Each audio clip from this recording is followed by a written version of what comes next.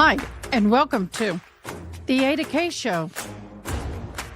I am AdaKay Brown, and am currently a criminal justice major, and I'm a deaf courtroom commentator. Grab a cup of Java, and let's dive in.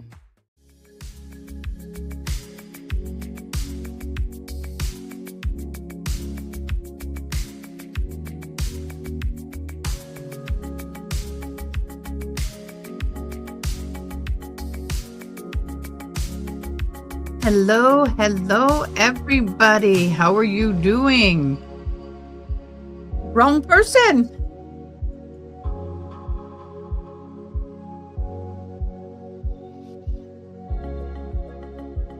Good morning, everybody. This is AdaKay. I'm glad to see that you are here with me today. It's going to be a busy and fun day.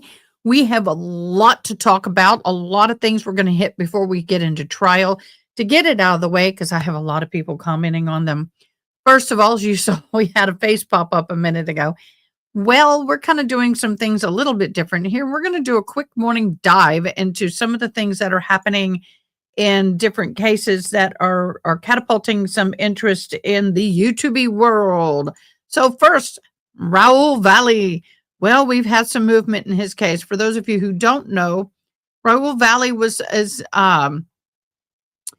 facing life in prison. He was a 16-year-old boy at the time that he got into a fight and accidentally, in self-defense, stabbed 4 people, one of them in the heart, and he died.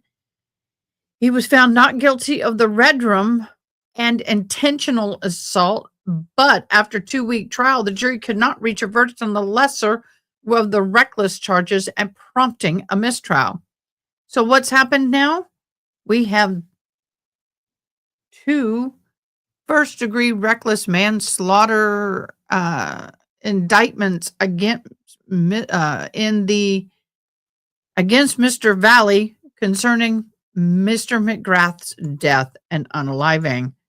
I hope my sound is good. Once again, it feels weird right now, y'all. So just let me know.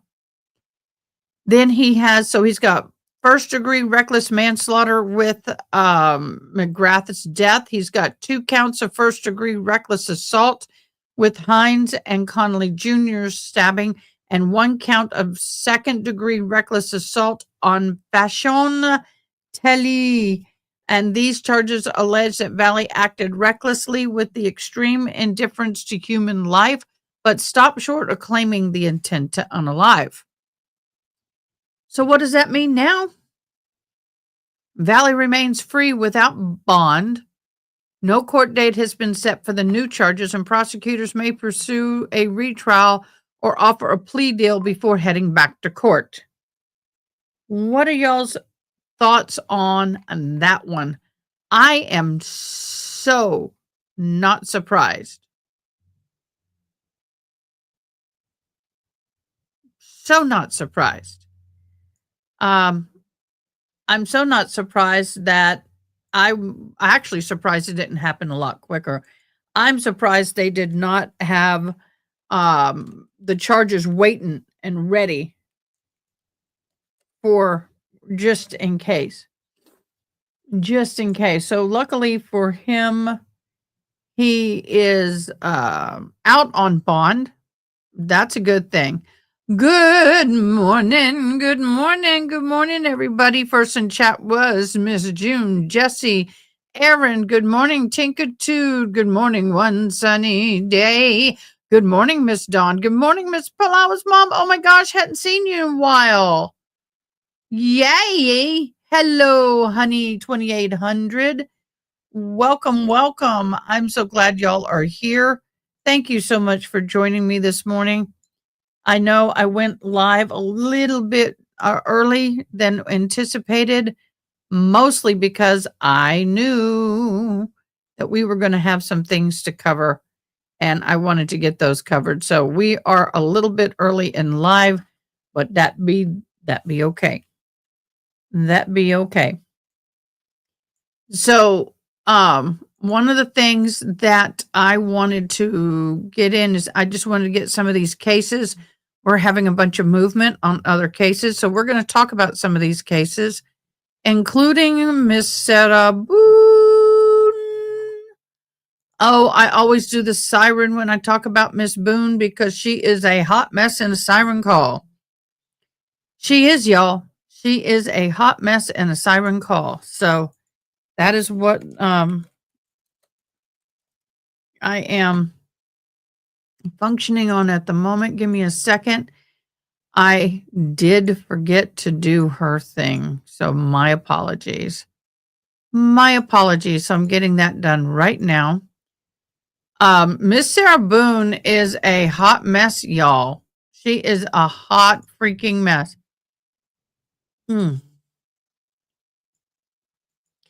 Excuse me. Have y'all ever taken a capsule in the morning and then it just gets stuck in your throat and you just feels like it's never going to go away? That's kind of where I'm at the moment. I'm kind of there at the moment, so I'm sorry, guys. Sorry for the little choking up thing. It is what it is. It's been one of those days. It's just settling right there. Hello, Teresa. So, Raoul Valley, what are your thoughts? Do you think he's getting a fair shake or not? What do you think? I'm anxious to hear what y'all have to say about the new and court findings against him. So, with that, okay, I got it up now. Sorry, guys. I had to do some finagling real quick. So now we're going to Miss Sarah Boone. Horrible picture. I know I couldn't fix it in time.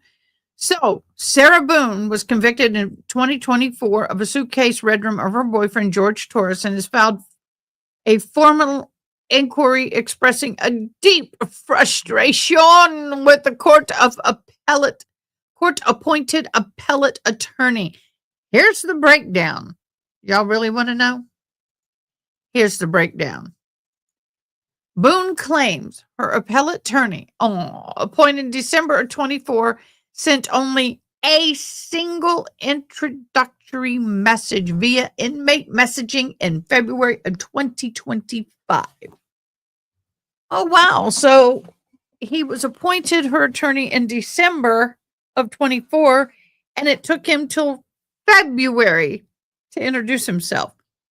Since then, she states that she has sent him 5 follow-up messages. Well, we know what those look like. You mean a book. It's a book of messages for him, I'm sure. Mailed 2 handwritten letters of probably 30 pages each. Had 9 third-party representative emails or calls on her behalf. Despite these efforts, she alleges no meaningful response has been received. Oh, Boone, that means you're not his number one priority right now. Appeals don't move like a regular case does. So Boone received notice that her appeal could be dismissed unless a brief was filed. She fears the lack of communication is putting her entire appeal at risk, writing that the attorney's silence is a complete lack of proper and effective counsel. Oh, poor Boone. Poor Boone. Do we have the little Boone siren? No, we won't do that today. Boo-hoo for Looney Booney. Oh, you are so good, Teresa. Yep, you're correct. Boo-hoo. Boone is asking the courts to either, 1, compel her attorney to fulfill his legal duties and communicate immediately, or appoint a new counsel who will actively engage in her case. The court granted her an extension to file her appeal brief, now due September 1st. Oh, boo-hoo-hoo. So that's Miss Sarah Boone. That'd be Miss Sarah Boone. Then we go to, here's the next person we're going to talk about today. I guess you already saw that, so y'all know. Wade Wilson is back in the news today for two things. One, it was reported, but there's no verified reports indicating the shop owned by Wade Wilson's ex-girlfriend was burnt down. However, both of his former partner, Mila, Mila, has been vocal about her experience in Wilson, especially in the aftermath of his conviction for the 2019 Red Room of Christine Melton and Diane Ruiz. So the rumor versus reality. While the social media has circulated an unconfirmed claim about property damage or retaliation involving Wilson's exes, no credible news outlet has reported the shop fire linked to either Mila or Kelly. Mila testified during the trial that featured a jailhouse phone call where Wilson expressed disturbing sentiments. Kelly later spoke out on TikTok alleging that the police failed to protect her from Wilson's earlier abuse. So both women have faced public scrutiny and emotional trauma due to their connection to Wilson. Mila's testimony was pivotal in the prosecution's case, and Kelly's post-trial what's the word I'm looking for? Revolutions have sparked renewal interest in how the law enforcement handled her and her early allegations. Let's just say there was a lot of explicit phone calls going down. So yeah, that's a lot of stuff going on in the courts. Wade Wilson also has been moved, and I'm trying to allocate that. I had a bunch of notes. Wade Wilson was also moved from one facility to another. Okay, here it is. As of July, I have a whole page, my bad.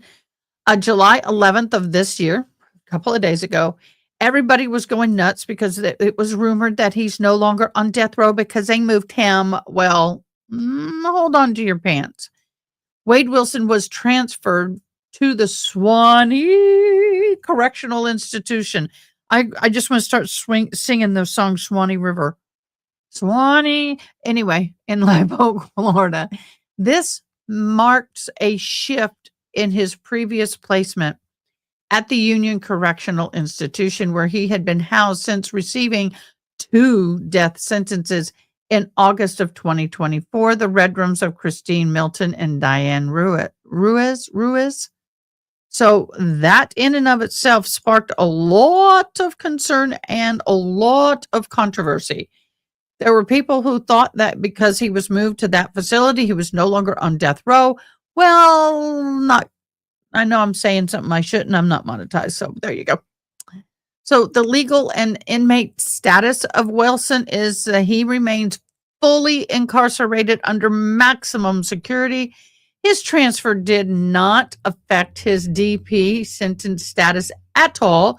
He is still on D row. I need to watch my language.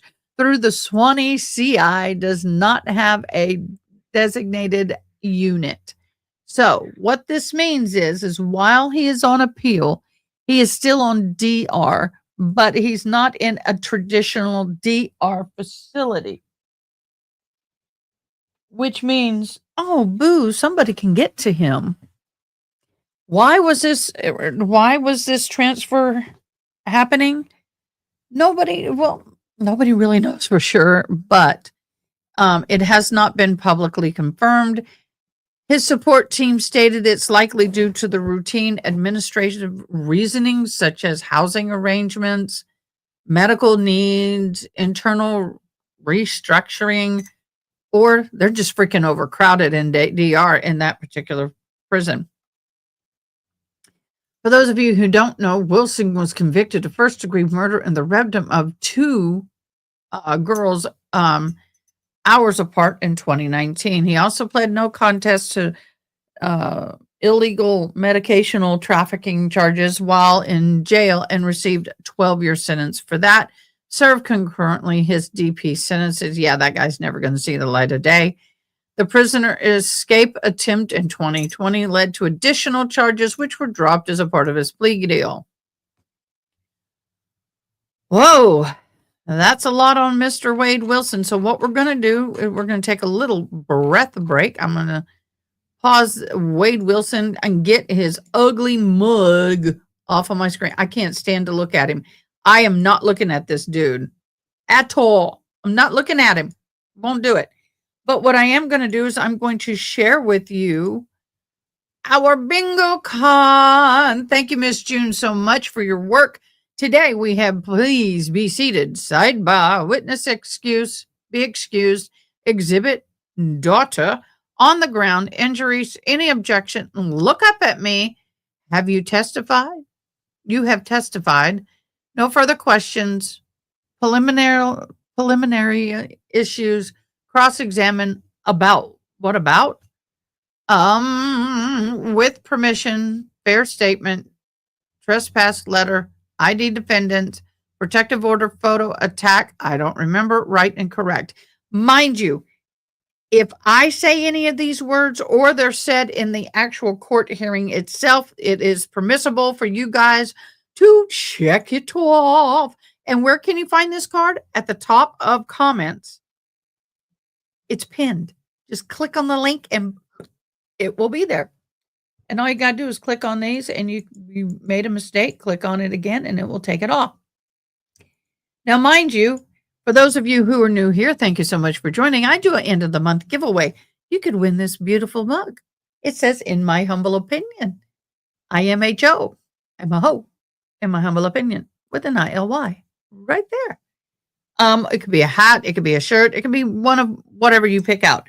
So in order to do that, you have to like the live and then put, just like you see it there, I liked, in bold, and you'll be entered. If you sub, which means you have to be the first time new, you can't keep subbing. It's a one-time sub.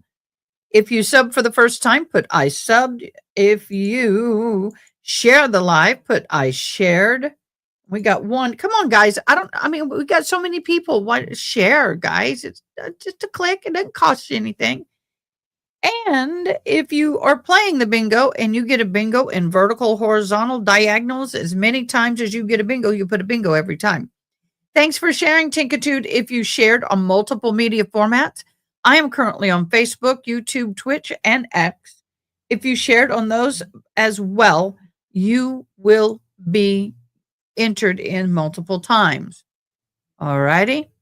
So, hi, everybody. Thank you. Viva! You're here. Yay. Lynn, you're here. Welcome. Oh, my gosh. Martha, thank you for joining. Thank you so much for joining. Yay. We got... Oh, Plow's mom, we haven't seen you in a long time. Welcome back. Da, da, da. I know I'm crazy. Guys, I took my Coutron today, and it's got a little energy, and I'm on my third cup of coffee. I was out early this morning. And for those of you who know, don't know, I live in Kerrville, Texas, where this horrendous flood is. My house is safe, but unfortunately, my backyard is not. And I'm a volunteer firefighter with Fort McGavitt, and I'm also an emergency services volunteer firefighter chaplain. So, yeah, we've been busy. I've been one of the first. Jesse, thank you for the gifted membership. And Roy, RN8, you got the membership. Oh, thank you so much. Wow, thank you. You're amazing. So, when I am not here, I've been working with families who are walking through the grieving process as a chaplain. I won't go into any details, but I will just say, since the 4th of July morning, it has just been a nightmare. So I do want to thank everybody, because all super chats and all super stickers will be donated. We've had a fire department that lost all of their gear and everything because they took their trucks and they ran. to save lives early morning of the 4th. And then when they got back to the firehouse, it was all gone. Everything was gone. So yesterday, as we were getting ready to what's the word I'm looking for? When we were ending our stream, as we were ending our stream, somebody blessed me with a BK Jr. blessed me with a $49 super sticker, and it did not get transmitted into this. So I apologize, Boo. Here it is. Thank you so very much. It will be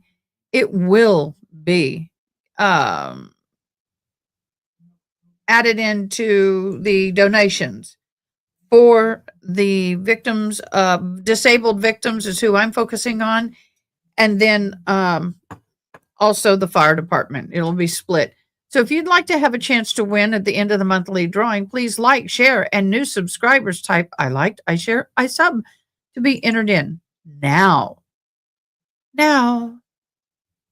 let's get into this current trial that we are wonderfully working on. Oh, didn't mean to do that. Over here. StreamYard has made some changes. I'm happy for the changes. I'm excited for some of the changes, but I don't want that. But I have to get used to doing a few things. So forgive me if it's a little wonky around here. It's just me getting used to things like doing that. Yeah, I want to get back over here. I want to get this more central again. There we go.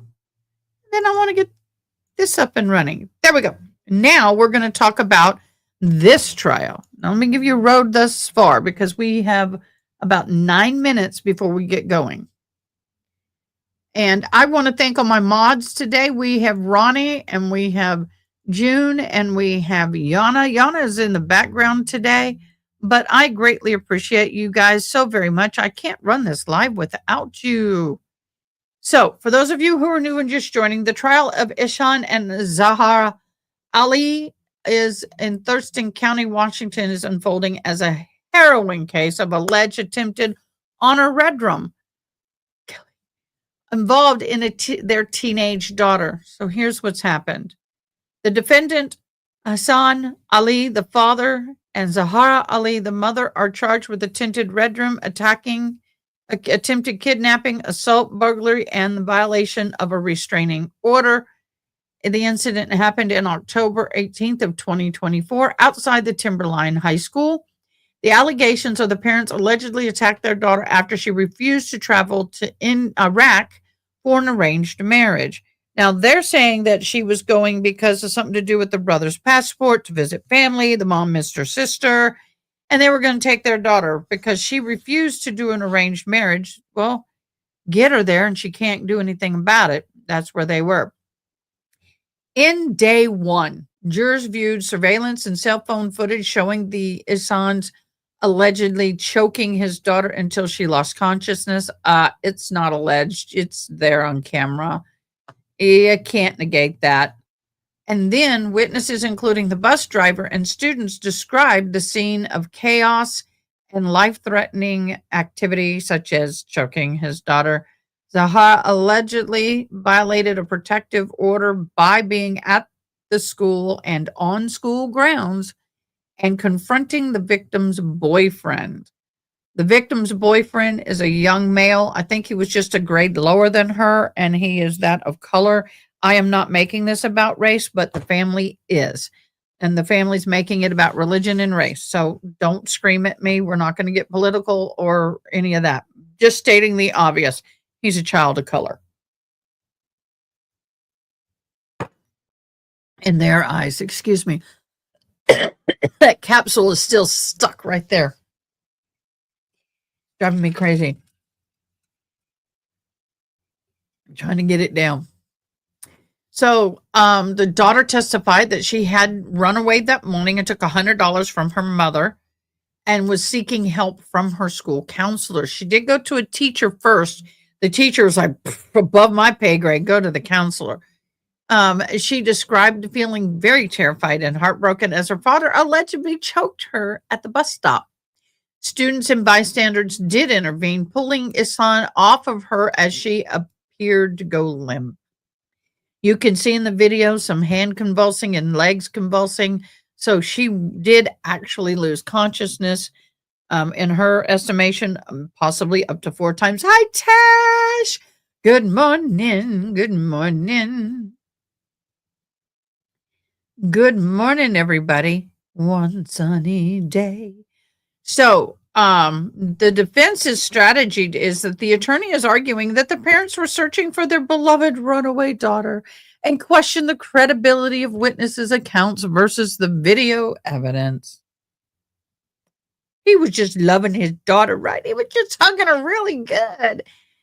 Zahraa legal team claims that she may not have understood the protection order due to her language barriers, but yet her English speaking daughter was reading it to her word for word, supposedly in Arabic or whatever they speak. So, what's going to happen today? Well, yesterday the daughter was on the stand, recounting everything. You're not going to see the minors. You will hear them. They may show part of their shirt, but you will not be seeing the minors. And the videos are not being showed in court. But yeah, right. Well, we got them on social media. So we have shown them and we'll continue if we need to.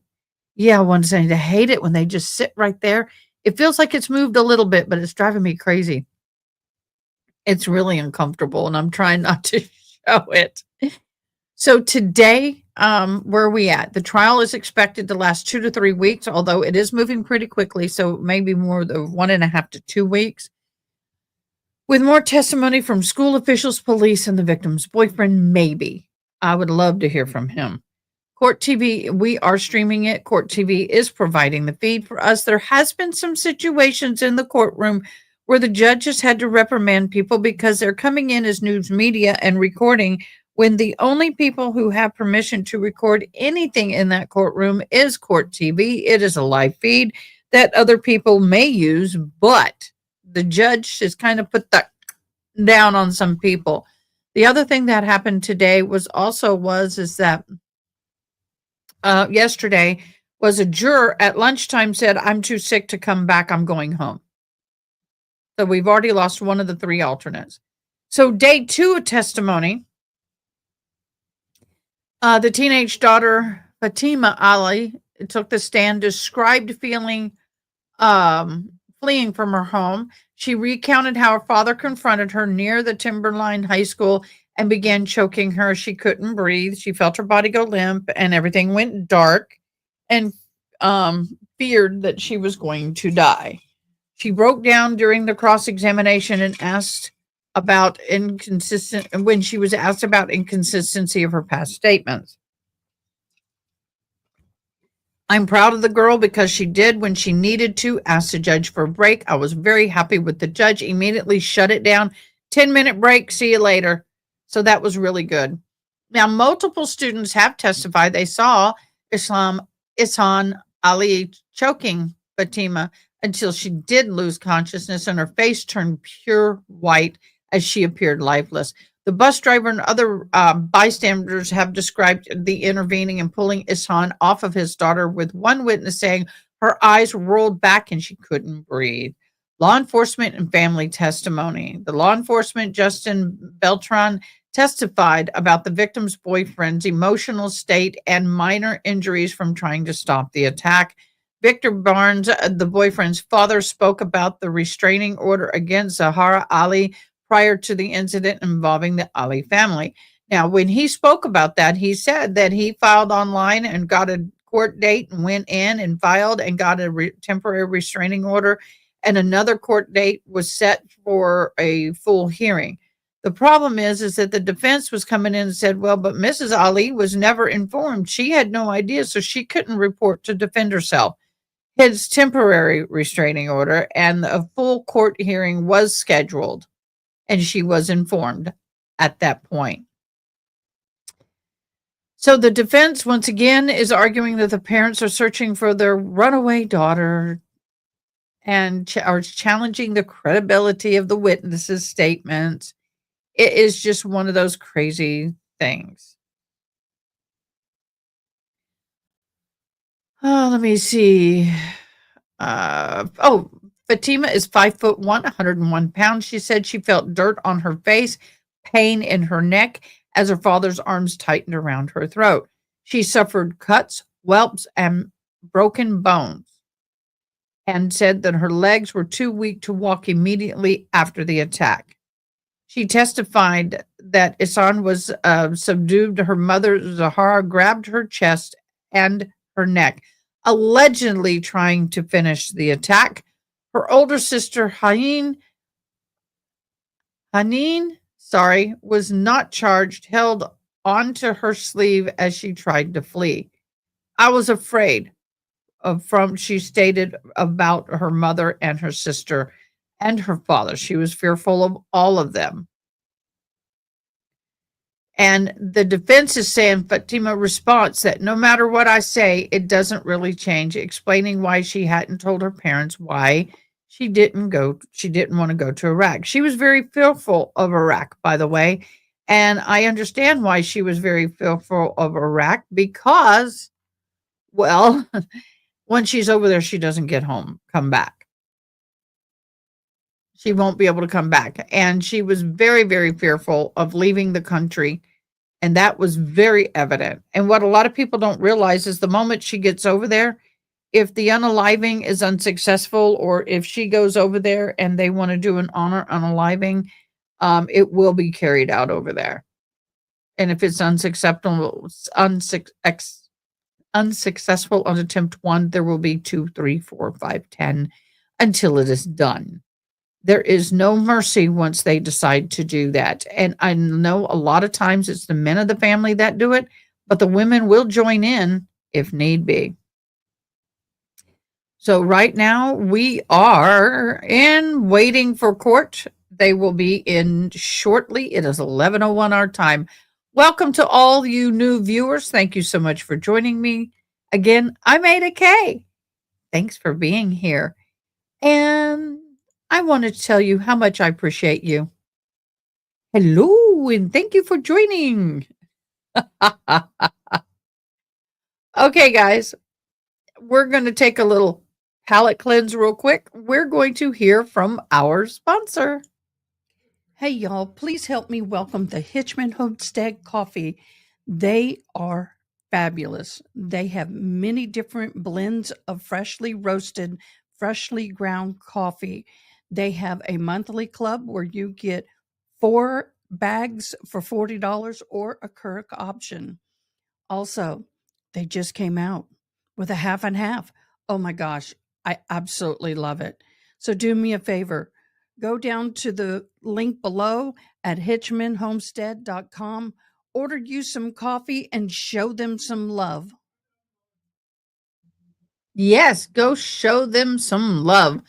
By the way, that's the coffee I drink in my fabulous Idaho cup. And it is, and by the way, it is a play on words. Y'all don't get too literal on me, okay, guys? It is a play on, in my humble opinion, me says it a lot. So there you go. The Hitchman Homestead Coffee, what's great about it is they're local family here in Kerrville. I have to reach out and make sure they're okay. But they roast and grind their own coffee, so it doesn't have any of that chemical aftertaste on the back of the tongue.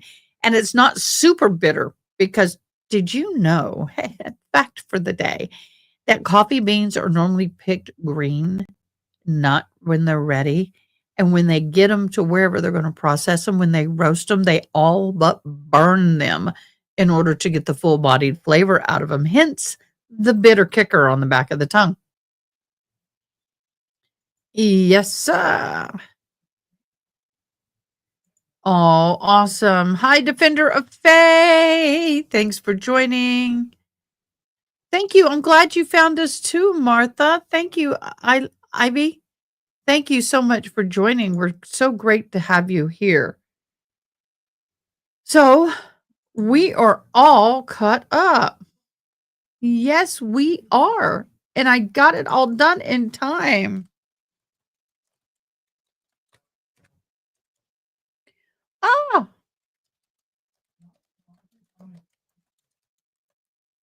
Now, sometimes the courts don't have sound. Let me see. Here we do. 2534 State versus Ali. These matters are before the court today on a continuation of trial. Ms. Stone and Ms. Zoe are present on behalf of the state. Mr. Kading is present with Mr. Ali representing Mr. Ali, and Mr. Leary is present this morning with Mrs. Ali and representing Mrs. Ali. I was informed this morning that there is a news organization in the courtroom. Here we go again. Someone from the Daily Mail. Can I have you come forward to the podium, please? Oh, somebody's in trouble. Good morning. Could you tell me your name, please? My name's Matthew Scott Brower. All right. And you are with? I'm with the Daily Mail. What type of publication is that? It's a newspaper and website from the United Kingdom. Okay. And what are you requesting today? To photograph the trial. Still photos only.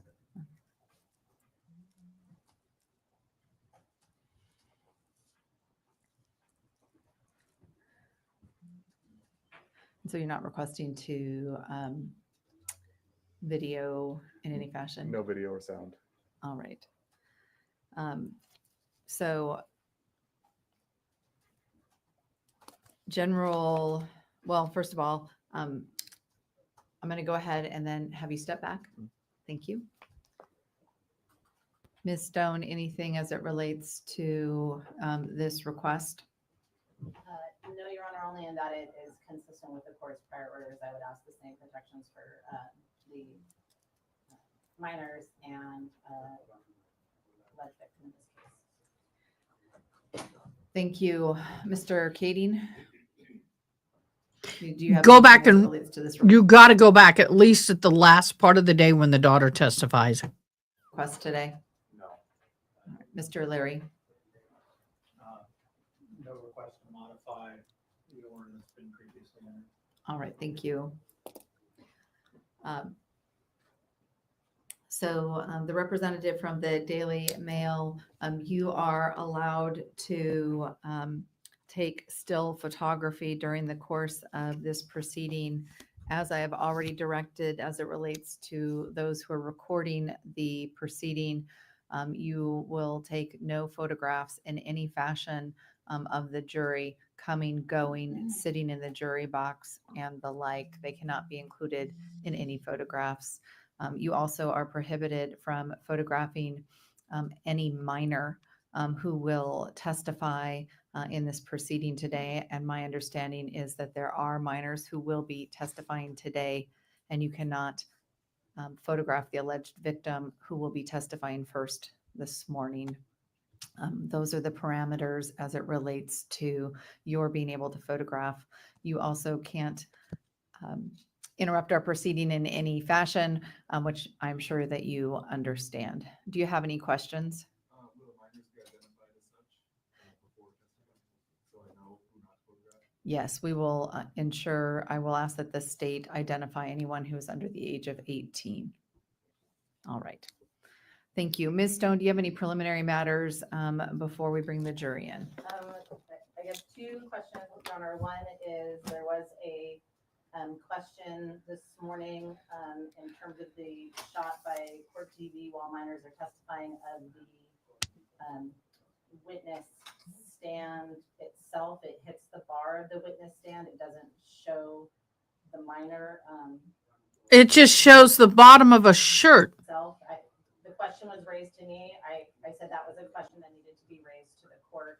So I don't know if that question was resolved or raised to the court. Diane, fix your background, please. One, I just wanted to let the court know, and I will indicate that the minor witnesses today are Zayla Carter.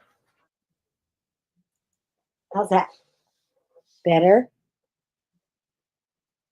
Yes, ma'am. Hold on. Okay, guys, they went mute for a minute. I want to let y'all know that we have been talking about Diane is our fabulous interpreters. For those who know her, for those who don't know her, she is a dear friend of mine, and she is an ASL interpreter, and her sister has been in the hospital She had a heart attack so big it blew a hole in her heart. And I'm going to let Diane do a quick update when she gives me her thumbs up and she's ready. And then that way we can get into court, because I know a lot of people want to know how her sister is doing. And she's trying to, are you ready, Miss Diane? Okay, let me do this. Hold on, let me get us there. Let me get you on screen. Hello, Miss Diane. Hello.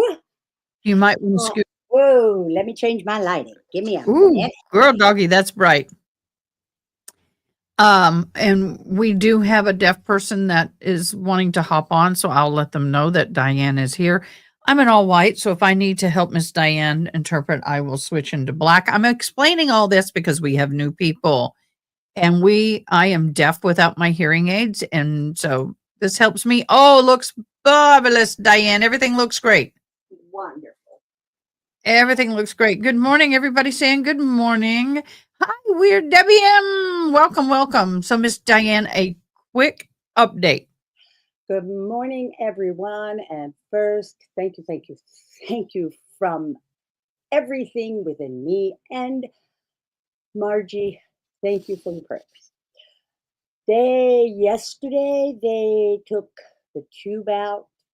They took the catheter out and all of the tubes they took out. She is breathing on her own. She can talk. She sounds like this. She doesn't sound very good, but she's talking. It's the damage to the vocals and everything from the intubation. She can have ice. She had some apple sauce. And so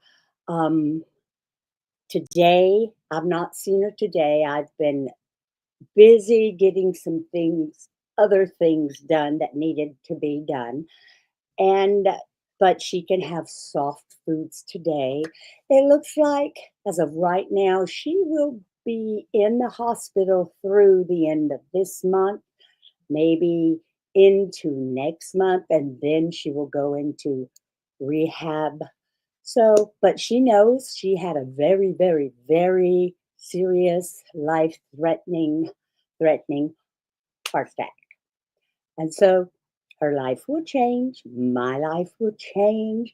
I'm going to become very, very thin, people, because I will not eat it if she can't eat it. So pray for me. Pray for her. Well, like Diane, Ronnie said, oh, Diane, your sister is God's miracle. Both of you will be continued in our prayers. What y'all don't understand is her blood sugar level also was so high that the machine didn't register it. 700 or higher. 700 or higher was her blood sugar level. And the fact that people survive 300 is a miracle. So she's been a very sick puppy. And she has MRSA. Oh, and MRSA. So yeah. So there's that. And she realizes, I think this maybe has been a wake-up call for her. So you can put that in your prayers, that this will become a strong wake-up call for her of the importance of taking her medicine regularly and following what the doctor says. Because before she's like, if I do, yeah. If I don't, yeah. Well, this is what happens. Yeah. So, well, we are grateful. We are happy. And I'm very thankful. I am too, because Margie and Diane have been dear friends of mine for what, 10, 15 years now? almost 15. 15, almost 15 years. And they are family. So I thank my YouTube family for loving on them.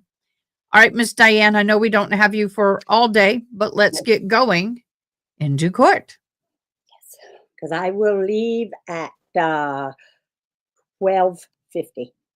That's 11:50 my time. Okay.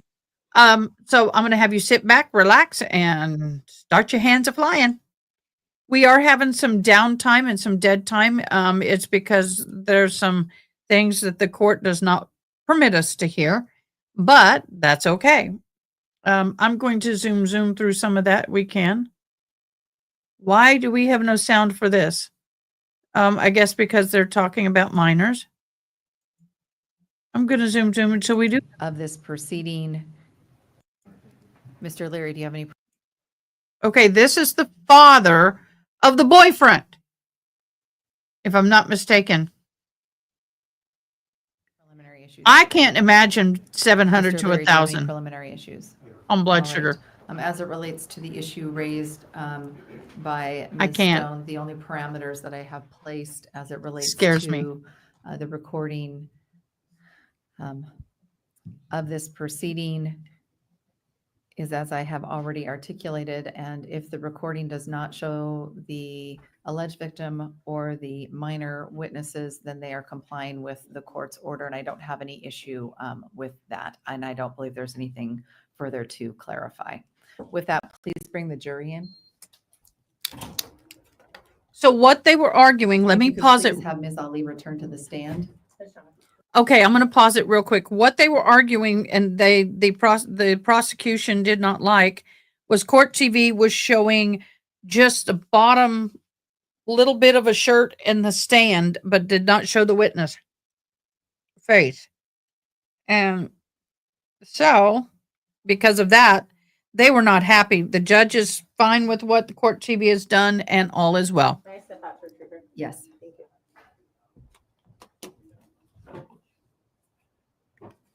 Joy RN82, so you understand how bad that heart attack was. I mean, to have a heart attack so bad it blows a hole in your heart.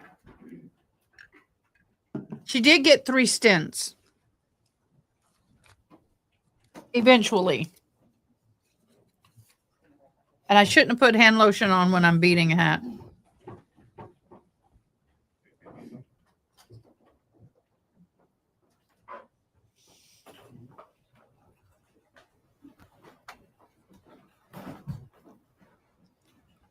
I really think she's a beautiful woman. She's a very regal judge. And I love her rulings and how she runs the courtroom. Not that it's for the defense or prosecution. I don't care. Well, I do sort of, but you know what I mean. She's running a very tight ship and it's very fair. And Judge Canoni, you need to take some tutoring from this judge.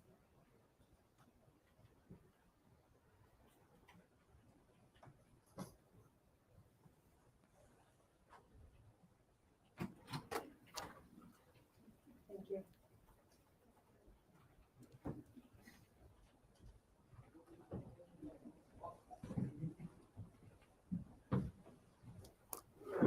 Oh, while they're doing this, we have 107 recorded deaths in Kerrville. We're still missing over 160 people.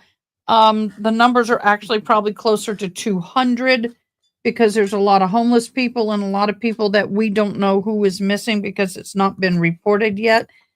We are getting names daily. So keep praying for our community as we're still getting And flooded. Welcome back. We are going to continue where we left. Oh, by the way, he does have a translator. He has a little in the inner ears. They're black. You can see them when they're closed.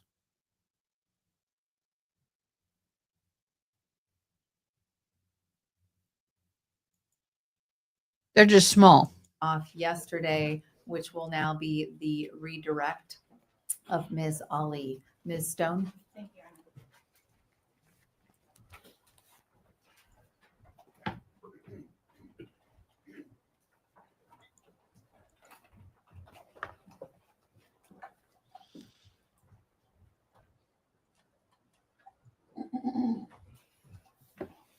Good morning, Miss Ali.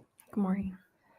Miss Ali, I want to start yesterday. Do you remember when Mr. Kading was asking you about if you had indicated before you knew you were going to Iraq? And Oh, he does? Yeah, he does. 18th of 2024. Yes. Do you remember him showing you a document? Okay, I'm going to let this run, I promise. But if you look right here in his right ear, he does have the translator. Um, Defense Exhibit 525. Yes. Okay. And he had you read lines 5 through 21 or 23. Do you remember that? Yes. On which page? On page 73. You recall that? Yes. And you had indicated prior to him showing you that document that you didn't know when you were traveling. Do you remember that? Yes. May I approach, please, Your Honor? You may.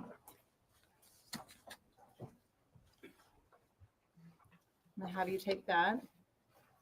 Miss Ali, will you look at line 24? So one line past where Mr. Kading had you stop reading. And just for the record, Ms. Stone has provided to the witness exhibit 525. That's correct. Thank you, Your Honor.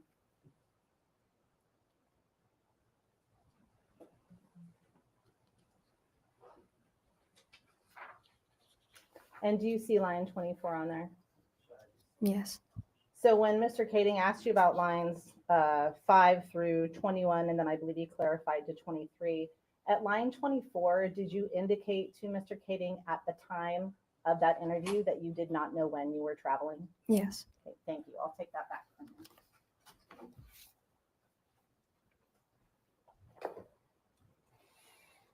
Oh, why, thank you. So were you aware of a trip to Iraq versus the trip to Iraq? Is that a fair distinction between those two things? Yes. You had talked about, Mr. Kading also spent some time talking to you about your school attendance. Do you remember that? Yes. And have you skipped classes? Yes. Are there any classes that you particularly disliked or skipped more often? Yes. What class was that, or classes? English. Why English? It's hard for me to really learn. I'm sorry, I'm gonna have you adjust the microphone. It's a little harder to hear you. Thank you. So you skipped classes, other classes besides English, Yes. but English is the one that you remember the most? Yeah. Okay. And if you skip classes, generally, where would you go? Did you leave campus? Did you go somewhere else? I mean, generally, if you were skipping a class, where were you going? To the bathroom. So staying at school? Yeah. I believe Mr. Kading asked you about a 504 plan yesterday. Do you recall that? Yeah. What is a 504 plan to you? What does that mean to you? Like extra help, and teachers will help me more with assignments. So is a program at school where you believed you could get extra assistance? Yes. Was school easy for you? No. Was that just for English or for other classes? For other classes. What classes do you like the most? What classes were easier for you or did you like the most? Math. Math? Yeah. What else? I like art class. Okay. And did you ask about a 504 plan with your parents? Yes. Okay. Were they supportive of you getting a 504 plan? No.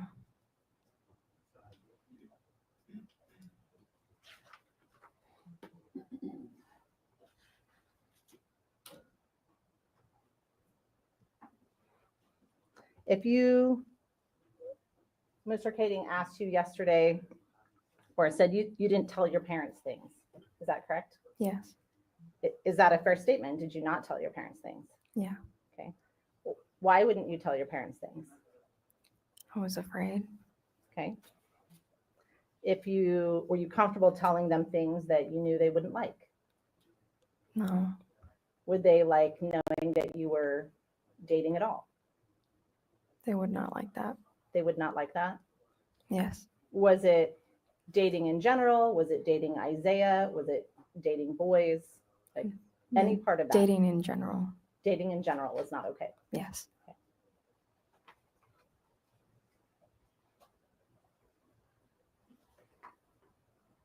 What kind of vehicle does your mom or Haneen drive? How would you describe what those vehicles look like? My sister Haneen would drive a box looking car, and it's silver and black. What about your mom? I think it was brown, and it was just a normal regular car. It wasn't a box shape. It was just slim. Okay. So you're really soft spoken, and I know it's difficult, but I'm just going to ask you to speak up a little bit, okay? Yes. So if I understood what you said your Haneen drove a box looking car that was like silver and black, Yes. and your mom drove a brown car that you said was just like a regular car that was slim. Is that right? Yeah. And when you say slim, do you mean like a sedan style car or like a truck like your dad? Like a sedan, not like a truck. Okay. Do you know what brand either of them were? No. Okay. And when you describe your sister Haneen's car as a box car that's silver and black, where is that silver and black on the vehicle? If you The recall? silver was in like in the front, like where the lights were, like at the front, and the black was in the back, like for like the second door. Okay.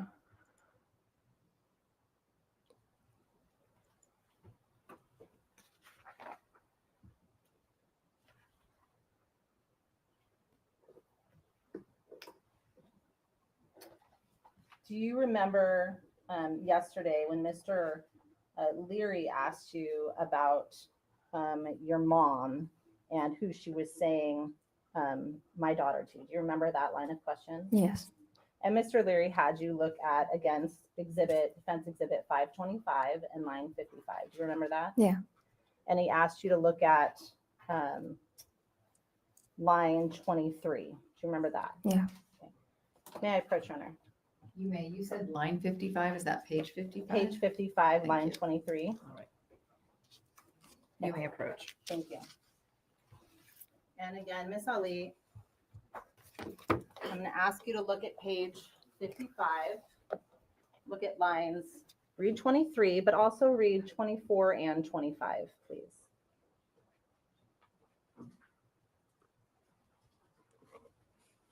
And was that your only answer to Mr. Leary as to initially you thought it was to you?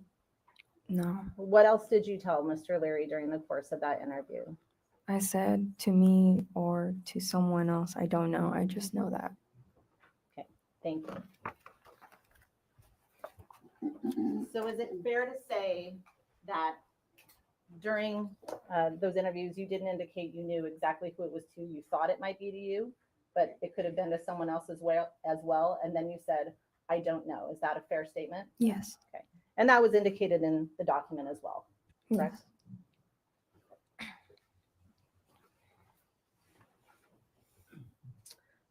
When Mr. Leary was talking to you yesterday, do you remember him talking about your mom and how your mom was holding you? Yes. Do you remember Mr. Leary gesturing with his arms low and around? Do you remember that? Yes. Is that how your mom was holding you? No. How was your mom holding you? Like I said, around the throat, around my neck, and my chest. Okay. He also asked you if you thought your mom was trying to hurt you at the time, and you said no. Is that correct? Yes. Do you want to believe that your mom is trying to hurt you? I don't want to believe that. How do your parents normally hold you if they're comforting or hugging you? What does that look like? I don't know. And what do you mean by I don't know? It's really rare for me and my mom or my dad to hug. So you don't have a good baseline experience for hugging with your parents? Yes.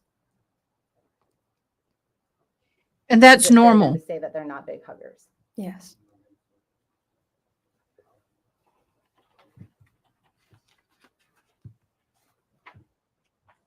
She did do amazing. I have no further questions at this time. Thank you.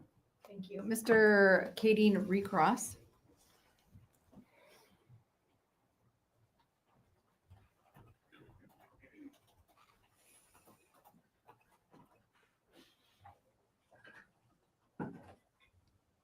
Now, remember, yesterday we got really upset with this dude. Let's see how he does Ms. this Ali, time.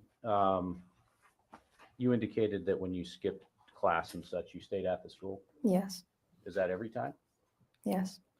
Okay, on January 25th, 2024, 9:07 in the morning, that's a Tuesday, you were not at school, were you? I don't remember that. You were at Safeway? You remember that date? Yeah. Okay. So when you skipped school that day, you were at the Safeway? Yeah. Okay. So you don't always stay at school when you skip school? Yeah. Okay. So when I just asked you, do you always stay at school? And you said yes. Well, that time I didn't remember, but now I remember. Okay. But your answer was yes. Yeah. Okay. That's not true, right? Objection, Your Honor, asked and answered. Sustained. Thank you. Yeah, you can't do that. Mr. Larry Recross. Ah, weird Debbie.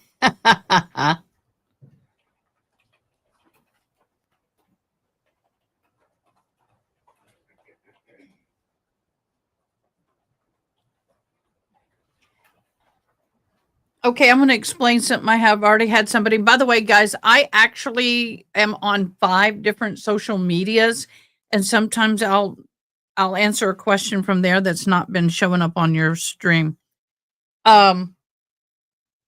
Someone asked, "What am I doing?" And I know some people don't like it, but I am beading a hat.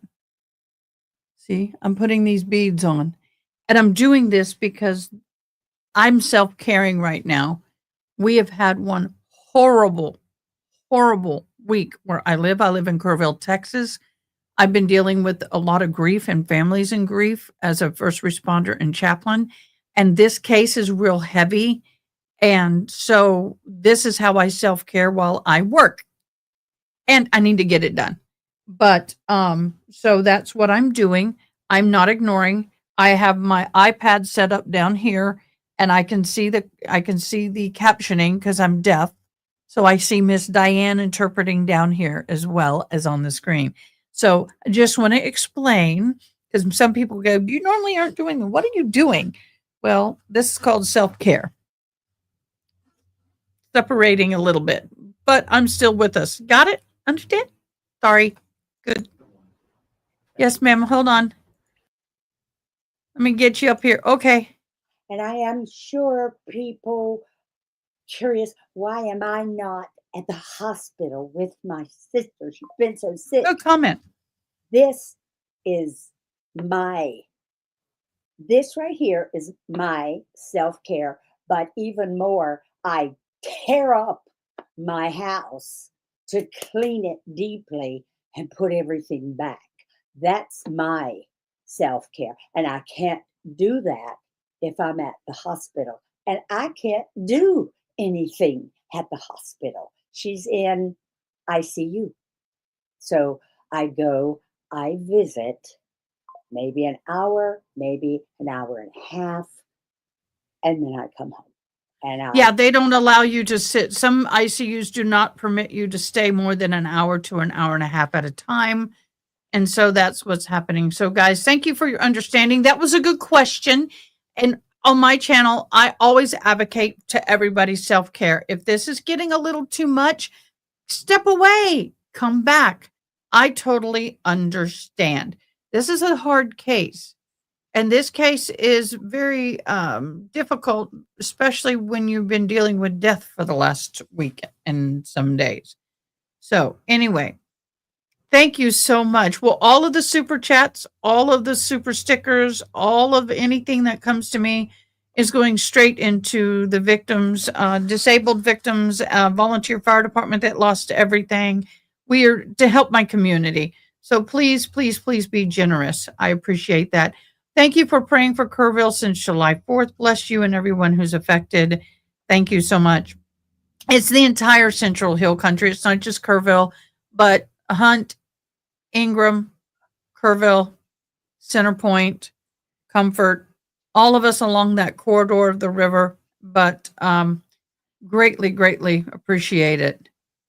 Ronnie, yeah, I was wondering what the heck is going on. Let me see what Out and About Diane said. Yeah. So as a juror would be wondering why her parents won't even look at her. Because G14, they basically have disowned her. If they're not successful at doing the honor unaliving, and they were not successful and she's alive, they will spiritually everything she's dead. She's to them, she's dead. She has brought dishonor to the family. Yeah, yeah. Yep. Yep. All right, here we go.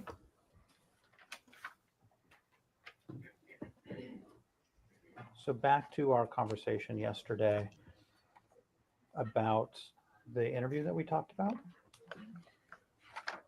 And I just want to be accurate. So when we were talking about you hearing your mom say, my daughter, you initially said you thought that she was saying that to you, correct? Yeah. And then I said, to you, question mark? And then you followed up and said, to me or somebody, I don't know. Yes. Just that she was saying my daughter more than one time. Is that fair? Yeah. Okay. Because I want to be accurate, right? So you That's initially correct. said, I thought it was to me, but it could have been to me. It could have been to others, correct? Yeah. Okay. And that you described her tone as sad, right? Right. Okay. Now, Ms. Stone followed up and said that you don't want to think that your mom wanted to hurt you, correct? Yes. And that's fair. You told the police that night at the hospital that you didn't think that your mom was trying to hurt you, correct? Yeah. And that you thought that she was trying to protect you from the chaos, correct? I don't remember that. Okay. But if an officer came later and testified to that, would you disagree with that? I don't know. Okay. Because it was chaotic, right? Yeah, it was chaotic. Okay. And that she's holding you from behind, correct? From my neck and my chest. Okay. But she's sitting behind you, right? Yeah. Okay. Thank you. Nothing further. Ms. Stone, any further direct examination? No, Your Honor, thank you. And may this witness be excused, or is there a potential of recall? Subject to recall, thank you, Your Honor. All right. So at this time, you may step. He looked at her. Step out of the courtroom. Thank you. He looked at her. Okay, guys. So, the thing is that there have been, I've watched documentaries where the women will sit and hold their child and call out their child as they're unaliving them. So I don't see how my daughter, yeah, I'm killing you. Ms. Zoe, you may. All right, the next witness, God only know who that be.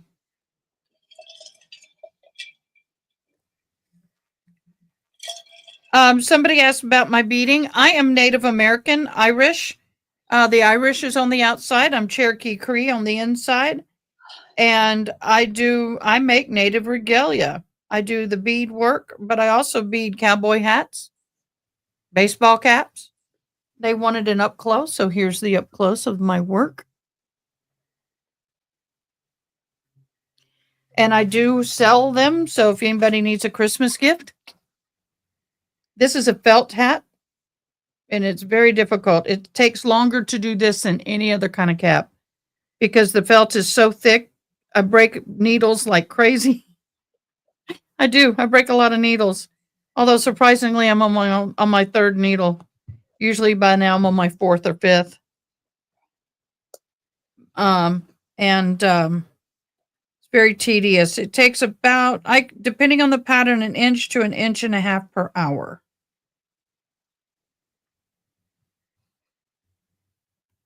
Aww. Oh, I'm so sorry, Joy RN82. Bless you, dear one. Whoa, Diane. I am so sorry you're having to do that. Blessings and prayers to you. Yes, love and self-care. My therapist just messaged me this morning to keep up on my self-care. I'm not canceling things because of pain or stress and anxiety. Yes, I get you, boo. Oh, sorry, didn't mean to do that. How is my volume balance today? We've been having a difficult time in court, and I've got myself turned almost 100% down. I can't hear or feel any vibration, so I don't know. Yeah, that girl brave, so sweet, and I'm so glad you're covering it. Thank you, SP Mama 444. I feel bad for the girl. I really, really feel bad for her. Um, she is living in Canada currently with some family, but I don't know if that family is of the same belief or not. I have no idea. Somebody asked me yesterday, don't have a clue. So let's just hope and pray. Oh man, I knew I did that wrong. Got out of order. Oh, there he moved it to the left ear. I do hope and pray that she is getting the help that she needs to recover What grade were you emotionally. in then? I was a junior. Okay, guys, the volume is 100% up on court. 100%. I cannot go any louder. And I am down to 2 notches out of 15 or 20 on my sound bar. So I can pull back a little more. Diane, how does this sound if I pull back? Does it still sound good? I'm pulled back pretty far. I'm about, yeah, I'm pulled back really. All right, guys, let me know if that's better. And Zayla, what time does school get Oh, out good. each day?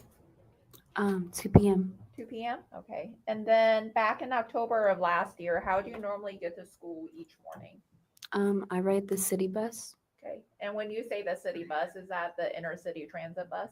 Yes. Okay. And how about after school? How do you get home? I also ride the city bus back home. And can you tell the jury where the city bus stop is in relationship to Timberline High School? It's right in front of the school. Okay. Zayla, do you know someone by the name of Fatima Ali? Yes. How do you know Fatima? Through school. Okay. Are you friends with Fatima? Yes. Okay. And do you call her Fatima or do you call her something different? I call her Ali. Ali? Is that her nickname? Yeah. Okay. Her last name. And are you still friends with Fatima? We talk sometimes. Okay. Do you know someone by the name of Isaiah? Yes. And how do you know Isaiah? Also through school. Okay. Are you friends with Isaiah? Yes. Okay. Zayla, I want to bring your attention to October 18th of 2024. When school let out that day at 2 p.m., where did you go? I went to the bus stop in front of the school. Okay. And when you got to the bus stop, was there anyone else that was already there? A lot of students were already there. I got You- there a little late. I'm sorry? A lot of students were already there because I got there a little late. Okay. And when you got there, you mentioned there were a lot of students already there. Did you recognize any of them? Yes. Who did you recognize? I appreciate the way they're muting things. They're doing a great job. It just feels kind of weird right now. Oh, I don't have.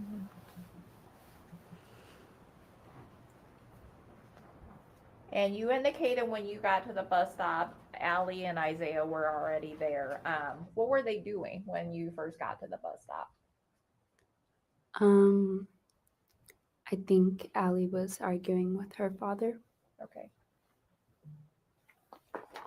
And were you able to understand what they were arguing about? No, I couldn't, but there was a boy named Noah that could understand some things. Okay. When Allie and her father were they arguing in English or a different language? It was in a different language. Okay. And what were their tone? What was Allie's tone like when she was arguing with her father? She seemed frightened. Okay. What did you see or hear that make you believe she was frightened? She was crying. Okay. And she was talking in a really high pitch. And it just seemed like she was afraid. Okay. And what about her father? What kind of tone did he have? He was yelling at her. Okay. And when Allie and her father were when they were talking to each other, what was Isaiah doing? I think he was also trying to talk to him. Okay. When you say talk to him, who are you referring to? Allie's father. Okay. And then what happened while they were arguing?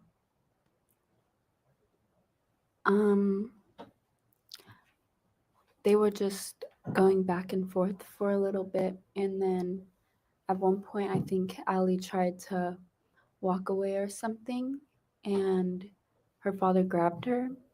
Okay. And when her father grabbed her, were you able to see where, how he grabbed her? Not the initial. I did not. Okay. And when Allie's father tried to grab her, what if anything did Isaiah do? He tried to pull her back. Okay.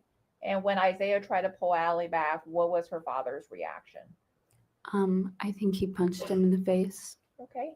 And then after he punched Isaiah in the face, what did he do after that?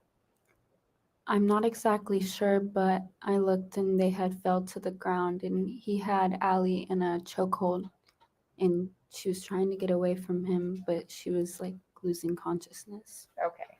So if I'm understanding you correctly, Allie's father hit Isaiah, and then the next thing that you saw, Allie and her father were on the ground already? Yes. Okay. And you indicated that you saw them on the ground and her father had her in a chokehold. Chokehold means different things to different people. What did you see that made you say it was a chokehold? His arm was wrapped around her throat, and she couldn't breathe. Her lips were turning purple. Okay.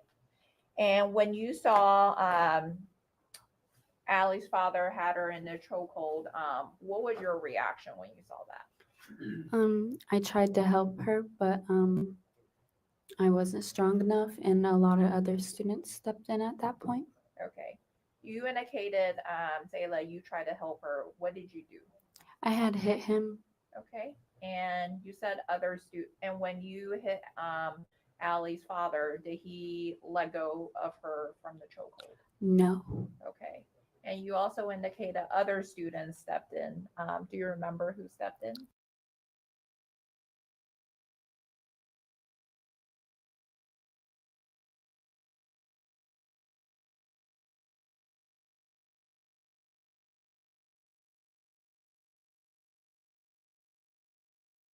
And what did those students do when they tried to help? They were hitting him and pulling him by his jacket. Okay. And other students were trying to get an adult. Okay. And when you and the other students got involved, were you all successful in getting Allie's father away from her? I don't remember. I think so, but I think adult had stepped in at that point. Okay. Yes. And you mentioned an adult has stepped in at that point. Do you remember where the adult came from? He got out of his truck. He had parked on the side of the road. Okay. And you indicated when Allie was on the ground, you indicated she couldn't breathe. What did you see that made you think she couldn't breathe? She was gasping for air, and her eyes were rolling back to the back of her head. Okay.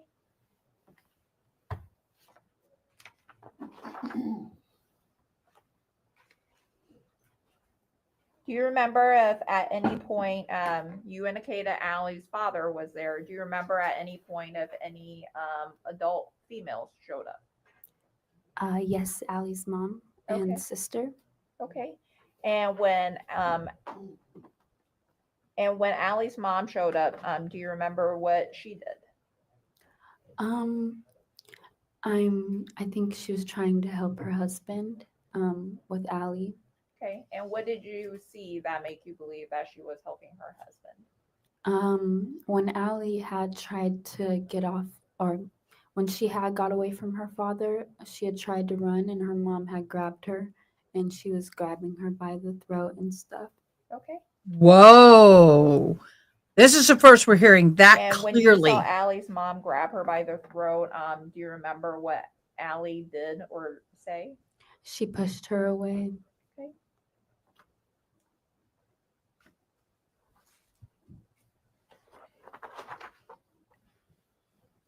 And at some point, was Allie able to sort of get away from that scene at the bus stop?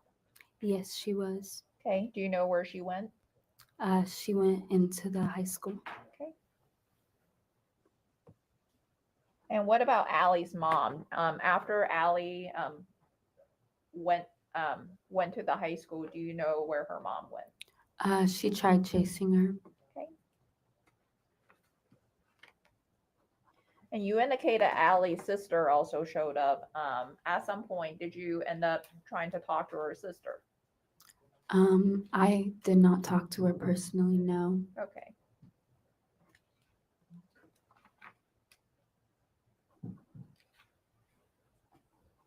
And at some point, did the police arrive? Yes. Okay. And did you talk to any of the police officers? Yes. Okay.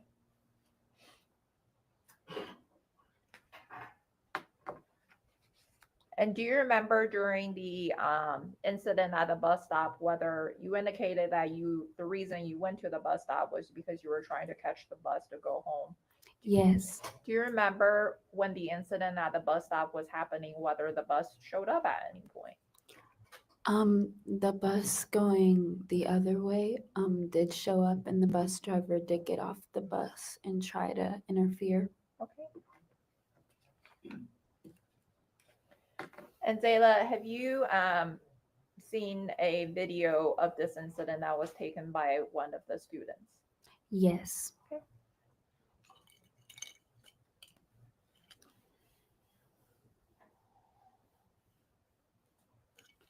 Your Honor, permission to publish Exhibit 61. You may.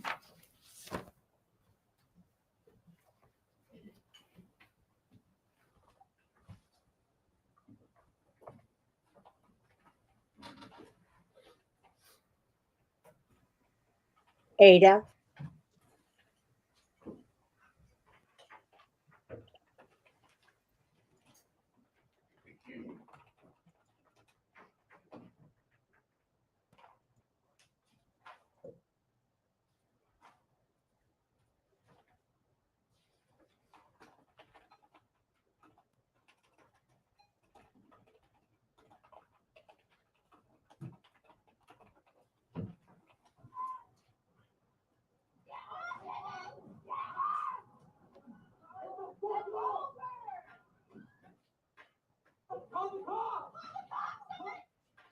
And Zayla, we see somebody.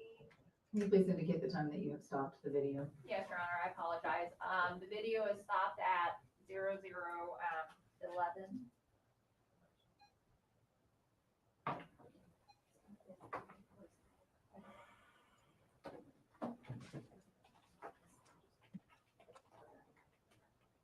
Okay, this is a lot. I need your help. Let me get the sound.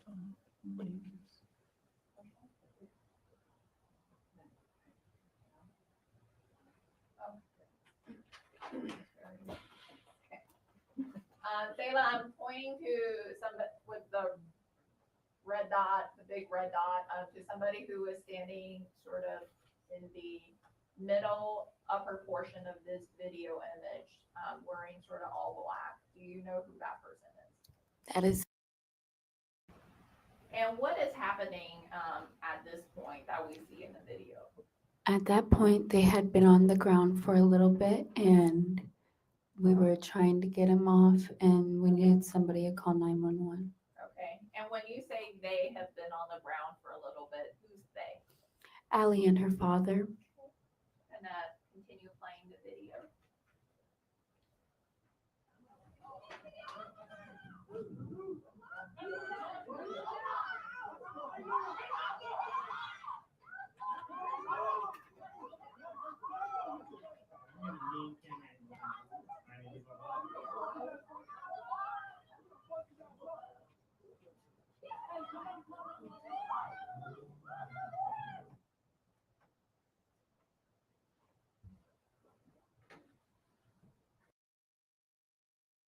I'm going to grab my lunch. I'm still here. I'm just off camera.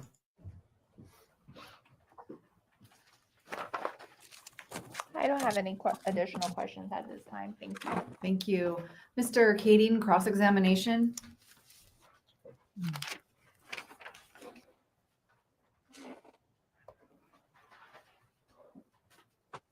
Just to clarify, good morning. Just to clarify one thing. The arrival of the two older women, did you know them? No, I did not. Okay. Had you ever been to Fatima's house? No, Okay. Had you ever met any other members of her family? no. Okay. So when these two women showed up then at the scene, do you remember when that was? I think it was sometime after Fatima and her father were struggling on the ground. Okay. And you indicated that you didn't have any interaction with the younger woman. Is that right? I don't think so. I think I only had an interaction with her mother. Okay. And do you recall telling her to get away and pushing at her? No. Okay.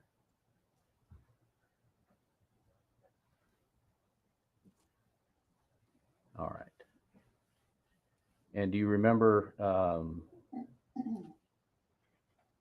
comforting Isaiah? Yes. Okay. And you recall holding him? Yes. And you stayed at the scene of the bus stop for how long? I think 10 or 15 minutes after.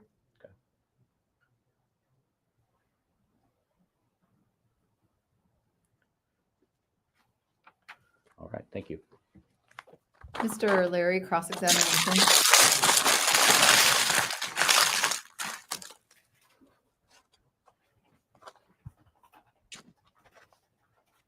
Good morning. Good morning. Thank you for being here. So at the time that the older woman, do you know who the older woman and the younger woman wearing the headscarves were? I didn't know at first, but I did hear that was her mother and her sister. All right. So you didn't necessarily know from before, but if I identify it as mother and sister, you know who I'm talking about? Yes. Okay. All right. So at the point that mom arrived, Ali and her dad were on the ground, correct? Yes. And there were a large number of students around, correct? Yes. And the dad was actively being punched in the head, correct? Yes. Okay. By a lot of people? Yes. Okay. And so mom is trying to push through, correct? Yeah, she did get through. Okay. And then shortly thereafter, and was the bus driver already there at that point? I don't remember. Okay. How about the other adult who came in? No, he was not. He was not there. No. Okay. Would you agree that it didn't take the adult male long to kind of subdue dad? Is that correct?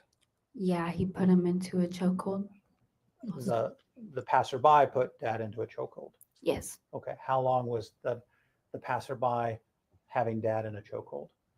He did struggle with him for about a minute or two. Okay. And so dad was fighting back for Yes. the passerby? Yes. Okay. Were you wondering if the passerby was winning or losing? No. Overruled. Did you think that the passerby was losing? No. Okay. But was unable to control dad? Was having a hard time controlling him. Yes. Okay. And then during this time, your friend Ali, Fatima, was able to get away. Yes. How far away did she get? She made it all the way into the school building. Okay. You described her mom grabbing her, correct?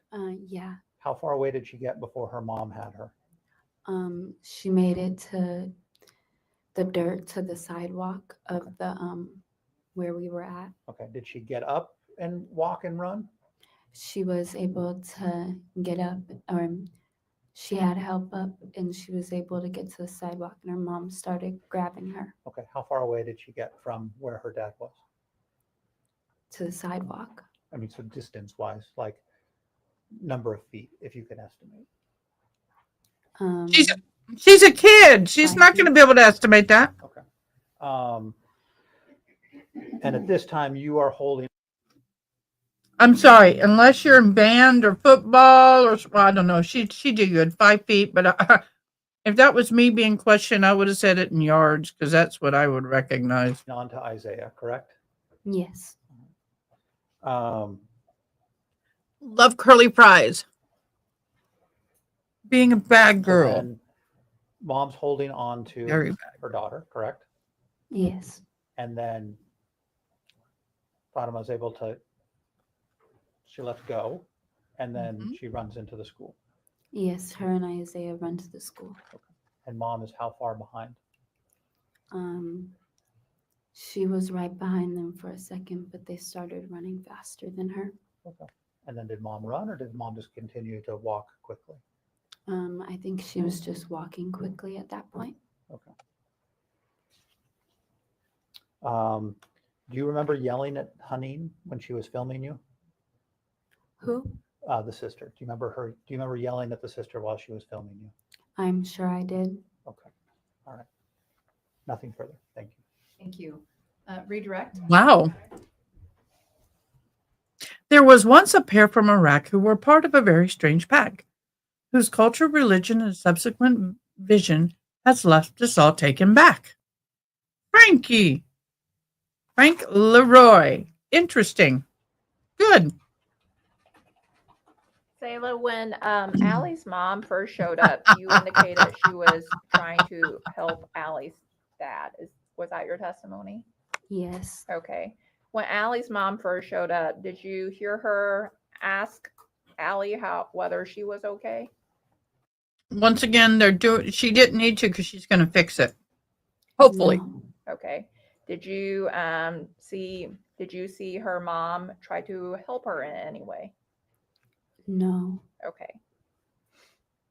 And you also indicated that at one point you told Allie's sister, you said something to her because she was filming you.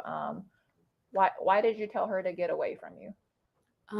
Because I just didn't want her near me with the whole situation going on. Okay. Was it and was she actively filming you as well? Yes, but at the time I was unsure if it was her sister or her mother. Okay. No further questions. Mr. Kading, any further cross-examination? Just to clarify the last point, Ms. Carter, when the two arrived, the mother and the sister, was it the mother or the sister who was looking at her father or looking at the man on the ground? Sorry. It was her mother, I think. Okay. Did you see your sister arrive? At some point, her sister did arrive. I Okay. think at the end of the whole entire struggle. Okay. So after the mother. Yes. Okay. Thank you. Mr. Larry, any recross? Did you hear her mom say anything? She was saying stuff, but it was in a different language. I couldn't understand. Any further direct examination? No, Your Honor. May this witness be excused? Yes, Your Honor. Any objection, Mr. Kading? Mr. Larry? You are excused and you may step down. You're free to stay or go however you so desire.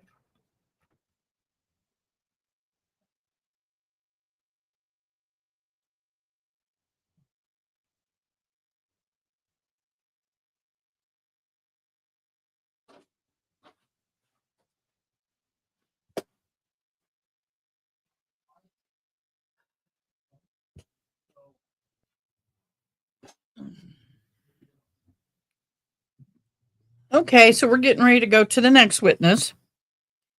Y'all, thanks for understanding. I just had to have my lunch because it's 12 o'clock here and this chick's been up since 6. I want to say thank you to Denny's. They have for the last couple of days been providing free meals they have like an 18-wheeler trailer that is a knocked out professional kitchen on the inside. Beautiful. And they have been coming to Kerrville from San Antonio every morning for the last so many mornings. I don't even know when they started it. And they have been providing free breakfast to anyone in Kerrville. The first responders, residents, it doesn't matter who, they're loving on the city as a whole. Those who've been affected physically, we all been affected mentally and emotionally. So I can say is thank you so much, Denny's, for your love and support of this community. We used to have a Denny's here, but it shut down during the COVID time because of the lack of business. But they came in and they're taking good care of all of us. And thank you so much. We're getting a free breakfast, free coffee, water, Gatorade, whatever you want. Well, thank you. Oh my gosh, Dawn.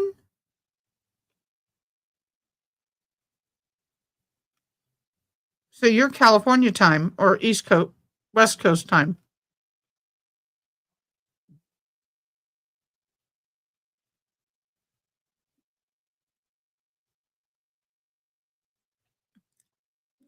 Frank was a poet and didn't know it. And back in October of last year, how do you normally get to school each morning? Inner city transit. Okay. And then how do you normally get home from?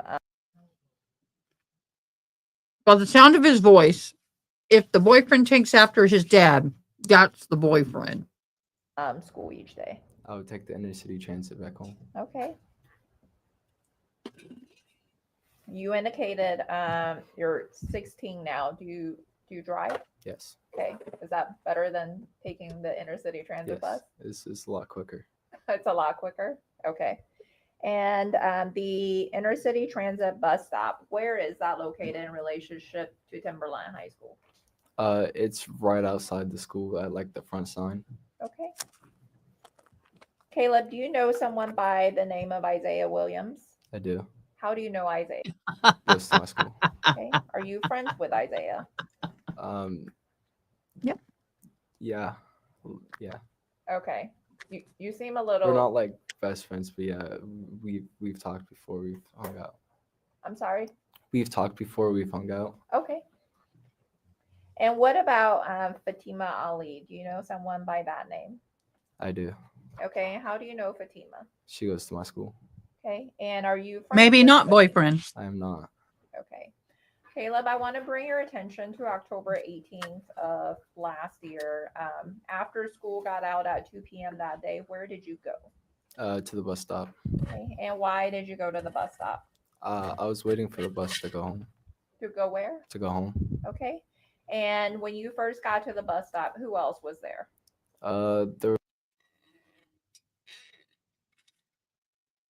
There was a man there. Okay. And you mentioned there were about 15 students. Did you recognize any of the students? Yeah, some of them were my friends. Okay. Who were your friends?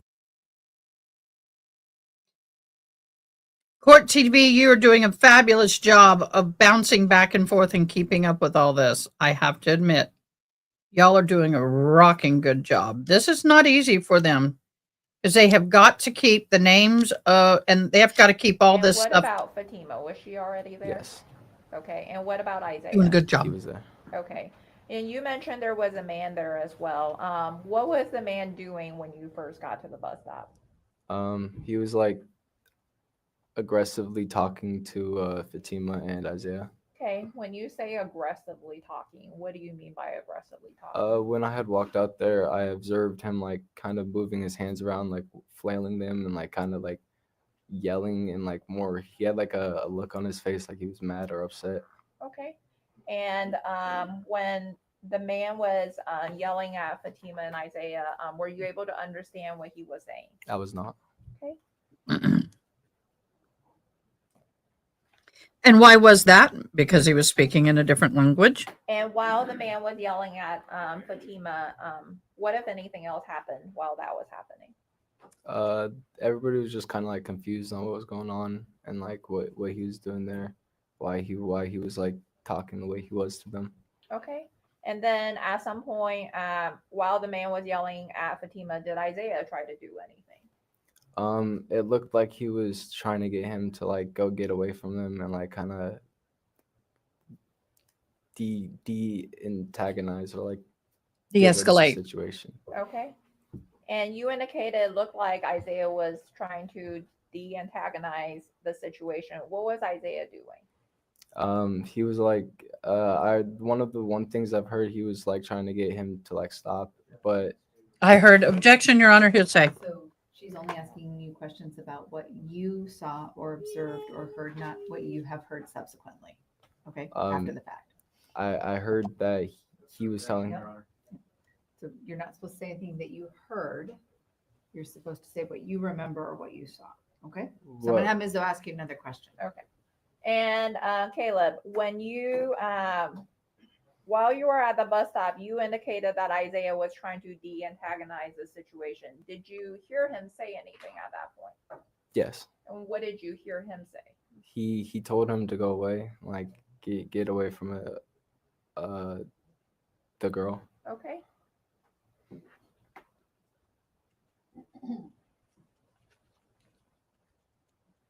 And what happened after Isaiah told the man to get away from the girl? What was that? What happened after Isaiah told the man to get away from the girl? It didn't seem like he listened. Okay. And what did the man do? He continued to do the same thing he was doing. Okay. And then what happened after that? That's when I turned around and I was just like talking to my friends about what was going on, about why there was a person there, and why he was yelling or what was going on at the moment. And that's when we had like turned around because we had heard some like commotion, and he had like struck or like pushed Isaiah, and then that's when he had turned around and grabbed the Fatima. Okay. So you indicated that after you heard Isaiah tell the man to get away from the girl, you stopped paying attention to what was going on with Fatima, the man, and Isaiah, and you turned back to talk to your friends. Am I understanding you correctly? Yes. Okay. And then while you were talking to your friends, you heard something else that made you turn your attention back to Fatima, the man, and then also Isaiah? Yes. Okay. And after you indicated when you turned around, you saw the man struck or hit Isaiah. After he did that, what did the man do? He had turned towards his daughter. She had like backed up, and he had like lunged at her and like grabbed her kind of from behind. Okay. And when the man grabbed Fatima from behind, how did he grab her? He kind of like wrapped his arms around her shoulder, like neck area. Okay. And then after he did that, what happened? They kind of like struggled, but he got her in a headlock. Okay. And then when you say headlock, what do you mean by that? He had locked his hands like this Okay. around. So I see you had your left arm raised vertically, and you had your right arm going horizontally. Yeah. Is that right? I'm pretty sure that's exactly how it was. Okay. And then when you saw the man put Fatima in the headlock, were they still standing or were they on the ground at that point? They were standing, but not long did they fall. Okay. And when they fell onto the ground, did the man still have Fatima in the headlock, or did he release his grip from her? He still had her in a headlock. I'm sorry? He still had her in a headlock. Okay. And then so after the man and Fatima ended up on the ground, what happened after that? He pretty much just kept her in a headlock until a pedestrian jumped out of his truck to pry his arms off. Okay. And what you indicated that he had her in a headlock until a pedestrian jumped out of his truck to get him off of Fatima. Prior to the man getting out of his truck, did you do anything when you saw the man? When I had first saw him struck Isaiah and like turned towards his daughter, I had first ran over and I grabbed onto his arm, and that's when he was still like fighting. He had like put her in a lock, and I'm still like on his arm, and then they fall to the ground, and I had like ripped his arm sleeve off of his jacket, and once I couldn't get his arm off of her, I started punching him in the head, and I kicked him a few times. Okay. And when you started, you mentioned that you ripped his sleeve. Why did you rip his sleeve? I had like dug my arm in and tried to like pry it, and I couldn't get his arm off to the point where like the jacket had ripped instead. Okay. And besides yourself, did any other students get involved? Probably the one and only time I will ever applaud a teenager beating up on an adult is now.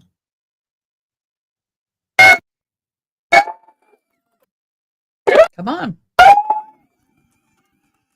Good job, sir. Thank you for stepping in and doing what you could to help protect that young girl. That took some guts. Thank you very much. Yes. And do you remember who else got involved?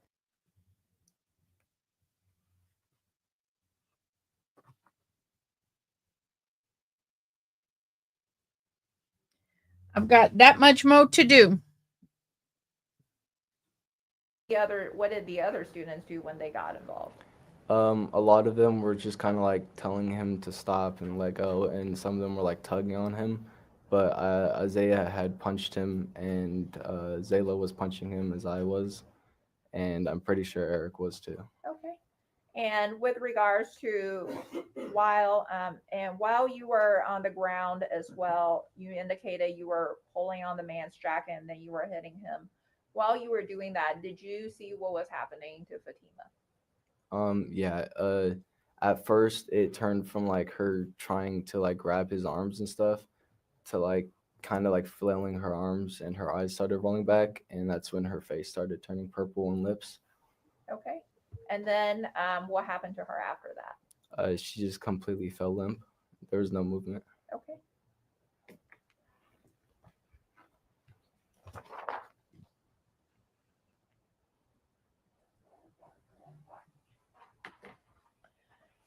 And Caleb, did you see the video one of the students took of the incident? Yes, I did. And was the student who took the video, was that your friend Elijah? Yes. Okay.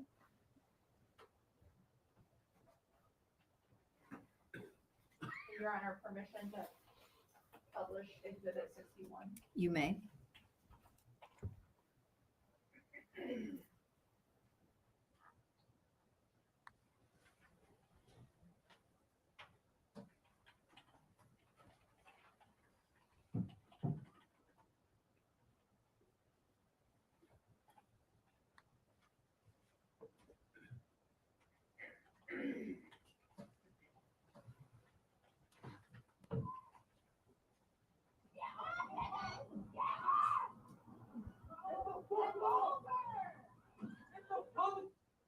And I'm stopping the video at 10 seconds. And Caleb, we see somebody in the video on the upper center of the video with sort of the gray backpack. Do you recognize that person? The one with his hand out? Yes. That's me. Okay. And then what are you doing at that point in the video? Right there, I'm telling the bus driver who's pulling up to call the cops, and some other students behind me. Okay.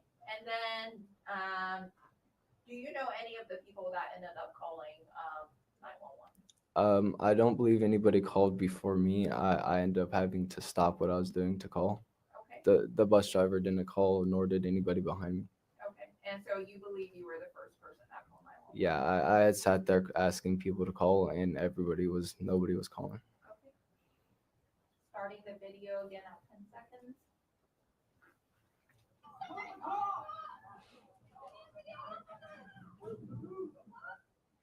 And Caleb, I stopped the video for the record at 15 seconds. We see somebody in the upper center of the video, sort of the hands we see right there. Do you know whose hands those were? On screen right now? Yes. I'm pretty sure that's the girl's hands right there. And just for the record, that Ms. O is using a pointer of sorts to highlight that area that she has described on the exhibit. Thank you, Your Honor. And replaying the video at 15 seconds.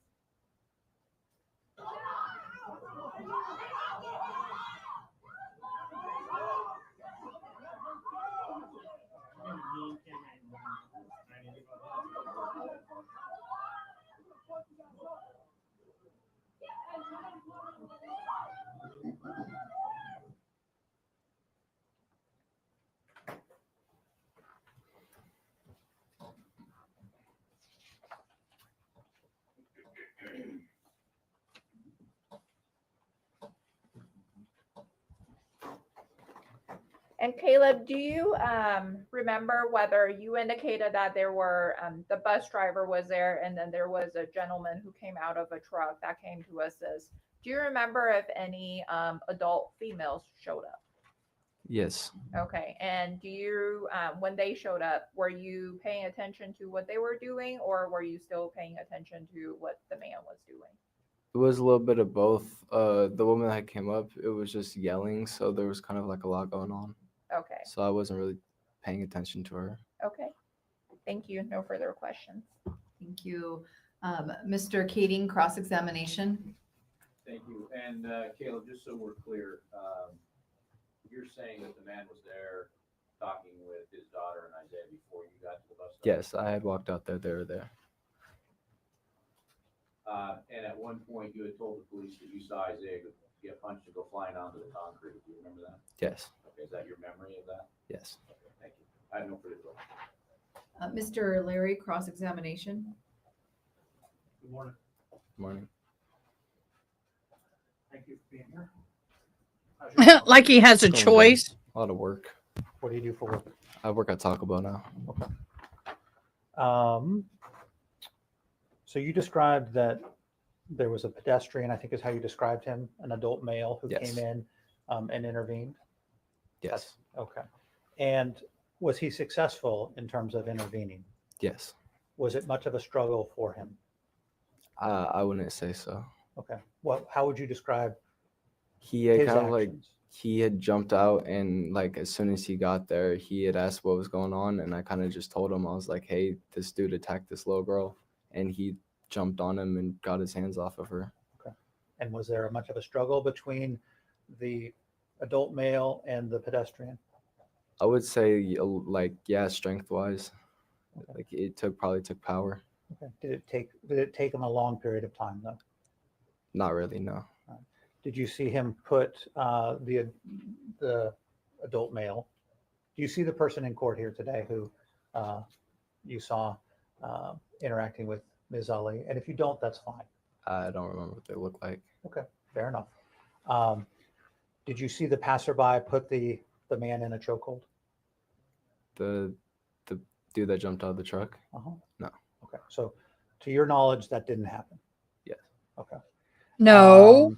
No, no, no, and no, in no, the- no, in no, the no, no, video no, that no, you no, just no. saw- Objection. Objection. Lawyers can't argue those kind of facts. You didn't witness it does not mean it didn't happen.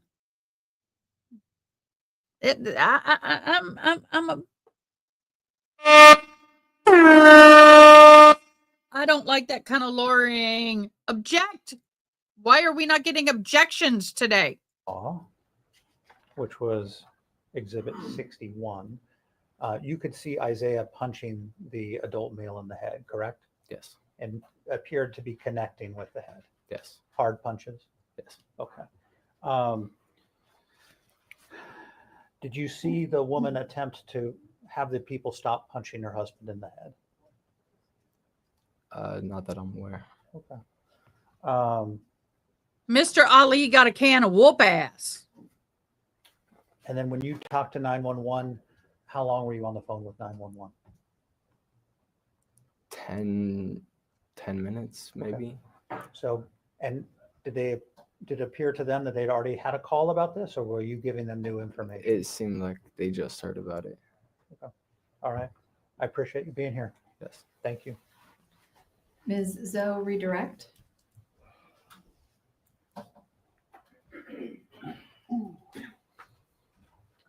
Caleb, you indicated a moment ago when defense counsel was asking you questions about the male that intervened, the male that came out of his truck and that intervened. Do you remember that line of questioning? Yes. And you indicated that the male that came out of his truck did not appear that it took him that much effort to sort of get the other male that was on the ground to let go from Fatima. Do you remember saying that? Yes. Okay. And with regards to what you were trying to do, you indicated that you were pulling at the man and then you were also punching him. When you did that, did the man release his grip from Fatima? No. Okay. And when the other students got involved, did he release his grip from Fatima? He did not. Okay. And so if I'm understanding you correctly, in comparison to what you were doing to what the man from the truck was doing, it appeared he had an easier time than you yourself to get the other man to release his grip. Is that right? Yes. Okay. No further questions. Mr. Kading, any further cross-examination? Just to clarify, so after the man intervened and got the grip loose, did you see the man on the ground move after that? No, he kind of stayed there till the cops got there. Did you see him move at all? No. After the hands were free, he stayed there. Okay, did it appear at that point that he was lucid? Oh, no. No. You're going to make him out to be a victim now? I think not. The reason he didn't move is because his left arm was behind his back, his right arm was under his chest, and he had a big grown-ass man kneeling down on him and keeping him on the ground. He was able to converse and move when permitted. He was not in distress in any way, shape, or form. Now, if I'd been there, there would have been something.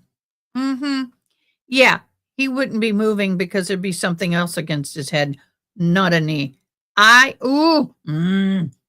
Define lucid. Did he look like he was looking around, or was he just laying there like he was passed out? He was just laying there. He wasn't passed out though. Good for you, boy. He was. Oh, don't you start saying he's a victim. Yes. I have video too. Yeah, I videoed it. His eyes were open. Okay, thank you. I have no further questions. Mr. Larry, any further cross-examination? Ms. O, anything further? No, Your Honor. May this witness be excused? Yes, Your Honor. Any objection, Mr. Kading? No, Your Mr. Larry? You are excused. You may step down. You're free to go or stay, however you so desire. Can I have a sidebar with the lawyers, please?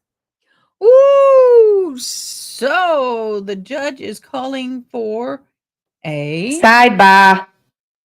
Let's go over our bingo card while we're waiting for this sidebar, and then I need to show y'all something. Sidebar, witness will be excused on the ground. I don't know about injuries. Any objection? No further questions. Preliminary issues we dealt with. Cross-examination.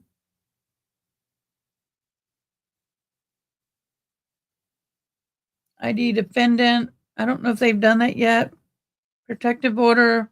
Photo attack. We did do that. I don't remember. He did say that. Correct and right. So that is what I have. Interesting looking configuration. But that is what I have. I need to show y'all something. One thing I need to tell y'all is that the other day, and I'm going to try not to get emotional, I knew this person. Not well, but I knew of him. The other day,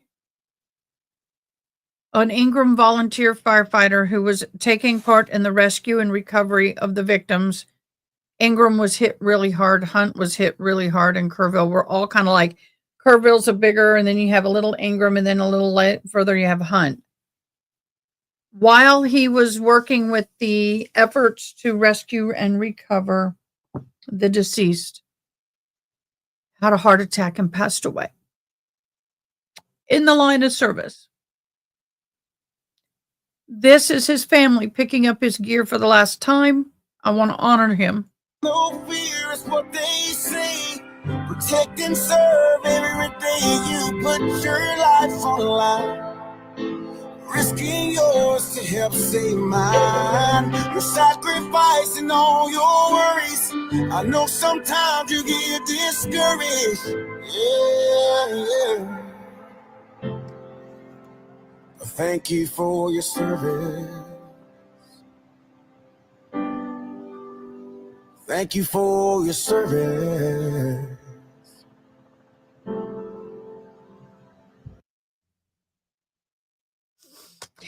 Captain Tony Fernandez in Ingram Volunteer Fire Department for 15 years. Died in the line of service, suffered a massive heart attack. That was his wife and children. Thank you, Captain Fernandez. We appreciate and love you. Okay.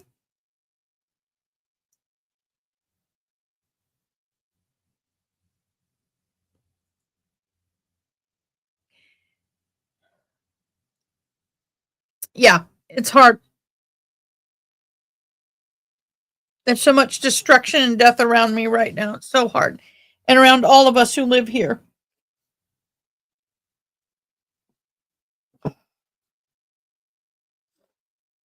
It's been hard. And his family lost a father, a son, a brother, a husband.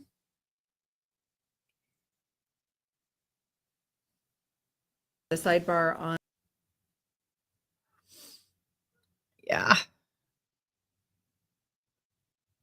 People don't realize we do have paid fire department and they risk their lives and everything. And that's a job that they choose to do and they get paid. We do have we have a fire department, but the majority of our county depends on volunteer departments. And just within miles of our city, we have 7 volunteer. We have Hunt, Ingram, Center Point, Turtle Creek, Mountain Home, Center Point, Comfort. 7 volunteer fire departments within a 20-minute ride of us. So, yeah. And he was out there doing what we were all doing. And then he passed away, unfortunately, from a massive heart attack while in the line of duty. So thank you guys for that. Okay, everybody, we're going to take a little break. I'm going to go take a comfort break. Everybody take a quick comfort break. We will be right back, guys.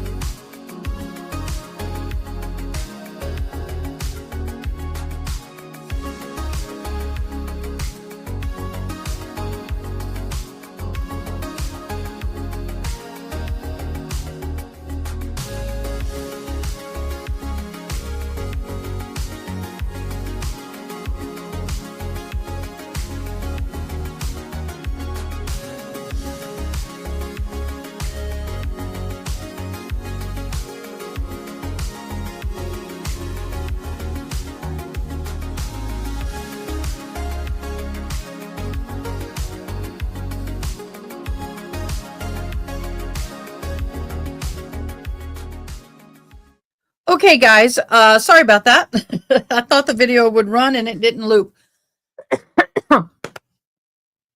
Thank you guys for allowing me to express on here when things happen in my community, such as the passing of Captain. I do have people in my community who watch as well, not just outside of the community.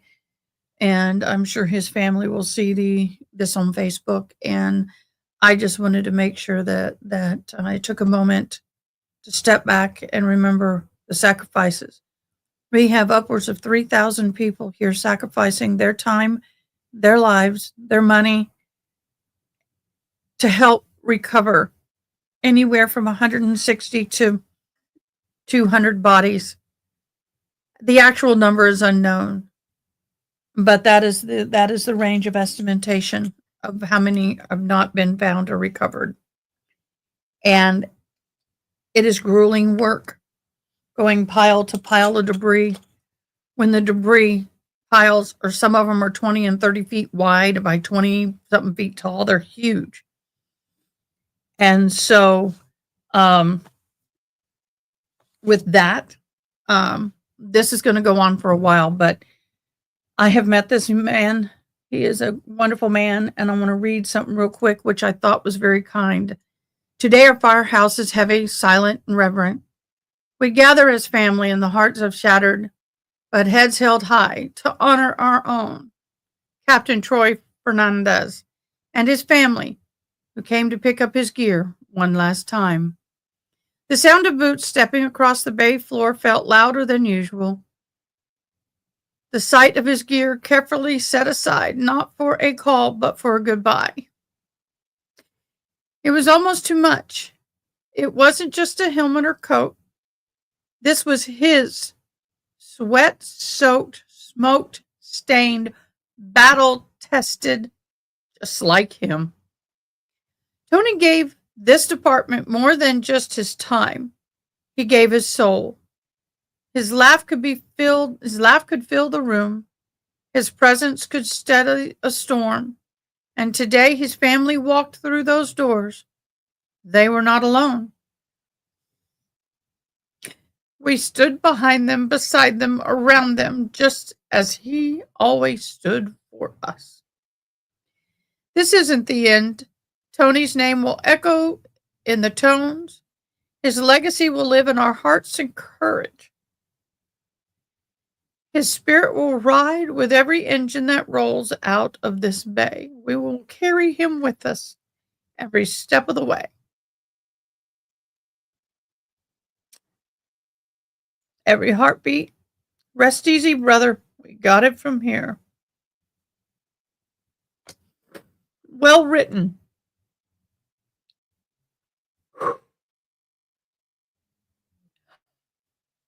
Yes, you can cry. This flood didn't take just a few lives. It has touched every life in this community. We're 225,000 people in Kerrville alone.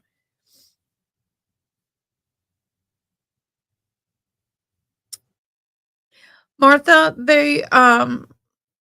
Kerrville does really good about keeping the homeless off the street corners and such, but they slept if you look at the side of the river, the water had eroded away what we call caves, and they were climbing those spaces and sleep. It's cooler in the summer, warmer in the winter. Some of the spaces were just big enough for one man. Some of the spaces were big enough for two or three. And we don't know how many of those people in those were there that night in those. Evangeline, hey. We don't know how many of those homeless people were in those areas, but a lot of times they slept near the river. And we don't know how many. And not only that, there are people who come to Kerrville who are individuals, may not have a lot of family connections. They come and stay for a couple weeks and then they move on, and they came for the 4th of July. Ton of people stay on the river during the 4th of July. And anyway, we truly do not have an exact number. We never will. Get the car! Call the cops! Call the car! He needs to get off of her! So the guy that's testifying is the guy that was hitting him in the face.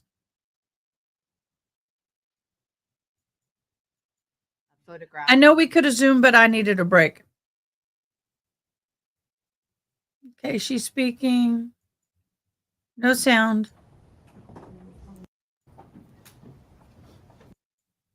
Thank you guys for understanding. Another minor. And the IT bus stops, are there any bus stops around Timberline High School? There are two. There's one directly in front and then across the street at the elementary school. Okay.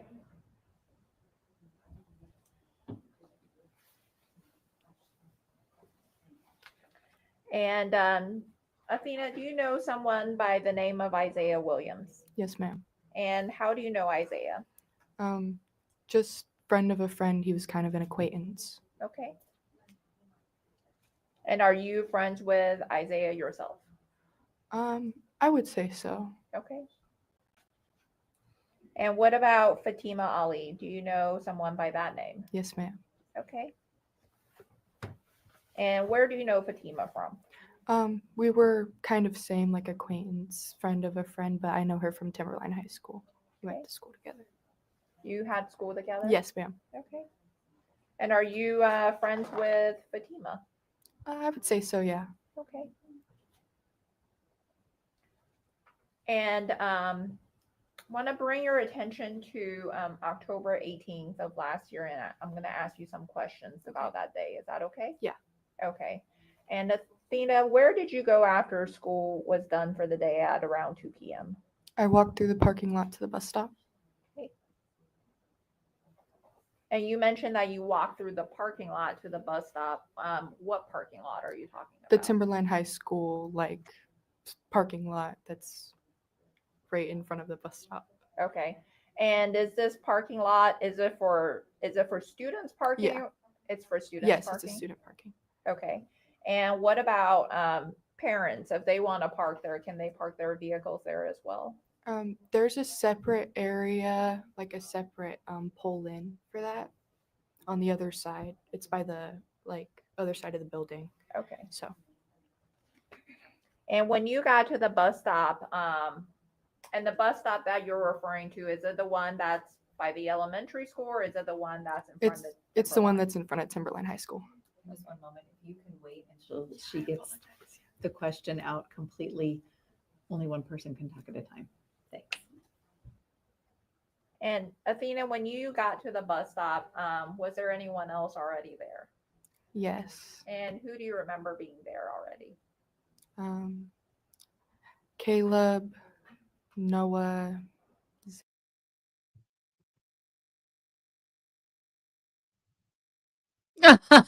Frankie, I'm sorry, guys. What about Fatima? Do you remember? We have a lot of already heroes.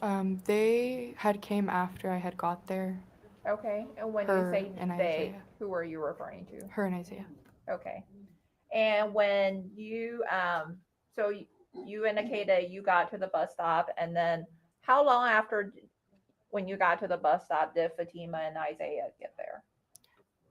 I would say it was only like 1 or 2 minutes. It wasn't too long. Okay. And when you first saw Fatima, do you remember what she was wearing?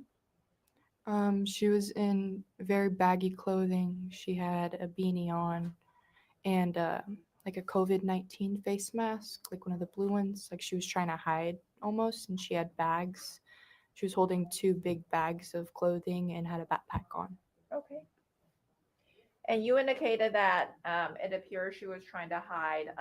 You said that she was wearing a COVID mask. Were there a lot of students that were wearing masks that day? She was the only person that I had seen in the entire day wearing one. Okay.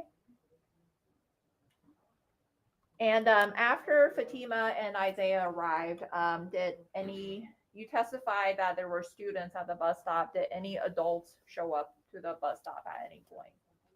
I know there was a male that had got out of his car while the incident was going on, and then the bus driver had got out. Okay. But other than that, I don't think there was any other adults out there. Okay. So you talked about when the incident was going on.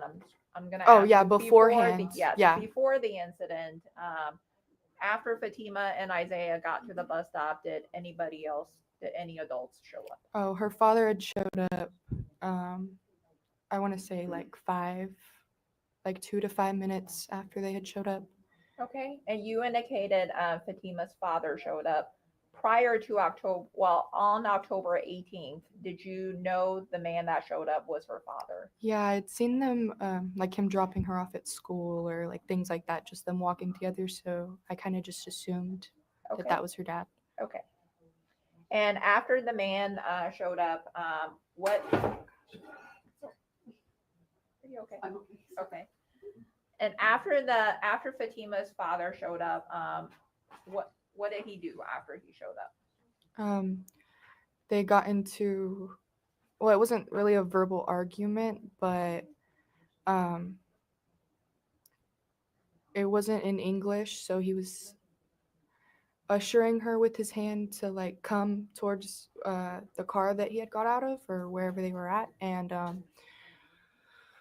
she was just like shaking her head, wasn't really talking, being very quiet, standing behind Isaiah for protection. Isaiah was just kind of trying to protect her as much as possible, and they were both being quite silent and very like soft spoken, very shy. And while that was so when Fatima's dad was talking to her, at that point, did Isaiah do anything? Isaiah was just getting in between both of them, trying to like make sure that nothing physical was going on or going to happen. Okay. So. And when Isaiah did that, what, if anything, did Fatima's father do in response? He would back up occasionally at first, and then he kind of got more upset and was just like pushing it almost, like not backing up anymore or trying to like give her space anymore. It was just kind of like very blunt. Okay. And then at some point, did Fatima's father do anything to Isaiah? The bus had pulled up, and she turned away from her father for a second, and her father went to grab her, and Isaiah had grabbed onto his arm to try and pull his arm off or like stop him from touching her in some way, and when he did that, he punched Isaiah. Fatima's father had punched Isaiah, and he fell onto the floor. Okay. And then after Fatima's father punched Isaiah, you indicated he fell onto the floor. Who's he? Oh, sorry, Isaiah had fell onto the floor.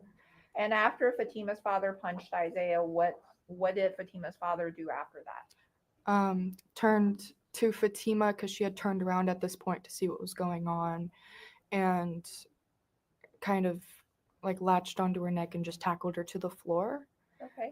In the dirt area instead of the cement area where everyone was at first, so they completely moved into the dirt. Okay. And you indicated that he sort of grabbed Fatima. How did you see how he grabbed her? By her neck, like both hands. Okay. I'm sorry? Both hands around her neck. Okay.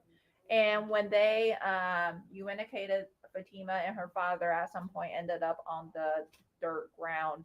When they ended up on the ground, where were her father's hands or arms? Either on her neck or holding her down onto the floor. Okay. But once we were looking at her face, she was not able to breathe. So. Okay. Let me ask you a different question. You indicated that when they first ended up on the ground, how far away from them were you? Do you remember?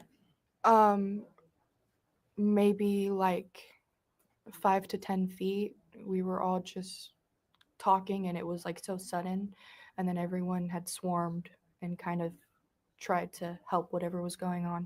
Okay. And then you indicated that you saw that she couldn't breathe. What did you see that made you think she couldn't breathe? She was grabbing at her dad's hands, like at her neck, and then she was like, her eyes were rolling back and she was getting a little pale. Like it looked like she was not even barely going to be conscious for any longer. Like it was very scary. Okay. And then you indicated that she was grabbing, sort of grabbing at her dad's hands around her neck. Where were her dad's hands or arms at that point? Just on her throat. His hands were both on her neck. Okay. And then you indicated that at some point the other students got involved. Do you remember who got involved? Caleb, Zayla.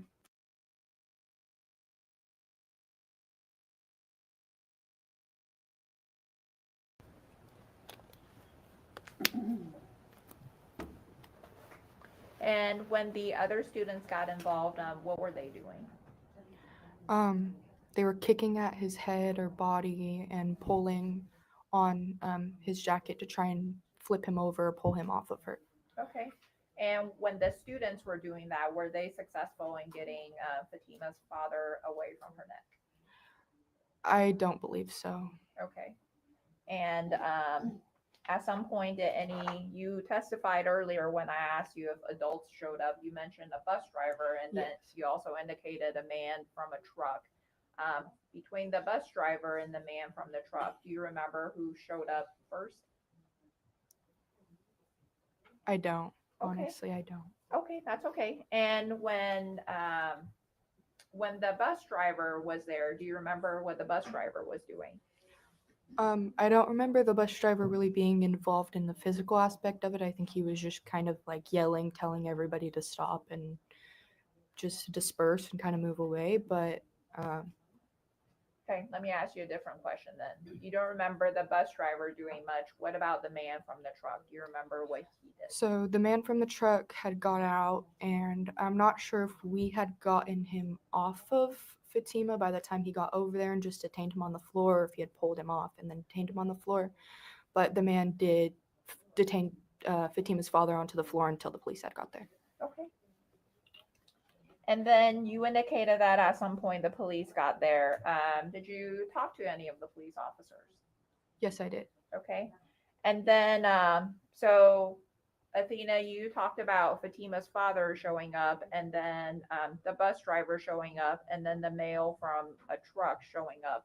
Do you remember if any adult female showed up at some point? Fatima's mother showed up. Okay. And had you ever seen Fatima's mother prior to that day? I don't believe I have. Okay. And how did you know it was her mother then? They were just all speaking the same language, and she was yelling about how her husband was on the floor. So I just had assumed that was Fatima's mom, because that only made sense to me. Okay. And when Fatima's mom showed up, when you first saw her at the scene, do you remember what you were doing yourself? I think I was just talking to my friends, waiting for the bus. Okay. And then at some point when Fatima's mother showed up, what did she do? She came from, because we were trying to pick her up off of the floor to get her up. She came from behind and tried to grab her and ended up putting her arms underneath Fatima's neck and like tried to pull her up. And we kept shouting about how she couldn't breathe and like she had just been able to regain like everything, and it was, yeah. Okay. So you indicated that when Fatima's mother grabbed Fatima from under, had her arms wrapped around underneath Fatima's neck, you were sort of making motions with your arm. What were you trying to demonstrate? When I was picking her up by her armpits, because she could not like stand up on her own at all. She had no like willpower, energy in her body. And so I had picked her up from both of her arms like this and tried to drag her upwards and try and get her to at least sit up or away from everyone. Okay. And you were demonstrating with your arms, sort of just moving both of your arms in an upward motion. Yeah, just trying to pull her like this way while her arms were on my Okay. arms. And when you were doing that, what was Fatima's mother doing? She had came up behind both of us and tried to grab her in some sort of way, and she was crying and yelling and Okay. just hysterical almost. It was Okay. And then at some point when you you indicated she was grabbing her in some way, Mhm. did you see how her mom was grabbing her? She was grabbing at her by like her shoulders, kind of everywhere, just trying to get like a grip on her so that she could get her out of my arms. Okay. But it was just like overly aggressive. It wasn't helping the situation at all. Okay. And you indicated that at one point while Fatima's mother was grabbing her, you indicated that you and other students were sort of shouting like she can't breathe. Yeah. What did you see her mom do that caused you to start shouting she can't breathe?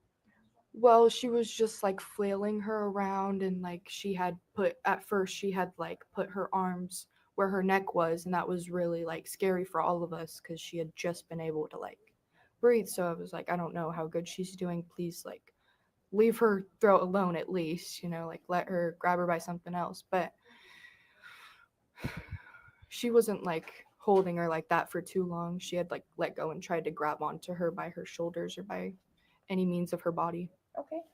And then at some point, did you see, at some point were you or other people or Fatima on her own able to sort of remove Fatima from sort of that scene? So Fatima and Isaiah, because Isaiah had got up off the floor by now, and Fatima and Isaiah got up. I don't know how she got the energy to get up, but she had got up. Isaiah walked her to the front of the school through the parking lot, and her mom and her sister were right behind them. Okay.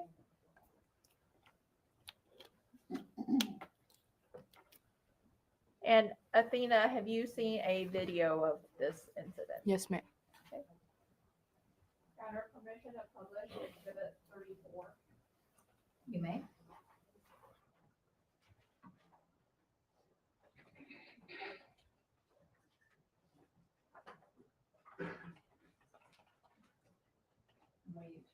When it's playing, will you indicate which version? Yes, Your Honor, and I am publishing the road version of the bus video. Starting at what time? 2:12:52. Permission to publish? You may. Thank you.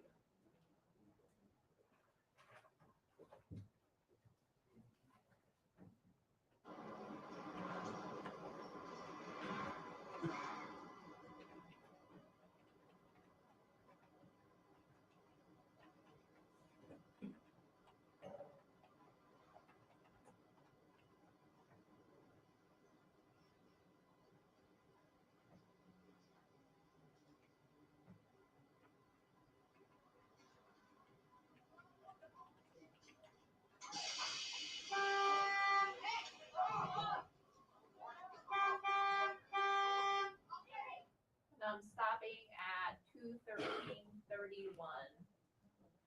I apologize, guys. I had to take a comfort break. Please forgive me. Oh, thank you, Ada. TV screen, someone that is on the middle right-hand portion of this image that's wearing sort of the green colored pants. Sorry. Do you recognize that person? Yes, ma'am, that's me. Okay. And what was happening at this point? Fatima's dad had grabbed onto her after he punched Isaiah, and they fell onto the floor, and the kids started trying to get him off of Fatima. And where were you going at this point?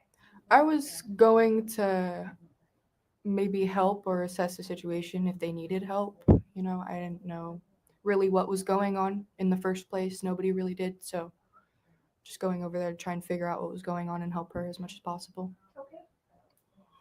And I'm starting the video again at 2:13:31.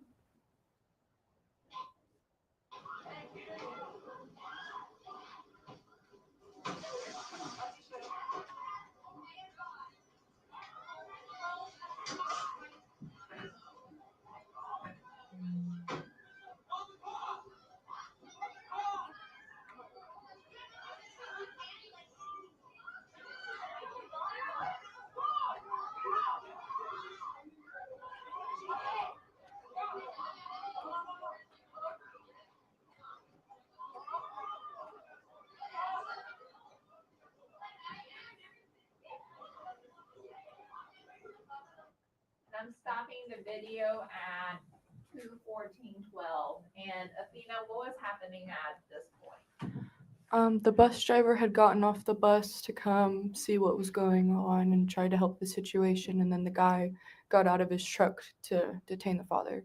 Okay, and what were you doing at this point? I was trying to pull the father off and trying to get Fatima from underneath him. Okay. Starting the video again.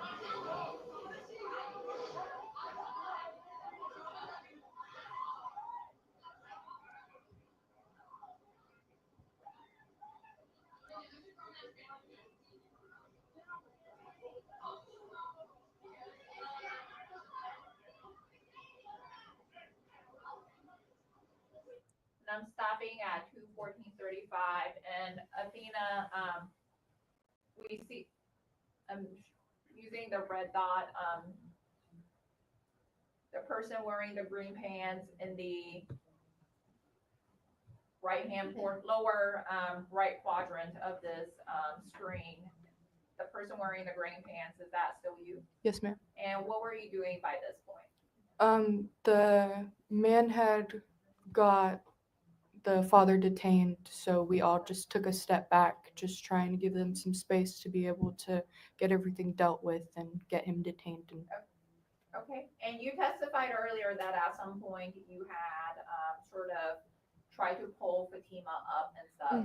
Had you already done that by this point? Yeah, I was, when everything was already going on and they were kicking at him, that's when we had tried to pull her up, and then I think she had just been limp on the floor for a while, and we had tried to grab her up later in the video.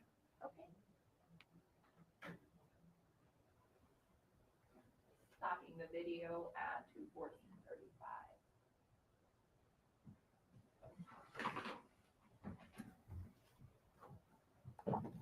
No further questions at this time. Thank you, Athena. Thank you. Mr. Kading, cross-examination. Thank you, Your Honor.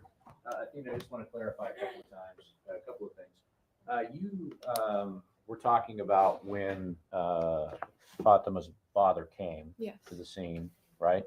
And you said they were having a conversation. And you reported that nothing got physical until the bus arrived. Is Yes, that right? sir.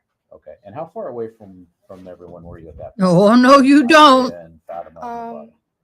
The bus stop isn't too big, so I'd say like maximum 20 feet. Okay. And were you watching what was going on? Yeah, well, I was like not fully tuned into it, but I would look over because it was Okay. obnoxious. It was.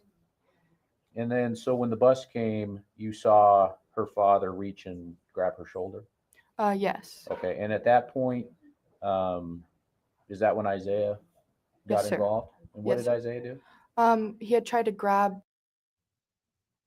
No, you're not gonna grab her, basically. Okay. And then, so at that point, the video started, the bus was coming. Yes, sir. That's right then, right? So the punch then that you're talking about from the father was that punch that we saw? Yes, sir. Okay. All right. And then, just to clarify too, the man, we're jumping ahead now in time. When the man came out of the truck and came across the street, when he got to the group of people, how long was it from that point until father let go of Fatima? It was a few seconds. It wasn't. Pretty quickly? Yeah, he Okay. wasn't trying any longer after that. Okay. So there was no further struggle from the father? Right. Okay. Now, at that point, did you notice, had Fatima's mother shown up yet? Not at that point. I don't think so. Okay, so she wasn't actually there then when the whole incident itself was going on? No, she just came to the aftermath of what was going on and saw everyone detained and on the floor. And all right. And did you see another woman that was Yes. there? Okay, and that, do you know her?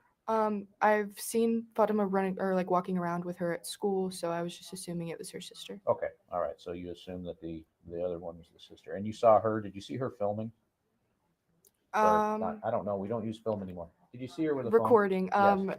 I can't say I remember that. No. Okay. We heard on the video, and I don't want to play it all over again, but we I heard heard- someone saying, "What are you doing? what are you doing? Was that her sister yelling at that point?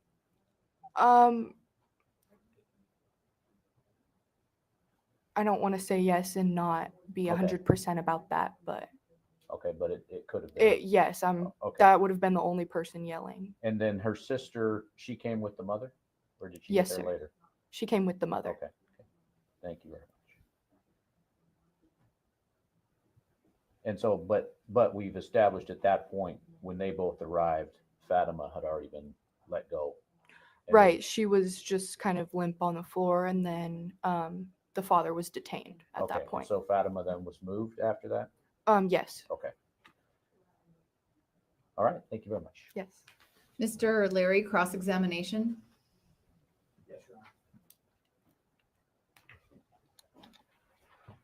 Good morning. Good morning. Thank you. How's your summer going? Oh, it's going. You working? It's long. It's hot. Are you working? Oh no, I can't do all that. Oh, watch your language, So, dear. You like summer better? I do. Or Yeah. Summer or school? Oh no, summer for sure. Okay. Yeah. All right. I was going to worry there for a second. Language, my dear. So I'm going to play the video and just have a couple follow-up questions, and it Okay. should be relatively quick. Okay. So.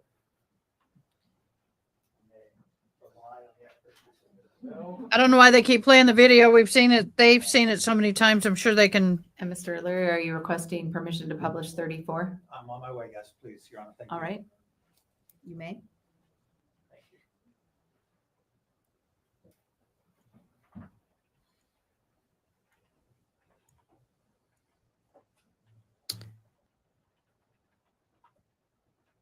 Language, my dear. People don't respect the courts. Hello, 80s music man. Welcome in, my dear. I was wondering when you were going to show up. Which view will you be publishing? The road, the front one. Thank that, you. We were just watching.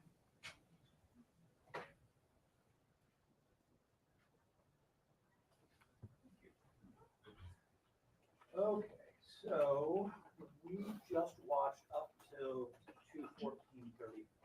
So I'm gonna go back or start from there if I can get this to work.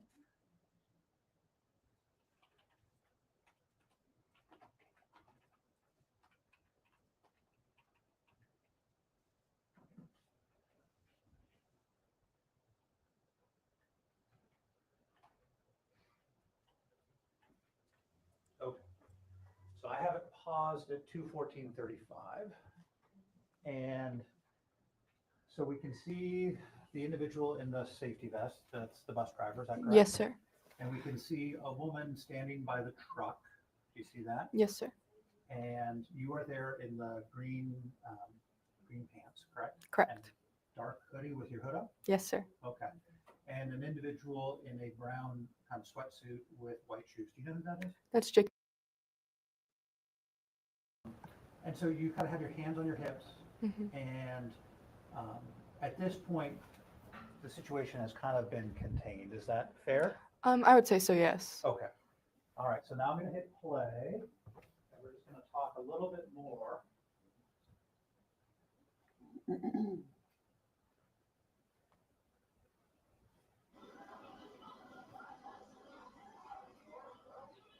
Okay. So Can you indicate the time you paused it, please? yes, Your Honor. Sorry about that. 2:14:41. Now, behind the bus driver, from our perspective, we can see a woman with a tan backpack. Do you know who that is? That's Zayla. She appeared to be holding Isaiah Williams. Yes, sir. And do you remember that? I don't honestly. But you were able to see that. Yes, I can see that now. Okay.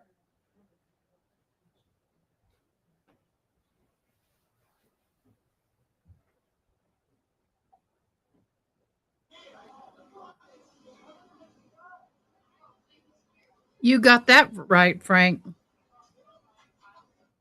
Okay. So pausing at 2:14:51. I wouldn't be the bus showing it too driver much. kind of leave the scene, correct? And you are walking around, and we can kind of see the passerby detaining Yes. the dad, correct? Correct. And we can kind of see his head on what appears to be his head on the ground, correct? Correct. And not really Yeah. struggling or moving. Okay. And then we see an individual with a Smart green man, he hat done that been doesn't beat. pass the by. Do you know who that is? If you don't, that's fine. Where at? So kind of center to the right. So if I see Use the pointer, attorney. then see a woman in a white top. Do you know Right. who that is? Oh, they.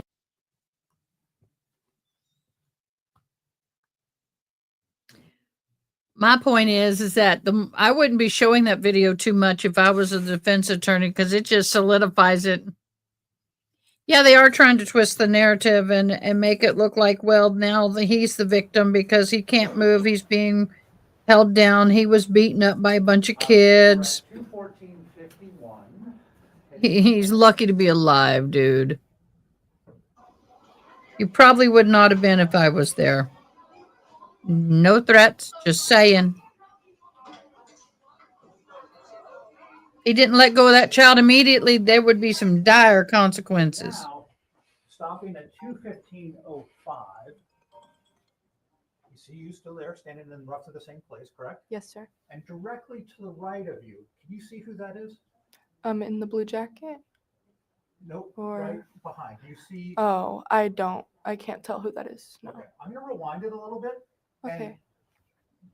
let me know if you are able to see Fatima's sister or not. Okay. So we're at 21505, and I'm gonna go back 10 seconds or so. All right, so 21455 hitting play. And if you see her, just tell me and I'll pause it, okay? Yes, sir.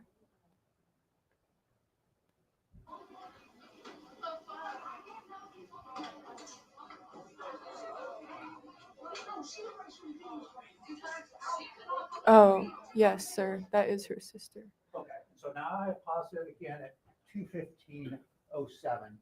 And so you can see her sister kind of walking around. And Yeah. I'm going to continue to play. Okay.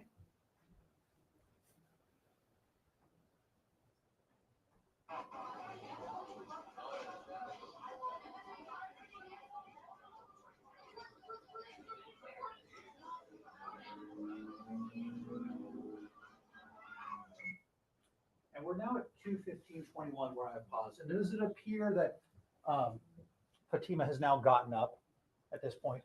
I can't tell if they're dragging her or if she's gotten up, but When you say they, who's dragging her?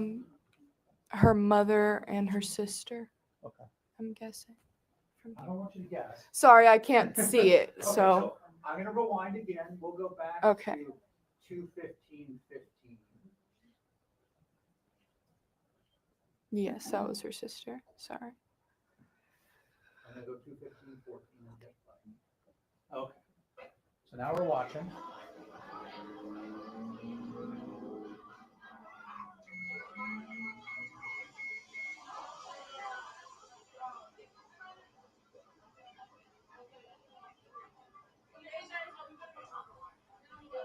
All right, so now pausing at 21534. And it's that point when her and Isaiah then start going to the school. Is that correct? Yes. Okay, so the time frame where you're talking about her holding her Mhm. daughter is Yeah, I'm confused because I remembered it like she had came up, her and her daughter had came up to us, like the entire group after Fatima was on the floor, and she had came up yelling, screaming, and trying to grab at her. So, and do you see that in there?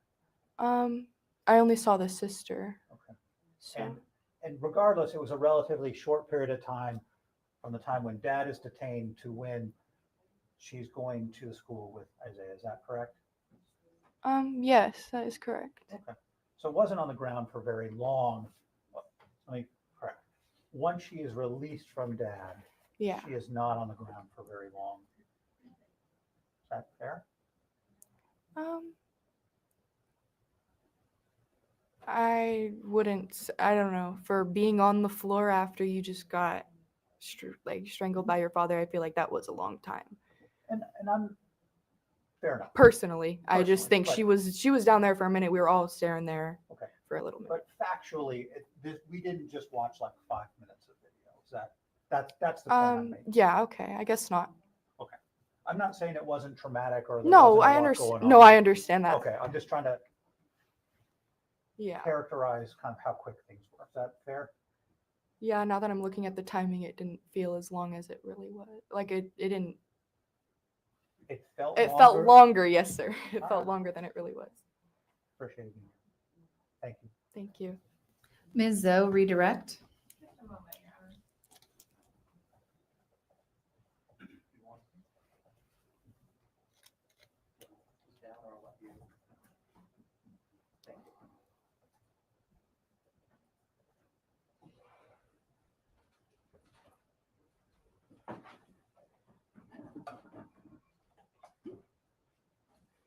Athena, Mr. Leary just asked you about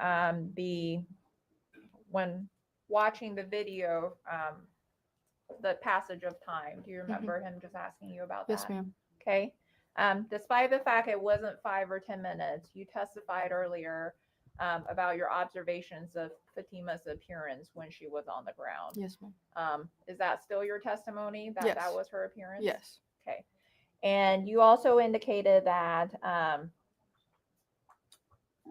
you testified earlier about when I believe you indicated you haven't met Fatima's mother prior to that day, but you sort of put 2 and 2 together when you heard her say, screaming, my husband, my husband. Yes. Is that correct? Yes, ma'am.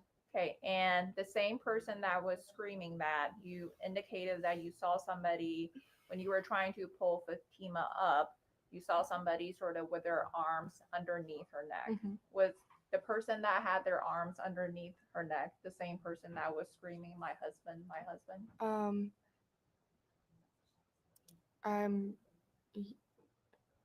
I'm not sure anymore. Okay. All right. Thank you. Mr. Kading, any further cross-examination? No, Your Honor, thank you. Mr. Larry? All right. I may this witness be excused? Yes, Your Honor. Any objection, Mr. Kading? No, Your Honor. Mr. Larry? You are excused. You may step down. You're free to go or stay in the courtroom, however you so desire.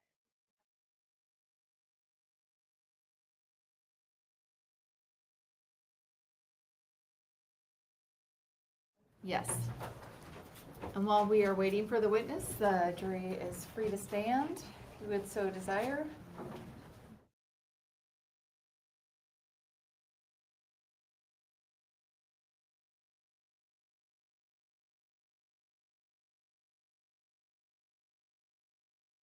Please.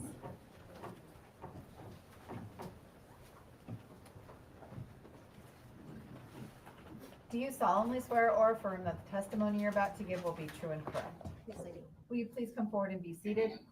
If I could have the jury be seated, please. Ms. Zoe, you may inquire when you're ready. Thank you, Your Honor. Good morning. How are you? Good morning. I'm well. Thank you. Please state your name and spell your last name for the record. My name is Julie Mullen, and my last name is spelled Mullen. Are you currently employed? Yes, I am. How are you employed? I'm currently employed as a Lacey police officer. How long have you been employed with the Lacey Police Department? I've been an officer for 21 years. Okay. Is that all with Lacey? Yes. Okay. And when did you become a law enforcement officer? I became a law enforcement officer. I went to the academy starting in 2003. I attended the Washington State Police Corps Academy that was held in Burien, Washington, where I had about 1,400 hours of training to be an officer. Upon my graduation from that academy, which was in February 2004, I was then hired by the city of Lacey as an officer. Okay. What is your education background? I attended Central Washington University and I have 2 bachelor's degrees. Okay. And since the academy, have you and being employed with the Lacey Police Department, have you received any additional or specialized training? Yes, I have. Okay. And what are some of those training? Initially, as an officer, I went to interview and interrogation school. I also became a forensic interviewer for child interviews. I went to several domestic violence classes, strangulation classes, digital photography classes as a patrol officer. Okay. And what is your current assignment at the Lacey Police Department? My current assignment is a patrol officer. And what are some of your responsibilities as a patrol officer? As a patrol officer, I respond to 911 calls. I respond to traffic collisions, anything that requires a police response, as well as welfare checks for people that are walking on the road or found in parking lots. Anything that would need a law enforcement to respond. Okay. And what was your assignment back in October of 2024? In October of 2024, I was doing my detective position. I was a detective with the City of Lacey Police Department. Okay. And how long were you a detective with the Lacey Police Department? I applied for detectives out of patrol in 2018, and I was selected as a detective in December of 2018. I started my 6-year rotation in detectives in January of 2019, and that 6 years ended in December of 2024. Okay. And it's after your detective's position, your rotation ended, did you rotate back to being a patrol officer? Correct. When my 6 years was up, I rotated back to patrol. Okay. And what were your, when you were a detective, what were some of your responsibilities? So we only have general detectives at the City of Lacey. However, most of my cases would have been special victims cases, child abuse, sexual assault cases. But I was also the lead investigator on several homicide cases, as well as frauds, thefts, burglaries, and anything that was assigned to me during that time frame. Okay. And Officer Mullen, were you the initial responding officer in this case? No, I was not. And do you know who was the initial responding officer? Officer Sopal Hing was the initial responding officer. Okay. And were you the main primary investigating officer in this case? No, I was not. Okay. And do you know who was? Officer Alicia Howard was the main investigating officer for this. Okay. And how did you first become involved in this case? The event happened on October 18th. I wasn't working that day, but we had talked about the case. It was pretty significant for the department. So I became aware of it then. And then on October 24th, my sergeant, Detective Knight, requested that I assist Officer Howard with some aspects of the investigation. What was requested of me on that day was to get the medical records for Fatima and then also schedule her for a forensic interview. Okay. You indicated that, well, let me ask you this. You were a detective in October 2024. Are there times where, even though a detective is involved in a case, a officer who is not a detective may in fact be the main primary officer? Yes. Okay. And in this case, do you know back in October 2024 what position Officer Howard had? Yes, Officer Howard was the school resource officer for Timberline High School, and the event happened at Timberline High School. And that's why she followed up with the event and why she became the main primary investigating officer. Okay.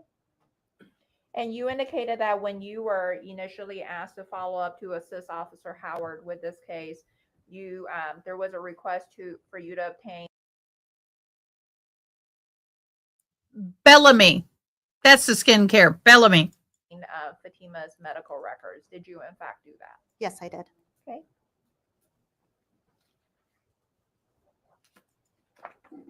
Frankie. Yeah, I'm calling And you then Frankie after now. obtaining Fatima's medical records, did you reach out to any outside agencies for assistance? Yes, I did. And which agency did you reach out to? I reached out to Monarch, the forensic interviewer, Sue Villa. And so I reached out to her and I explained the situation and why we would like a forensic interview done. and she helped me schedule the interview for later that day. Okay. And what is a forensic interview? Forensic interview is a fact-finding interview that's mainly done with children or adults that have special needs. And so it's a fact-finding interview that's done by a specially trained interviewer. The interviewer sits down with the child, we'll just say child. It is held at a kind of a neutral location. She's not in uniform. It's not held at the police department normally. Our agency contracts with Monarch, and Monarch is they also do counseling there. They do exams there. And so the interview itself would be a fact-finding interview that the interviewer asks the child open-ended questions and doesn't try to do any leading questions. The child leads, and it also allows for breaks to be taken for the child if the child gets overwhelmed. And it's supposed to be an interview that causes less or the least amount of trauma possible and get as much information from the child as possible during that time. Okay.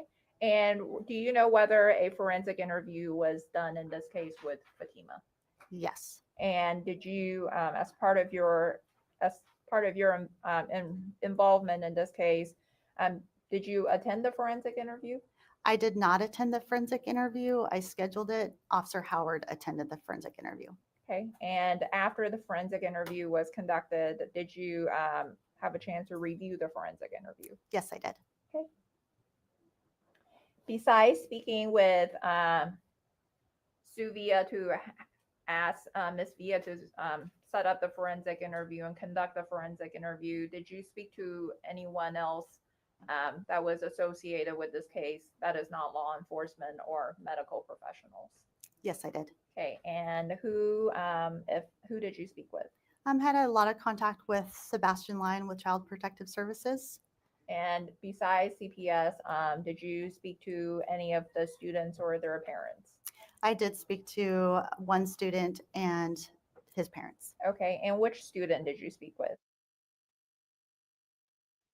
Indicated you spoke with Isaiah, and where was that? Did you interview him? I did, yes. Okay, and where was that interview conducted? At the Lacey Police Department. Okay, and without telling the jury what Isaiah said to you, what did you talk to Isaiah about? I talked to Isaiah about his injuries that he sustained that day. On November 4th, I actually spoke to his mom, Miss Drake, and she was concerned that all of his injuries. I'm going to stop you for a moment. I'm not asking you about what anybody said, just what did you talk to Isaiah personally about? I talked to him about his relationship with Fatima and then also with the injuries that he sustained. Okay. And then did you also have a chance to speak with Isaiah's mother? Yes, I did. Okay. And what about his father? I did, yes. Okay.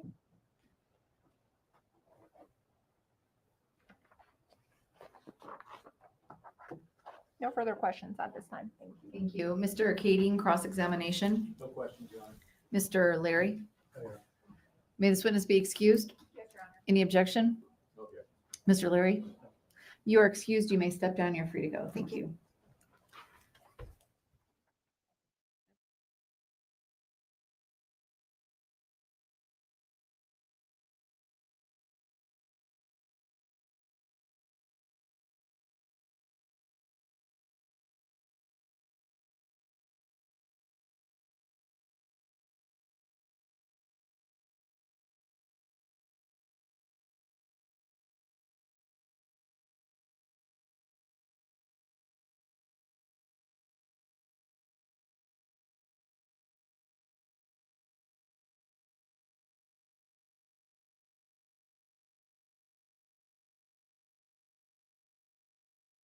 Okay, I told y'all that we had a mandatory firefighting meeting.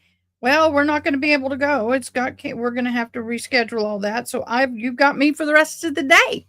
So I don't have to go anywhere tonight. Baby.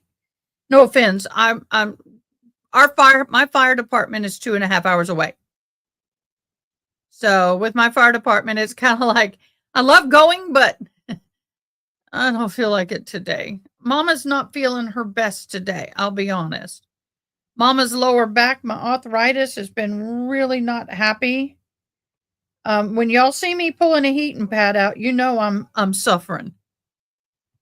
There's the parents of the boyfriend. Hello, Tinkatude, Wahoo. Actually, woohoo. But we have a Wahoo's here. Best seafood I've ever had. Yes, if you'd like to win a chance in the monthly drawing, please like, share, and subscribe for new subscribers. Type I liked, I shared, I subbed to be entered in for a chance to be in today's drawing.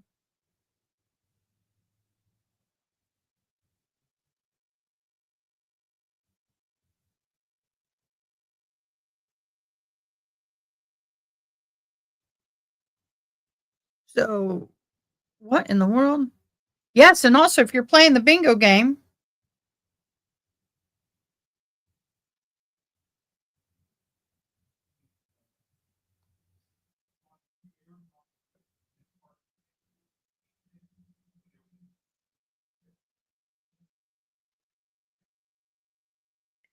oh, somebody's doing a baby. Oh, hate doing baby funerals. Hate doing baby funerals. I have done a few as a chaplain. Hate it. So someone just texted me that they were doing a baby funeral. Ugh. That's tough. Oh, 4. So now we have another. What do we have going on? No sound in court. We're going to break. Is this lunch?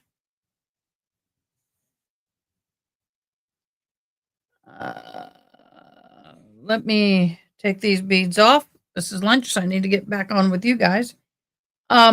Today I've done from here to here today. No, sorry, from here to here. Right after these 3. 1, 2, 3, 4.5. I've done pretty good. It's about an hour. It's about an hour an inch is what I tell people, approximately, depending on the pattern on the hat. And it's an hour an inch. Ugh. Let me move these beads because let me tell you what, I have knocked them over and it has not been fun. I get it. You have a rat terrier, June. Oh, mini long haired. No, Miss Erin. That's a felt hat. That's the one. Remember, I told you I had an order before yours? I'm almost done with it, and then yours will be next. But it will be similar. These are the colors, though. It'll be in your color scheme, but see?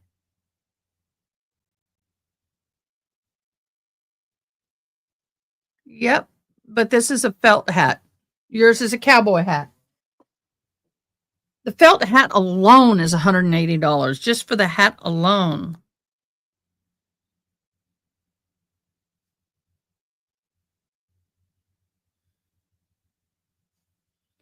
So I get it. Oh, why thank you, Ada. Good to see you, Aaron. Okay, we're on lunch break. Let me contact somebody. Give me a second.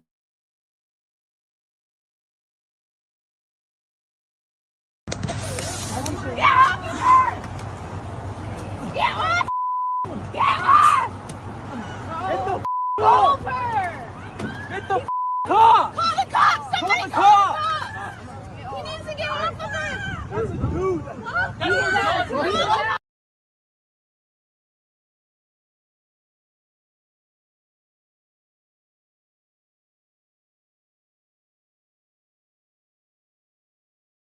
Sorry about that. Yeah, they keep playing that. You went from a German shepherds to little dogs. Oh, but these are the micro seed beads. These aren't just regular. These are whittle. I mean,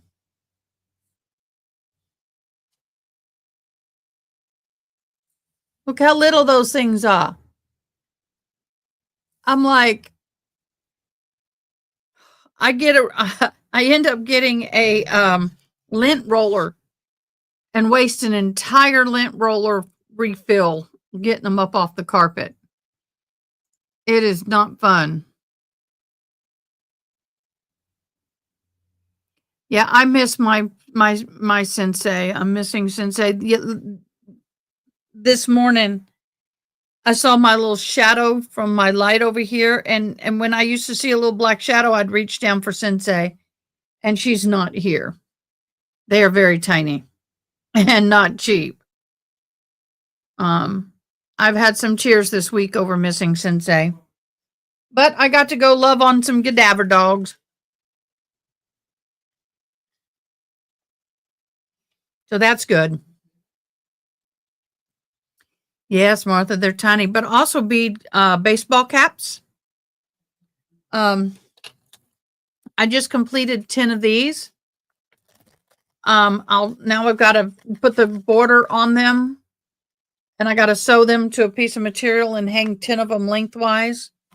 So yeah, this is my own design. I'm Native American, so I have my regalia standing up over there. Well, I wonder, can I? Will it let me? Hold on. Let's see if it will let me turn. Nope, it won't. Dang it, I was going to turn it around and show you. Wait a minute. Give me a second. I might still be able to do this. For those of you who don't know what I do.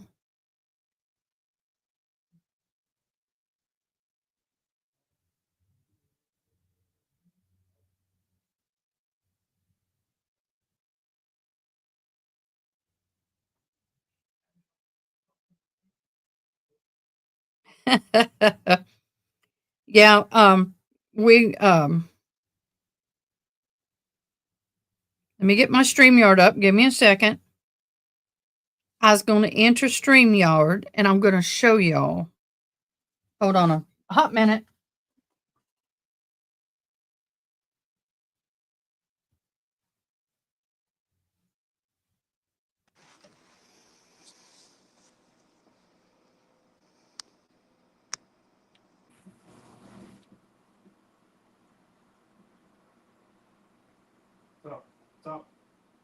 Stop. Sorry, guys, you're hearing my son.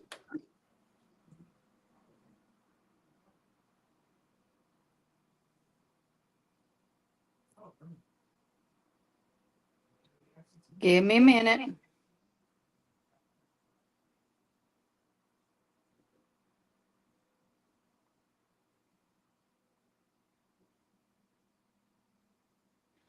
Okay, there it is.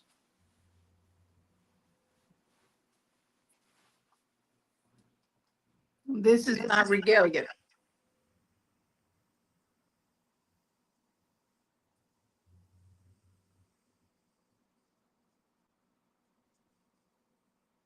There you go. So here's the belt, headband, purse. Uh-oh.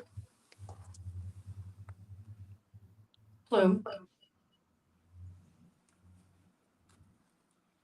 But this is the breastplate made of otter, extending the braids, barrettes, and then the dress. This is actually the back. That's the front.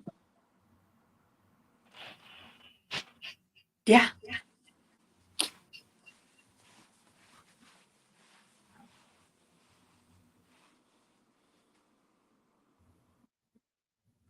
So.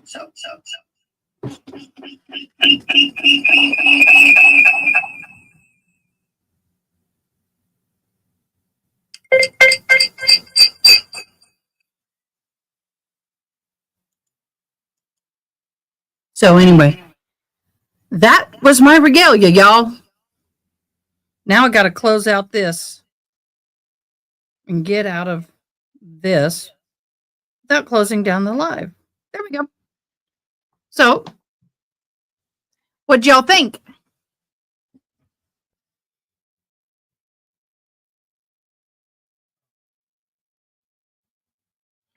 Oh, depending, if you already have a hat and you mail it to me, about 50. But that's the high quality beads. Now, if you want the little bigger beads, then about 40. It depends on the quality of beads.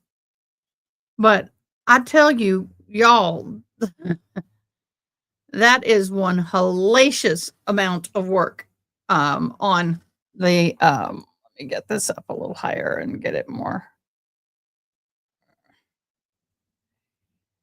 Why are you sinking? See, it's sinking. It's sinking. Why are you sinking?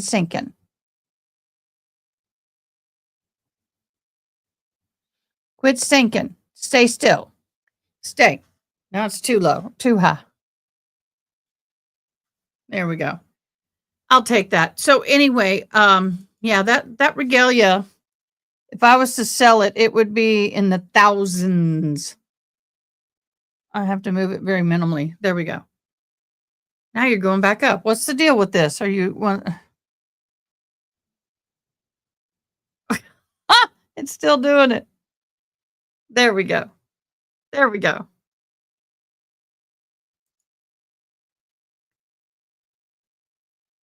Oh, that's wonderful. I've heard about that. I have heard about that. Yeah.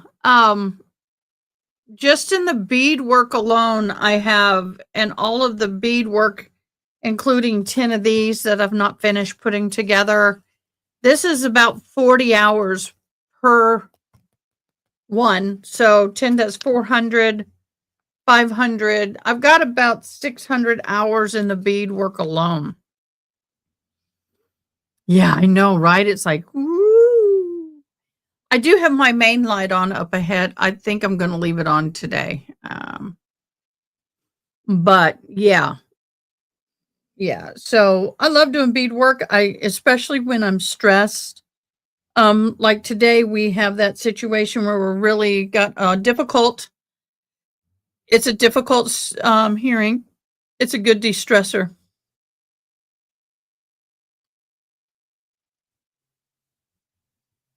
So,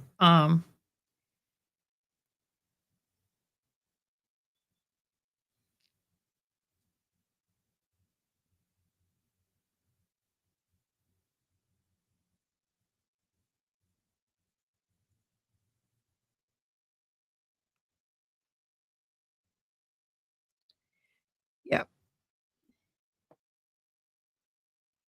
Oh, yeah. thank you, Ada. I'm so sorry. Bless you. Definitely bless you for doing that. I'm thinking about doing something more of I don't know. I need to do something today. I haven't told y'all. My sister Tracy that passed in November. Today's was her first heavenly birthday. And I've been just a little out of sorts. I'm trying not to allow it to affect me. But there it is. It's difficult, but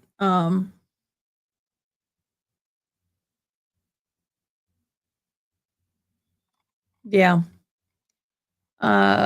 It is what it is. What can I say?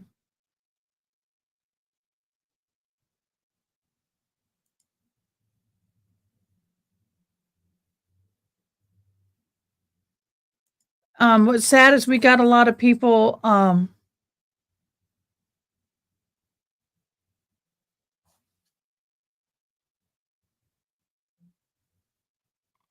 sorry, we're getting a lot of funeral notifications now from all those who passed away. And I want to say something. It is so easy at a time of disaster and anger to start blaming people. And on this page, I have asked y'all so kindly, for us not to get in the blame game, especially while we're still trying to recover those who were lost. And thank you. I am not going to permit the blame game here. And I am so grateful that you guys have been so honoring in the loss and the devastation and the disaster that I'm walking through, which is very minuscule compared to what a lot of other people are walking through in my community. And I just want to thank you for your respect.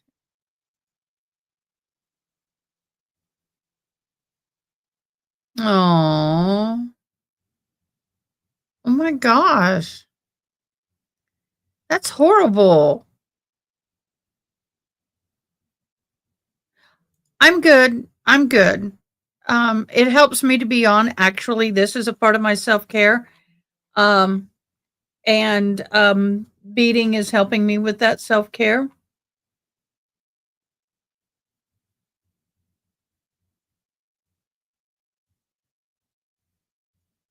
So we have a lot of people. It's a lot of things going on.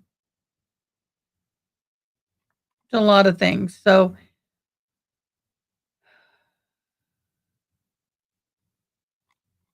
a lot of people are posting their grief right now on our page, and it's so hard to see it. And it's also hard to see people capitalizing, trying to make money off of this, which is frustrating me.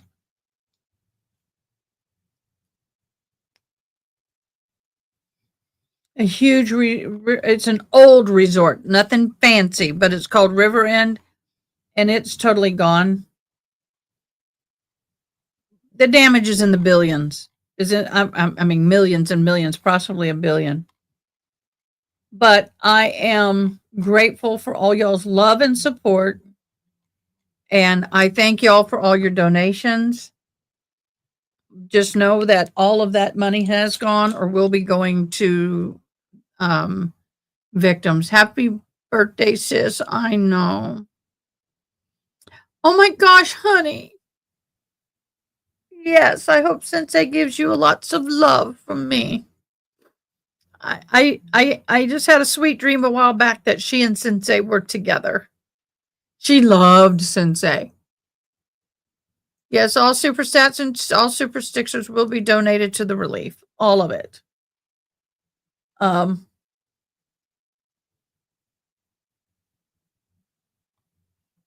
So yes, we are Texas strong, and I appreciate that.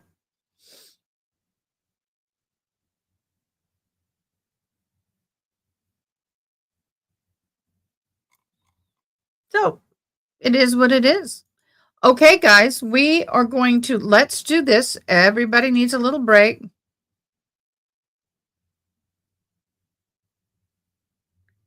June, I see it in live chat, but I don't see the rest of the message.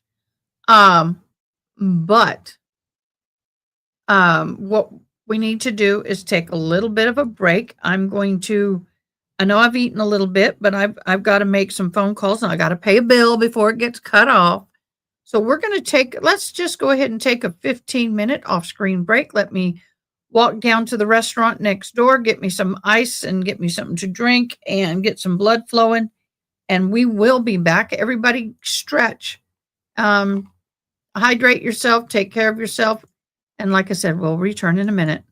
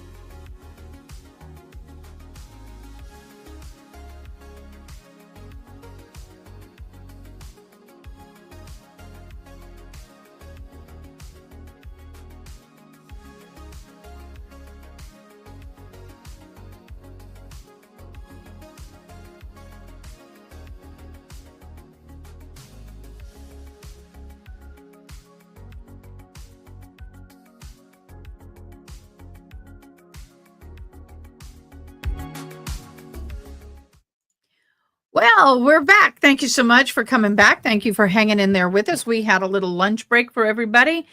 In a minute, we're going to go. I'm going to give Miss June a minute for her to get the words listed, but we're going to go over the bingo card in a minute. Let me go find our ways to cope. Yeah, I still miss, I lost Tracy in November and then my service dog in March. I've lost several people in the very short time. So it's been emotional, but it's okay. I got you guys. I got you, babe. That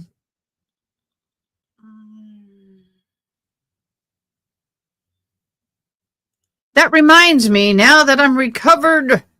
Hello, it's Britt. I'm so glad you're recovered from surgery. You're able to finally finish all my crochet parts of the doll for you. Oh, I can't wait. Hello, it's Britt, but I am patiently waiting. Hey, Joe.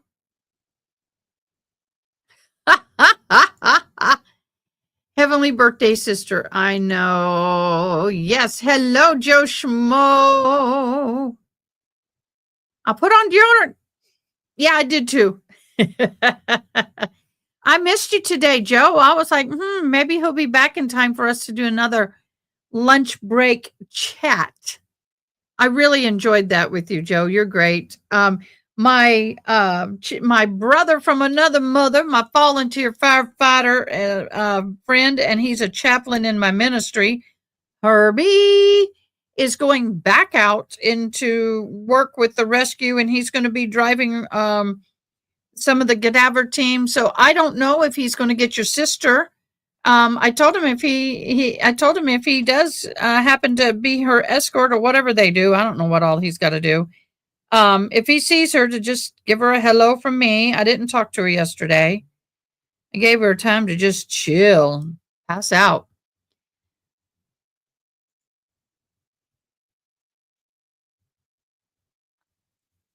Oh, wait, guess what hit my inbox, Ada? The certain restaurants and we have show to plan. Can't be tonight either for me. No. Can't be tonight, but we need to talk before. We need to get together and look at all this. If you, I don't know if you want to send any of it to me so I can start reading it. So I'm up to date when you're up to date. We all up to date. But yes, we got a show to do. Yay. I'm excited, Joe Schmo. I'm excited. But yeah, nobody responded. That's maybe good, maybe not good. Oh, you're awesome. You have my email, right? You should. I think you do. But let me get this here. Yay. I have my fluorescent light on up there. You can see it in my glasses. I normally don't have that light on because I get headaches from fluorescent light. So we'll see how I do. Kind of feel like I'm trying to start a headache. I better turn it off. Fluorescent and I don't get along too well.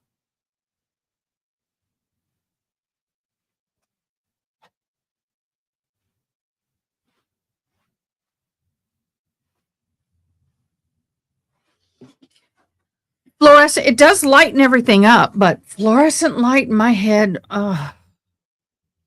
doesn't get along. So right now we are family. Got all my friends and me. We should be starting court back in about 6 to 10 minutes, hopefully. Everybody, let's go over the bingo card. Here is what I personally have.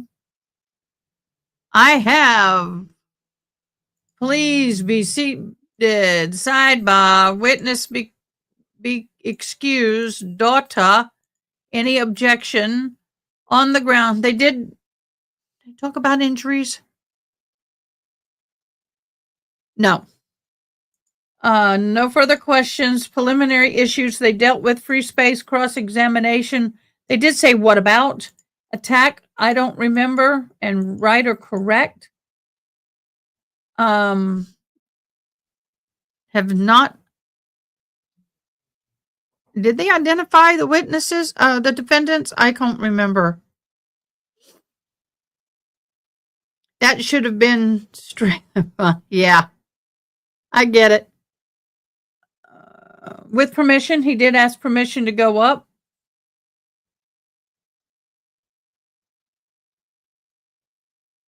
I did dum, did it dum dum. Oh, that's a football theme. Who's ready for football season? Who's ready for some Dallas Cowboys? All right, who's your favorite football team? I open the door.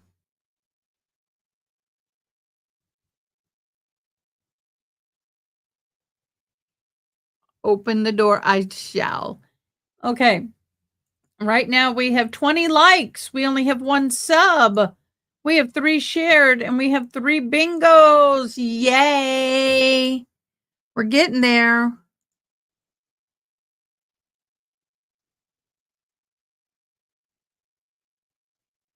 I know, right? New York Giants. I actually like the Giants. I'm not stuck on one team. It depends who's playing who. I like certain people better in certain combinations. Oh my gosh. Oh my gosh. Oh, send her my love to both of you and my sympathies. Let me know if y'all need anything. Somebody I know's spouse's biological father passed away.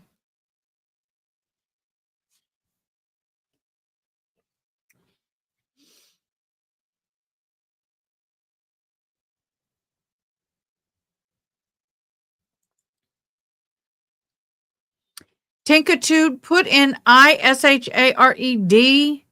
I think they have shown up, but go ahead and put I shared again, all caps, and then I will look at it. It doesn't show me who until we start the draw. Alyssa, what accent? I got a lot of. Hey, Lisa, how you doing, mija? I do a lot of accents.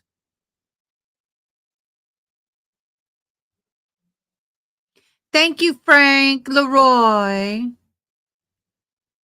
Well, Frank Leroy, you know how to help with that, right? It's called share. Thank you, Tinkitude. Yes, it did catch you. It caught you. And the number went up.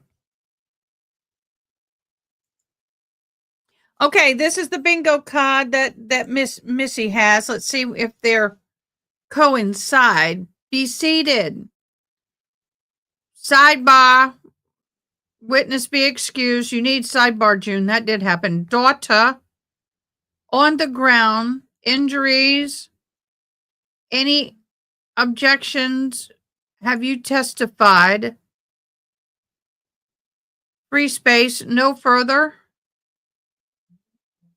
questions. We did have that. Preliminary issues happened at the very beginning. Cross-examination. What about? That was said. You weren't here, June. With permission. Protective order. Attack. I don't remember and write correct. Okay, June, we got ourselves a full. So this is the correct bingo card right here. It's the correct bingo card. So we need exhibit, look up at me. Fair statement, trespass letter, ID, defendants, and photos. I know, I saw it. I was just literally getting ready to click on it. I did see it. I did see it. We're going there. I'm queuing it. It's called putting it in queue. I'm putting it. Attempted kidnapping and assault, accused of trying to kill their teen daughter. Sometimes it takes a second to queue. In what the victim described as a possible honor killing. Prosecutors say the Timberline High School student was attacked by her parents outside the school after she tried to escape the family. Her boyfriend stepped in to help during the attack, and police say he was also hurt. Fox 13's Jennifer Dowling talked to her boyfriend's father, and she has more from Timberline High School. Victor Barnes says that the attack happened right near this bus stop as the girl was trying to catch a ride in order to escape the abuse that she reported from her family. He says that her dad caught up with her here beneath these trees and started to choke her. They fell to the ground as other students, including his son, tried to pull him off of her. There's dad. There's the daughter underneath dad. Victor Barnes says this troubling video captured by witnesses and under investigation by Lacey police shows Ihsan Ali choking his teen daughter from behind, her face shoved in the dirt. That's my son fighting for the girl's life. Court documents state she reported abuse by both Ihsan and her mother, Zahraa, saying she ran away to get help from her teachers and staff at Timberline, telling investigators her parents had also planned to forcefully send her to Iraq to marry an older man. Earlier that day, she was supposed to be flown out the country. She ran to the school because she was afraid. Barnes said her parents were looking for her, and upon seeing her, the dad rushed out of a vehicle and yelled at her in Arabic. A different student who understood their language told him to leave. And the kid said something of the nature of, she doesn't want to go back with you, leave her alone. Dad snapped. A witness told investigators Ihsan started hitting his daughter and then he punched Barnes' son, who went flying onto the concrete. Then Ihsan started choking his daughter for what the witness estimated was about a minute, while multiple people tried to pry Ihsan off of her. Her arms go limp. She's no longer moving. He starts to see her eyes just roll back and her arms sort of start flailing. And that's when he sort of sprung into action, because he didn't want to see, someone he cared about pass away. After she was dragged out of the headlock, her mother, Zahraa, was accused of attacking her. My son was able to just grab her and just take her away from mom. They ran into Timberline for help. And mother came rushing to the school, trying to get into school, but, she got stopped by security. Barnes feels an adult should have escorted her to the bus. And I'm glad he was there to save her life. But I just need just a little more explanation or answers as to why were the adults so careless. He says his son and the girl didn't deserve trauma at the hands of adults. High school for me is a time I would never forget. It was probably some of the 4 funnest years of my life. And it's unfortunate that, he would have to experience something like this in high school. Barnes says he also took out a restraining order on the parents, not only because he says they assaulted his son, but he says the mom kept showing up at his family's home looking for the girl prior to the assaults. Reporting in Lacey, Jennifer Dowling, Fox 13 News. Thank you for that, What's Ronnie. up, I appreciate everybody? it. Welcome back into another episode of the. Welcome back, Lawyer. We love Lawyer. We love you, Lawyer. But I got to share this. So that's an interesting different angle on the video. This again goes to show that too many times the ones closest to you can turn out to be your worst enemy. Frankie, you didn't know that I was engaged to a man I was supposed to be getting married to August 9th. And turned out to be the biggest fraud I ever met. Yeah, I know. We're not going there. But you never know.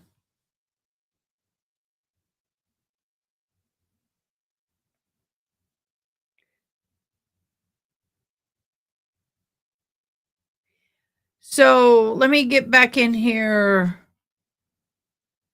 We had a super chat yesterday, and I've showed it, but I'm going to show it again. Let me get to it. Where is it? Y'all, as I'm looking for it. I need to give a shout out and a thank you to a super chat from yesterday. It hit just as I was leaving the channel. I want to give a huge shout out to BK Jr. Thank you so much for the $49. It did go and is going to a wheelchair for a person who lost their wheelchair. So again, thank you so much for that super chat. You are so amazing. So amazing. Thank you, thank you, thank you for that. Hello, Alyssa. Yes, my accent. Well, I was born 49ers. Yay, 49ers. I was born in Bristol, Tennessee, and I was adopted by Texas people. And my accent was so bad by the time I'd lived with them for 1 year that I had to have speech therapy. And nobody could understand what I was saying.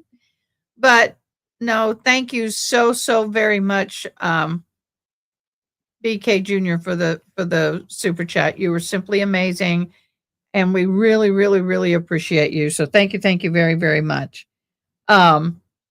This has been a very humbling experience, but I will tell you, you know your community when you get to a disaster like this. And us Texans, man, well, I can't say just us Texans. That's not fair. Your community, man, pulls together when in times of a disaster. And it's amazing to see the heroes that arise from times like this. Sometimes it's people you would not expect to be a hero turn out to be heroes. Well, no, thank you, BK. I can't do it if I didn't have supporters like you. And that be the truth. That be the truth. I'm not made of money, so if it isn't for y'all's support, I couldn't do it. So thank you very, very, very much. And it is greatly appreciated. And it will be, it is used for what it does go through a 501c3, just so everybody knows it's legit. There are people out there, by the way, y'all need to be careful. There are people out there that are scamming. Big time. Because I am a San Francisco born, bred, and true 49er and SF Giants fan. Y'all, we'll have to do some football games on Discord. For those of us who don't have anybody to watch watch a football game. I thank you so much, Mr. Joe.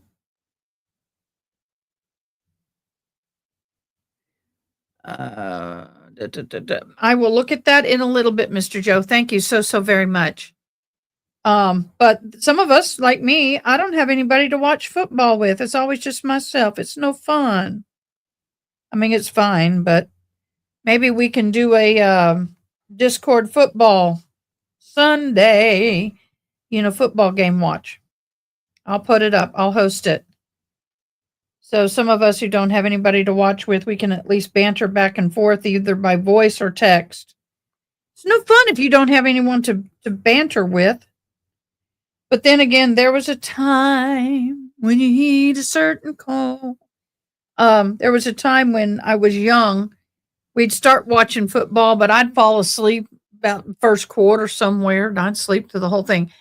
Oh, June, I love the cheerleaders. Have you watched the Dallas Cheerleader Show and what it takes to become a Dallas cheerleader, y'all? Cheerleaders are, they something special. Takes a lot of work. What the heck? I'm getting a bunch of stuff all of a sudden. Yes, Mr. Joe Schmo, thank you so much. It did pop in. I've got it, sir. Thank you kindly.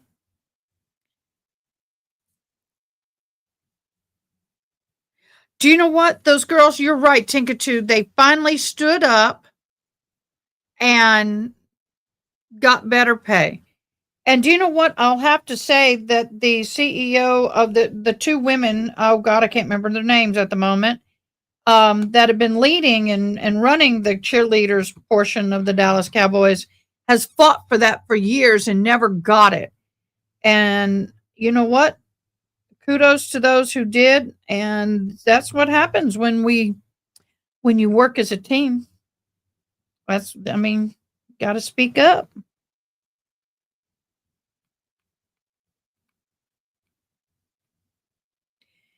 So yes, yes.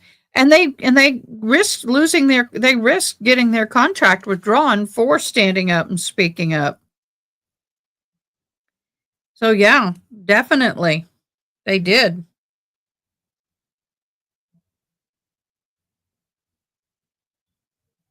So good to them. Yeah, it is. You know what? It's a wholesome show. And I am not dignifying that, Frankie. Shoot, I just did something I didn't do. Yeah, I guess you like gymnasts too, huh? And ice skaters. And ballerinas. You know, they all's got them some flexibility. You know that, right? That's right. That's why she told them to take it to them, because they're not the ones who control any of that part of it. Oh, somebody asked what this was. It's my Native American thimble. I made my own out of leather. I hate those metal thimbles. Oh, they're make you sweat. They're uncomfortable. They're not good. We don't like them.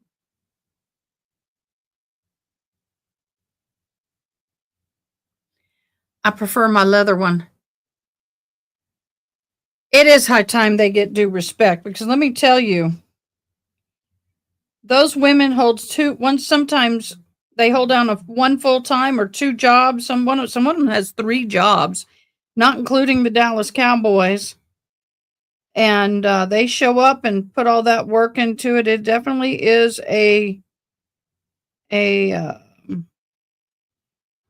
job with commitment and a lot of passion, because man, it's expensive. But I'm really Kelly. That's the name of the lady, Kelly. I really like Kelly. She's a smart cookie. And I know it's going to be a sad day. I can't remember the other lady's name, Kelly, and I can't remember the other. Maybe y'all can help me. It'll be a sad day when they retire. I'll tell you that. They built that program for the Dallas Cowboys. I think they've been there, what,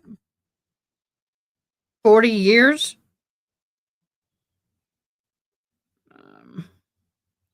But I always hate it when they have to cut somebody. I cry. Especially when they're good. And when they're not good, it doesn't bother me. But one of them was a daughter of one of their second in charge coordinator, not coordinator,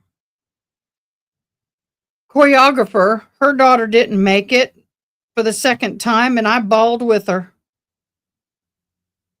Let me ask y'all a question.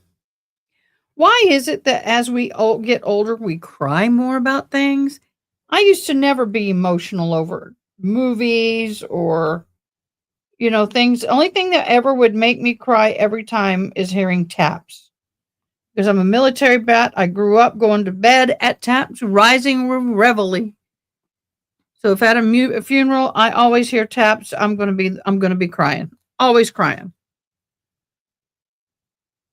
Only women can multitask. It's even hard for me to chat and to drink coffee at the same time. Hey, Carmen. Hey, love. June, I don't have any. I haven't had hormones since I was 33. 21 years of no hormones. Maybe it's the lack of hormones. Maybe it's the lack of hormones. Oh, my Lord. Lord, Lord, Lord, Lord, Lord, Lord. Oh, my, Joe, you have been a busy little bee. I guess we do have to have a conversation.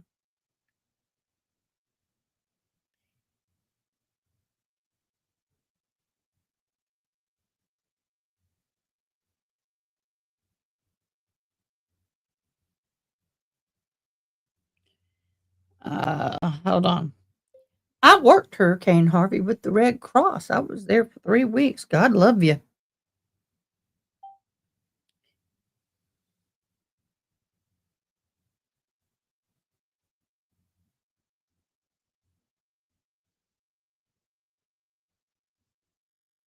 Hold on.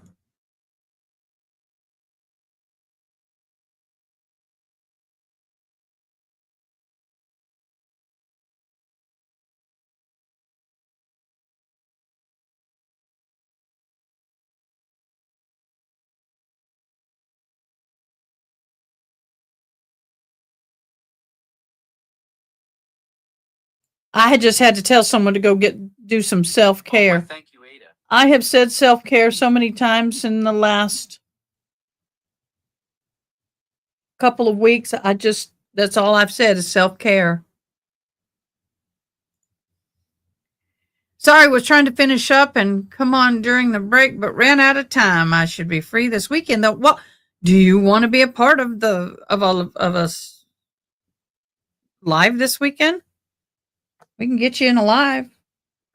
Staying alive, staying alive. I don't know why I'm doing a Emily D. Baker. Every time I mention a song, I got to sing it. God almighty. Y'all. I am 1/4 of the hat. All I got to do is 1/4 and I'm done. I mean, y'all, I've done, let me see where it is. Done that much today. And people don't understand. It takes an hour an inch, roughly.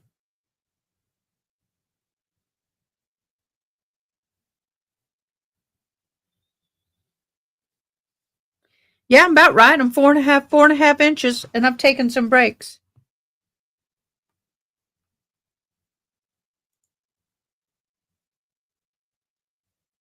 All right. Well, you just let me know, love. Let me know. We're here for y'all. You are amazing people, and we are here for y'all. And y'all, thank you so much for praying for Diane. Those who are just joining, her sisters has all her tubes out. They said she's a walking miracle. Her heart attack was so bad it blew a hole in her heart. Her blood sugar was over 700, and she had MRSA. And she's alive. Go figure. She is a walking miracle, y'all. So we thank you guys for all your support and your prayers. You know what? Thank you for prayers for everybody, because there's a lot of people suffering right now. And as hard as my life has been, and as frustrating as I have been lately with my life, I am so grateful for my life. I will tell you that. I'm not going to complain much, because let me tell you this, compared to some people, my life is a bed of roses. God is good all the time. All the time, God is good. If you know what, I've been to church. What church says that a lot? They'll say, God is good, and they'll come back all the time, and then they'll say, all the time, God is good. Jennifer King, cheers. Cheers, love. Oh, some of you asked what I drink. I drink a powder. It is a liquid IV and an collagen boosting powder mix from Bellamy. We do have it. It is a sponsor, and then that way you guys can benefit from it as well. And then my channel gets a little bit from it. It's called, there it is. Go to bellamy.com/Ada. Just, if you want the product, there it is. It is really helped. It does have a little bit of an appetite suppressant to it. I have lost 60 pounds, not by that alone, by any means. But one thing that I always have a problem with is getting enough hydration. And I love the way this Hydrate Boost, there you go. Thank you very much. I love the way it tastes, and they got some good flavors. And I drink more water because of it. It's good, y'all. The raspberry lemonade, I think, is what it is. Really good. What did Frankie say? Oh, Frankie. Keep it in your pants. Keep it clean. We don't need to know that. Oh!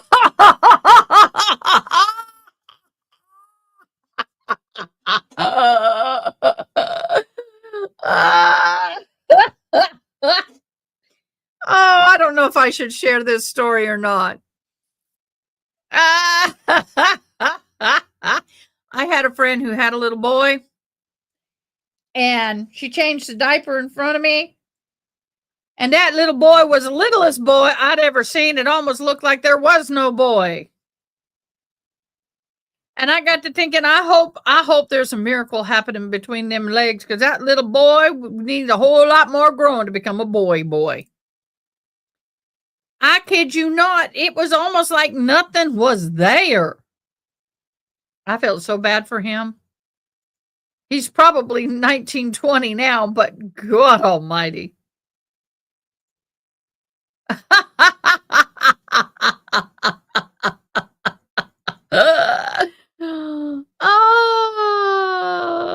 water was cold. There was no cold water around. That was the way it was all the time. There was nothing cold about it. We had warm wipies. She had warm wipies. There was nothing cold. Maybe he was just shy.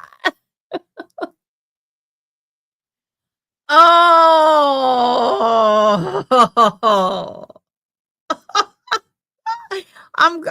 I'm calling you Leroy from now on. I ain't calling you Frankie no more. It's Leroy. Hey, Leroy. Yeah, we did, didn't we, Ronnie? We needed a little bit of a good laugh. Oh, that reminds me. Leroy, get your pants on. We got company, dear. That's an old country joke.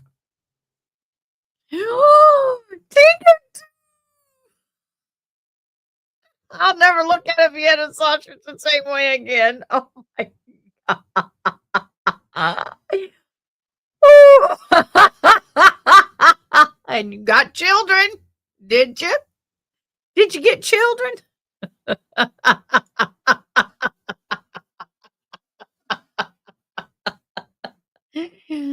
Well, lunch is a little bit late, don't you think? And they should have been back already.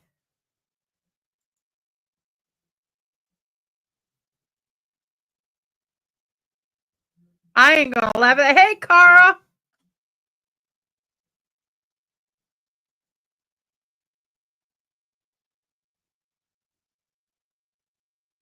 Ew.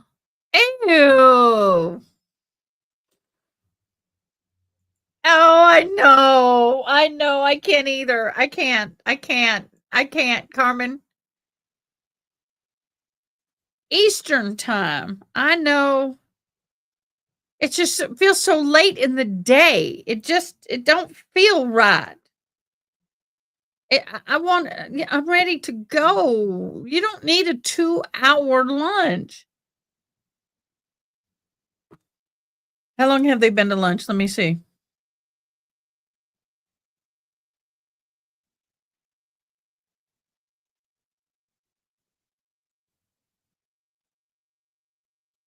They've been to lunch an hour and a half. You don't need a 2-hour lunch.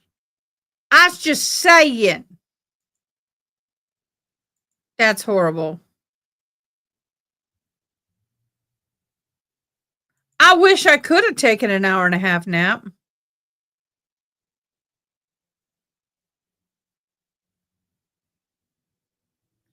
Ronnie, I don't understand that. I may not be rich, but dang it, if you don't want that baby, give it to me. It'll have a nice life. It won't be rich, but it'll have a good, safe place to grow up. Oh, I know. Who's next week? What trial's coming on next week? I'm getting my calendar up. Let me see who's coming in next week.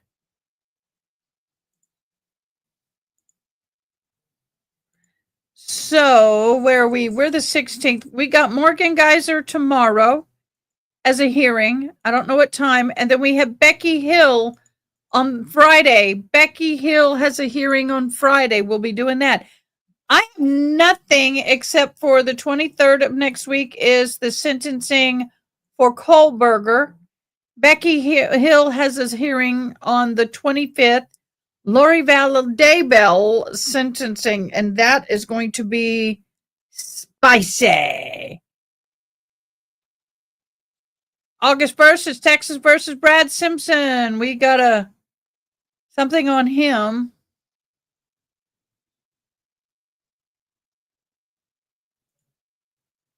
Well, what day? Oh, well, he has. Yes, that's. Wait a minute. That should have started on the 15th. When is that, June? Did that change?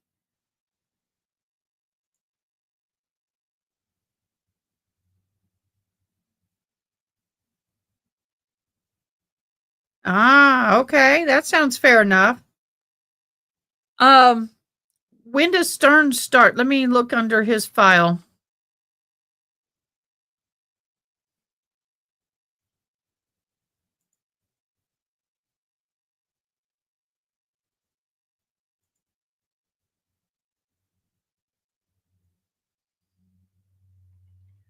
I don't see his date listed. I may have to go back further.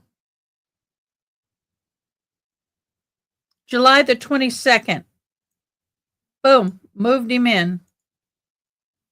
Edit. It's a trial. Do we know? I'm going to put it up for 2 weeks. There. Correction made. Stearns. The 22nd. It says here, begin scheduled on the 22nd. The jury selection and then opening statements is the 25th. So I'll move that back down to here. So I have him on the 25th. Avatar shows a picture of my son who's unfortunately almost a straight. Aw, I'm so sorry. I do have Kohlberger on the 23rd, his sentencing. Yep, I do. Becky Hill is on the 18th. I have her. Yep, I got it. See y'all, there be the calendar.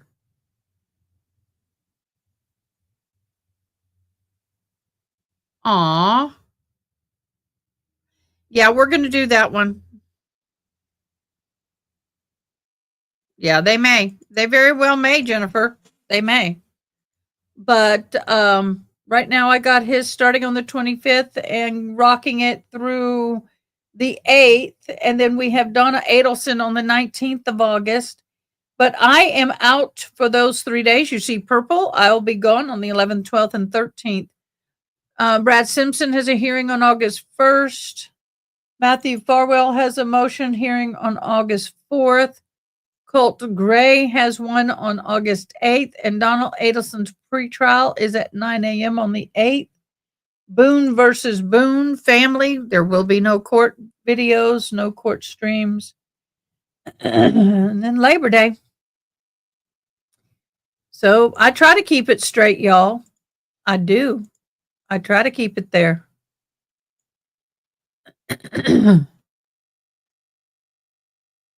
They probably do. I mean, they never get the jury selection right on. I've always, sometimes I say I give a day less or give it 2 days more. Joe, how you feeling today? If you're still there. I got your stuff. Thank you so much. Y'all don't know Joe Schmo? He has a YouTube channel. Mike, can you throw that up there for me, please? Whenever you get a moment. Doesn't have to be this second. I know. Fall is coming. And I'm not a fall person. I'm a spring, summer.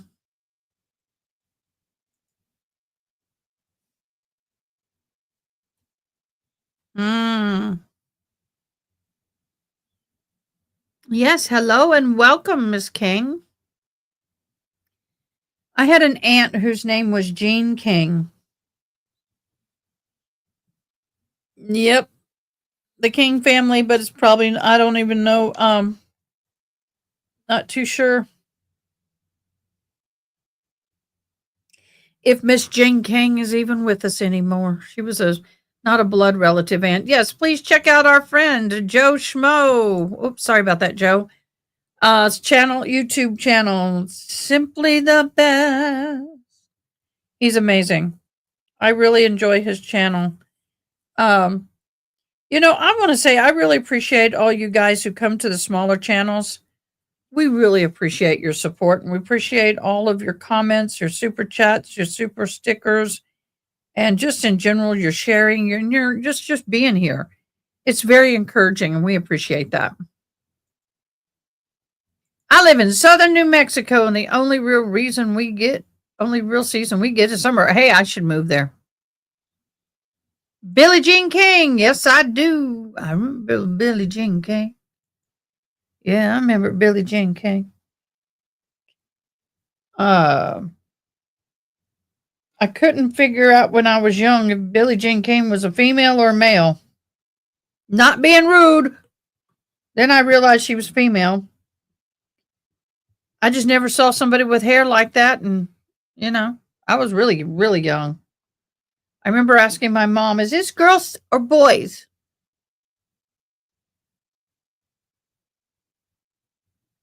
Yeah, I know it's hard. On one hand, we all need to be bigger channels so we can be supported. But at the same time, it is true. You do get lost. You do. Yeah, she was wonderful. Actually, I saw her. She on one of these national parades. She was the grand marshal. She looks great. Billie Jean, not my mother. Yes, I remember that one too.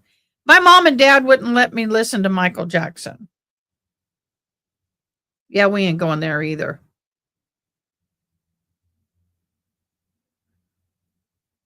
What are you jealous about?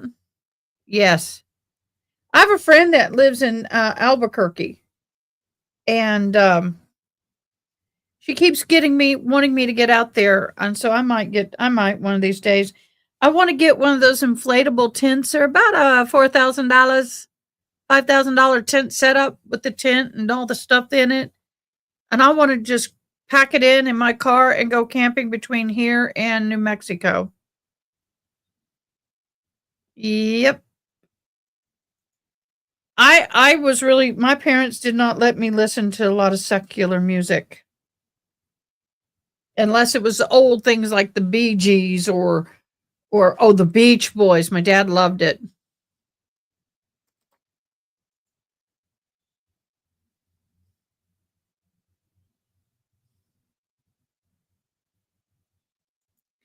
Let me read that out loud. Thank you, AdaKay and June. I appreciate my community so much. I do hate it when cases that are just as important and heartbreaking get only 150 views and the LBDs get thousands. Yeah, I agree. I agree.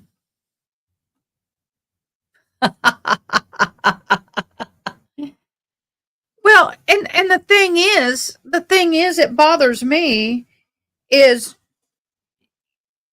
we should be able. I had two companies so far reach out to me for me to do a sponsor thing. One of them was a baby company, and I'm like, sorry, I don't do anything. Baby wipes, maybe, but another one is a light cube thing. I'm going to look into that one.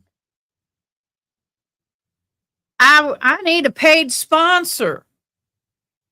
And it's kind of like damned if you do and damned if you don't.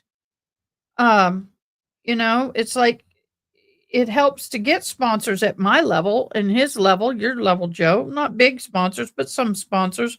Because once you start getting a couple of sponsors, then they pay attention to you. The sponsors I have are local sponsors. Yep, local sponsors. All right, guys, what music or what musical artists were your parents dead set against on you not listening to?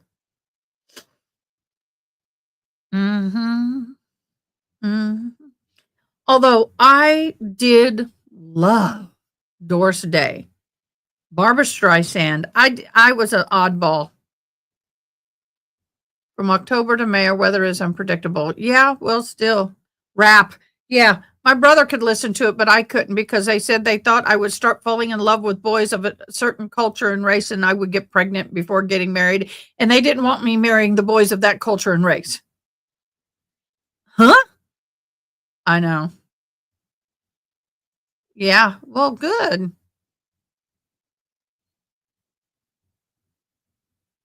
None. Yeah. Do I guess why? Weird Debbie?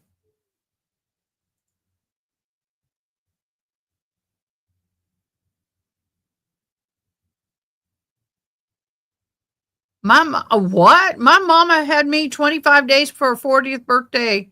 And so she was born in 1924.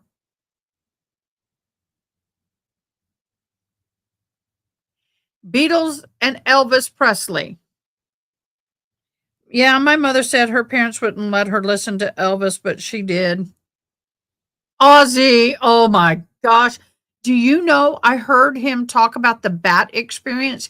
He thought it was a rubber bat that someone threw on stage and it was a real bat. He had to go get tetanus shot for 14 days. I listened to all the oldies. Hard rock, yeah. Zappa a lot, mm-hmm. Oh, I guess not, Frankie. Roger Miller. You were afraid of Kiss?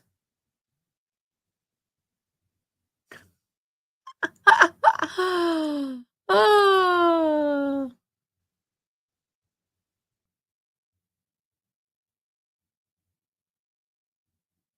Oh, Johnny Cash. I met him.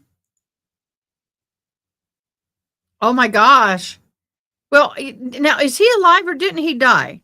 I can't remember if he passed away. I've seen kind of, I don't know. I know he had Parkinson's really bad, and he did his farewell sitting in a custom made chair. Yep. Oh, Gloria Estefan? What's wrong with Gloria Estefan? Who even, I mean, how many of us know who she is? I mean, she was fabulous.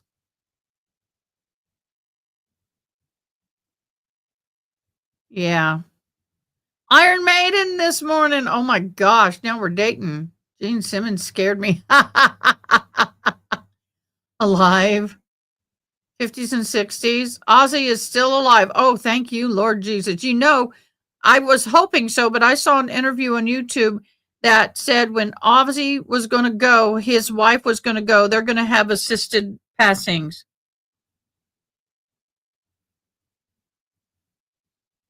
They're going to do assisted passing and they're going to go together.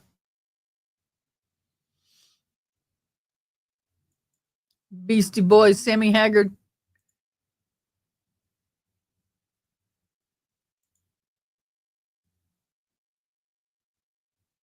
Yeah.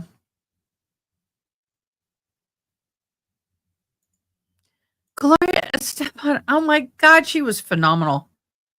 I'm surprised somebody hadn't mentioned P. Diddy or Puff Daddy.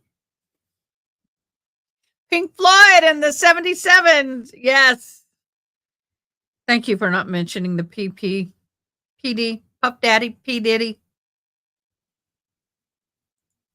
Oh my gosh. My family I grew up with a lot of I did a lot of Broadway. A lot of old Broadway stuff, Doris Day, ton of country. Now country was it. I'm thinking if you listen to the words of that country song, my gosh, y'all, it is so depressing. So depressing and so humbling.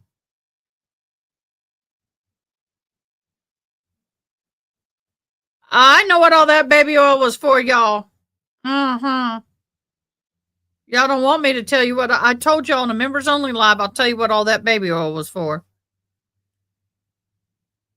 Right? I'm not old enough to have seen them, but I've seen what?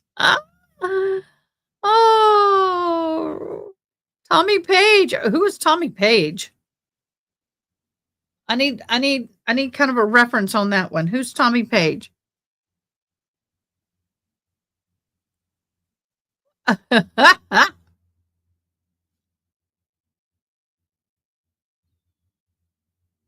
When I was a little kid, I had a crush on Paul Stanley of Kiss. Aww. I have a friend who still has a crush on that.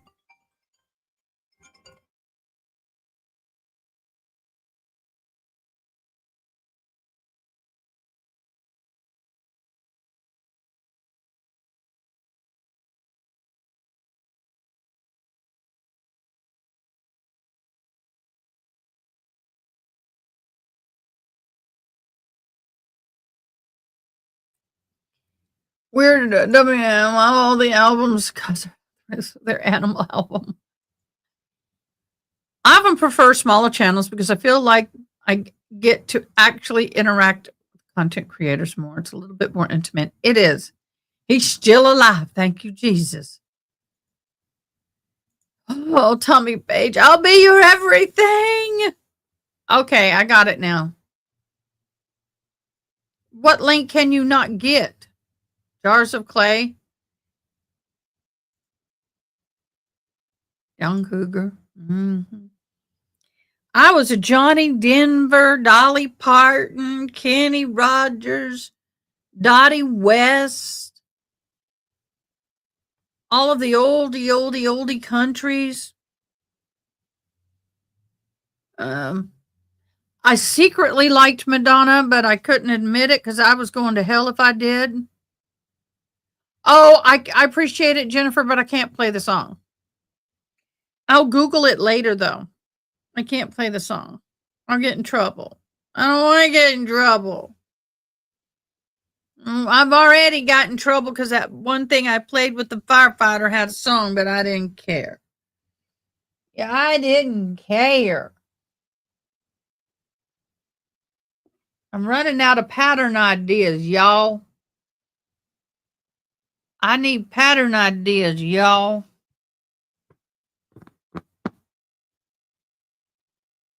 I love the song Old Billy Joel, Bobby and the Ghetto by Elvis. Not sure why I picked the depressing one. Oh, let me go look.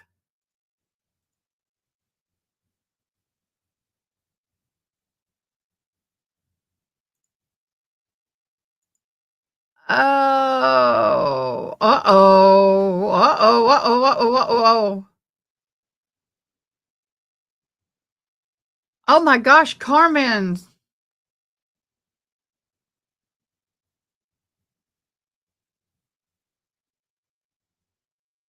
Did you want me to share this, Carmen?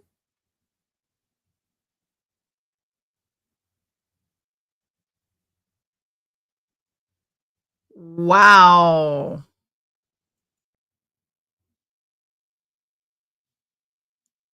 Attack on officers at an immigration detention facility in North Texas.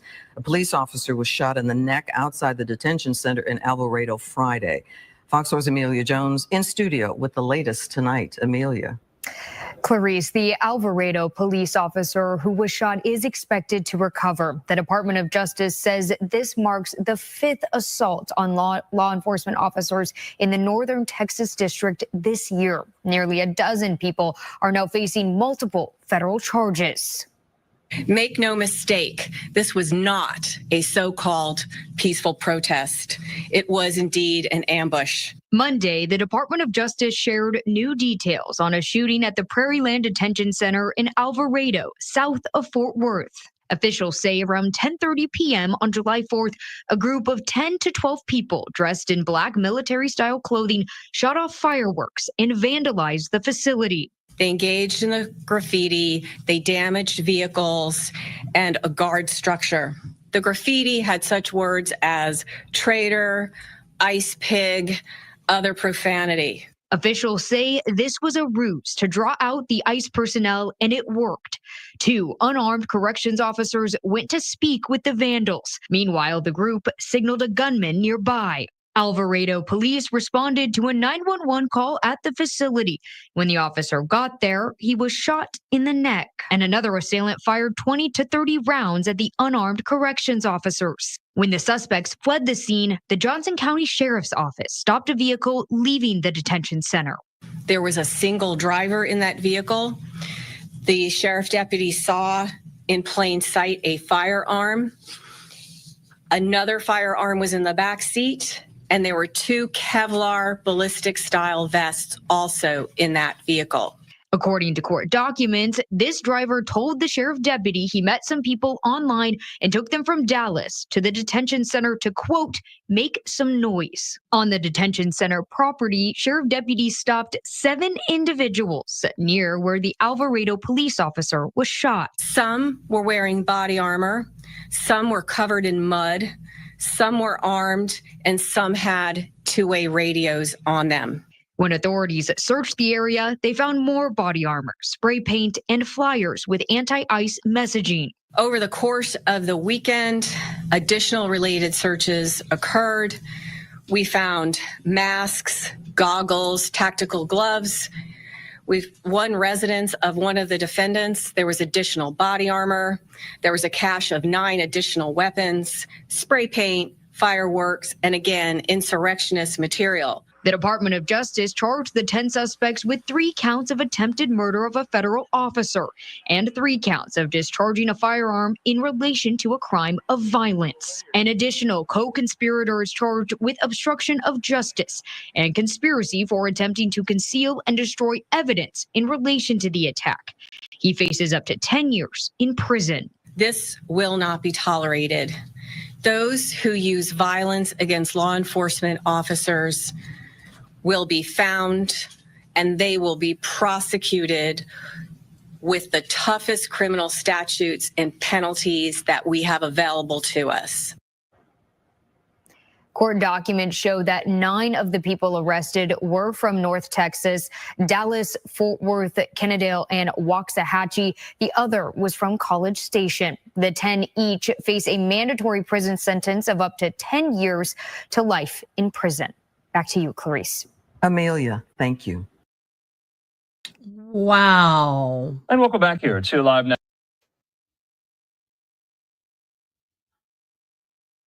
Oh, let's see about this. About an ambush attack on officers at an immigration detention facility in North Texas. A police officer was shot in the neck. We just watched that. We just watched that. We don't want to watch that again. Oh. Okay, press release, a narcotics investigation for immediate release. Following the arrest made in the connection to a search warrant on the South Drew Street, Polk County, Texas, which is where my mama lives. Following the recent execution of a search warrant of 111 South Drew in Polk Street in Polk County, narcotics detective continued their investigations into narcotics trafficking activities originating from the residence. As a result, the evidence reviewed post-search, detectives obtained an arrest warrant for Antoinette Wilson, the spouse of Michael Montgomery. Wilson has been charged with the following felony offenses: possession of controlled substances, abandoning and endangering a child. Oh my gosh. So is this somebody, all charges filed against Winston as well as those previously filed against Michael Montgomery are subject to drug-free zone enhancements? Wow. All subject. So, Carmen. Wow. That was your coworker. Carmen says, this was one of my coworkers who worked in the ICE or ICE court. I will never understand people. Are you kidding me? Why would you do that when you work in the ICE courts? I'm confused. I was confused. Y'all, That's stupidity at its best, y'all. I don't understand people. I mean, I get it that you guys may have problems, but boo, you're going to get caught. So Carmen, were you privy to this going on before, or did you have to wait to see it happen? Well, come on, grab a drink, grab a seat. Don't forget to like, subscribe, set notification to all, and you don't miss our lives. It's because they think they've hidden and wait. Because they think they're hidden and they can get away with it. Just be like nurses and doctors trying to jack narcotics. Yeah, I get it.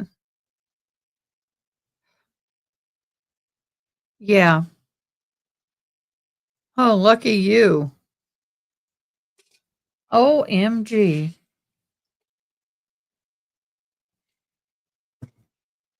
I understand temptation, but damn. I don't know. And the thing is that all these people that you have to go through all these background checks and you got to go through all this scrutiny, and it's hard as hell to get into the organizations of the legal enforcement organizations, and it's hard to get in. I mean, they go through all of this, and it's all but signing your life away just to be a part of the organization and do the job. And you've always wanted to be an ICE agent or whatever, and you get there and you do all that, and then you throw it away. Stupidity, stupidity, stupidity. Greed, greed, greed, as my grandma would say. Greed is the root of most things. Greed in one form or another.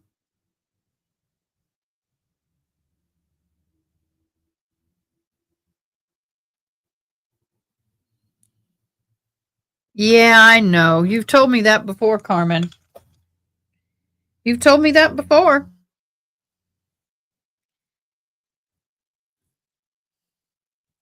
And the problem is if they have anything in juvie, they get past it because it's sealed. Unless there's a good reason to unseal it, juvie is sealed. And they can continue to move on until they get caught as an adult. If I had a job like that, Carmen, or in the level of security or anything like that, I wouldn't do a damn thing to jeopardize it. Hell, work too hard to get it. I'd even let my own brother sit there and bleed. I would.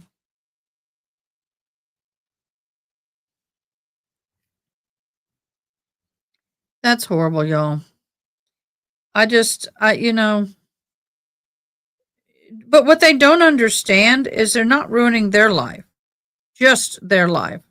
They're affecting the lives of everybody they're in contact with, their family especially, friends somewhat, but if they have children, if they have parents, they have siblings, it hits the entire family when someone gets arrested for these kind of crimes. And you know dang well she ain't ever going to get out in the near future. If she does, I'll be shocked. But for me, it's like it's not. Someone once told me, "I don't care. I'm the one going to jail. My family can get on with it. Doesn't affect them. It does. Greatly affects your family."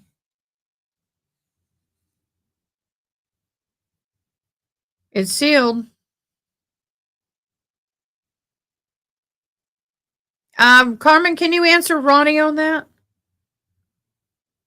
It doesn't always.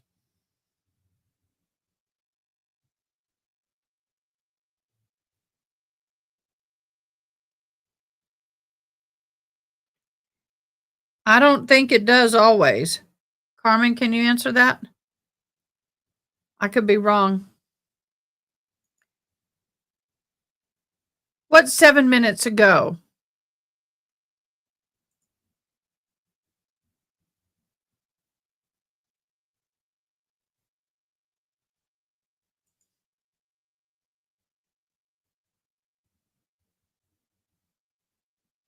Okay, I guess it depends on the level of the background check. No, top secret it would, but any other thing, I don't think it does. Oh, that's awesome. Oh, yeah, till the trial restarts.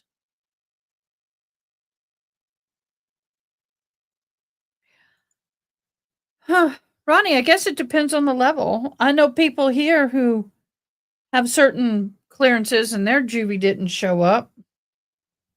And I did it again. Dag nabbit.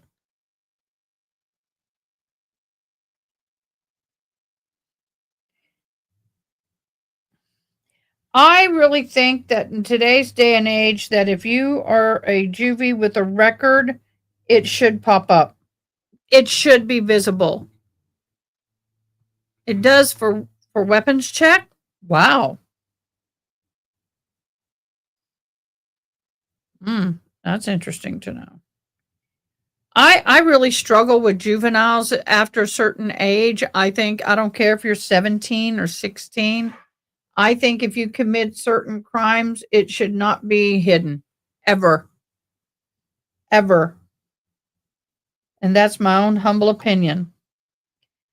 I understand some things maybe, but I don't know. I just think nowadays the crimes have gotten, juvies are doing such heinous crimes nowadays that I don't think it should ever be hidden. And I know someone can get mad at me at that all you want, but I don't know. When I was getting my top secret security, they literally asked me about a fight I got into 5th grade. They want to know if you blink twice and why. LOL. You know, I think that there's some things in juvie that is okay to keep hidden, but if it has something to do with drugs or violence, like, you know, guns or red rum, attempted red rum, not just a little fist fight you had in the back of the school parking lot, but anything that has a certain level or higher, it should automatically not be suppressed when you turn 18. I think too many people get by with way too much. I don't know. I just know too many people who have a juvie pass and then they get a clean slate. And I know they're doing it to try to get them to stay out of the legal system. And I understand the mentality behind it. Lord knows I've been studying it like crazy.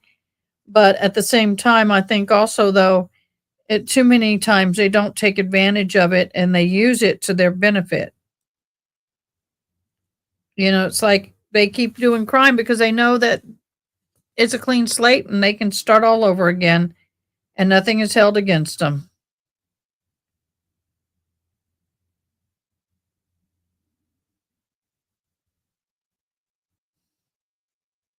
I may be wrong. Overlooking past offenses gives predators carte blanche to defend again. That's how I feel.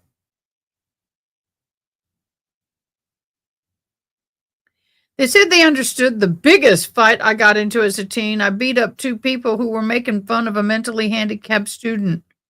That's a no-no. Yeah, snap it. That's not what I needed to do.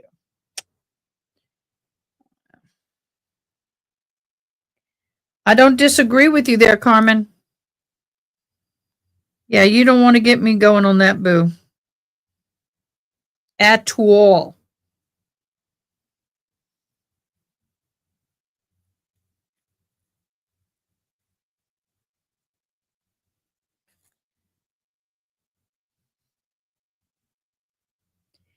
Well, and I'm thinking about going in and being a juvenile probation officer. Go figure. Go figure. At least while I'm working to get my master's in criminal justice. Oh, yeah, of course you got expelled. You know, that system I have backwards. And I told my son when he was in 8th grade, some kids were bullying him. And I told him, If someone goes to throw a punch at you, put your hands in your pocket, let them get 2 punches in. After the second punch, pull your hands out and beat the shit out of them. I told him that, and I will fight for your rights. I will take it all the way up to the Texas Supreme Court. You have the right at any age to defend yourself without the risk of going into juvie, getting punished for it. If somebody gets 2 full blows into you, you whoop ass. I did. That's what I told him. Now, mind you, it probably may not have been the best advice. Oh my gosh. A mama just like me, I told my kids the same thing. Look, I understand they need to be tough on bullies and they need to be tough on the fighting. But what they have done by punishing everybody involved, including the victim, is turned around and victimize the victim even more and give more power to the bully. And the bullies know it and they use it. Let them hurt you first. And my boys were like, are you serious, Mom? I'm like, oh, yeah, I'm serious. Oh, yeah. Let them get the first 2 punches in. On the 3rd punch, you whoop ass. That's what I said. I'm not going to punish him for defending himself. If he instigated the fight, that's another story. But these kids, they were just walking up to him in the hallway and just doing their crap, being bullies. And most of them were football players, athletes, jocks. I don't understand why. I guess it's their testosterone level and mentality, but you're already the big shot on campus. You don't need to prove anything. Why do you got to pick on somebody? Hey, Music Brian 2024. Music by Brian 2024. Court has been good. The young woman, the victim, testified, and then we've had other students testifying.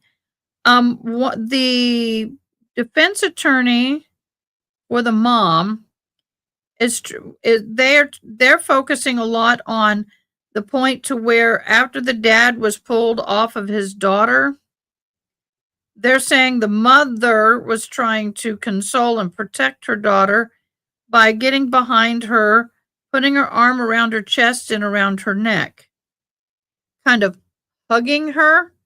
But one of the witnesses flat out said she was choking her. Well, there was no hugging involved.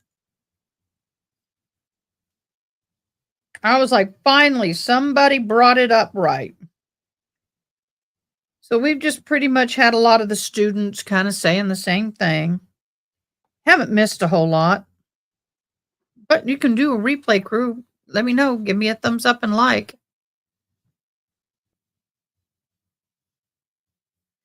Two fifth graders called you a dog when I was in 3rd grade. I barked at them. Asked for a milk bone treat. I may or may not have bitten one. Yep.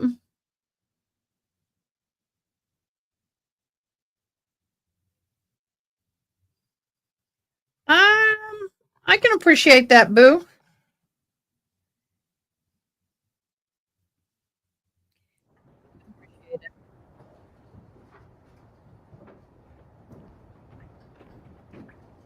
Asked, how can I kill? They've been watching me bead, and they noticed that I'm threading so easily, such a thin needle. This is a plastic thread. If you notice, I pull it between my teeth, which flattens it, makes it go through the needle really easily.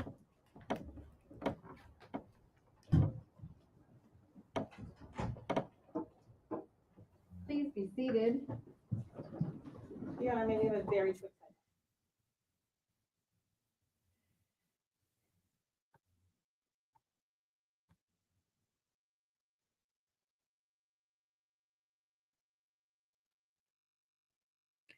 Okay, we already have a sidebar. We already got the sidebar going. Thank you for joining, everybody. Welcome to chat. It's been a little bit of a kind of a chatty day today.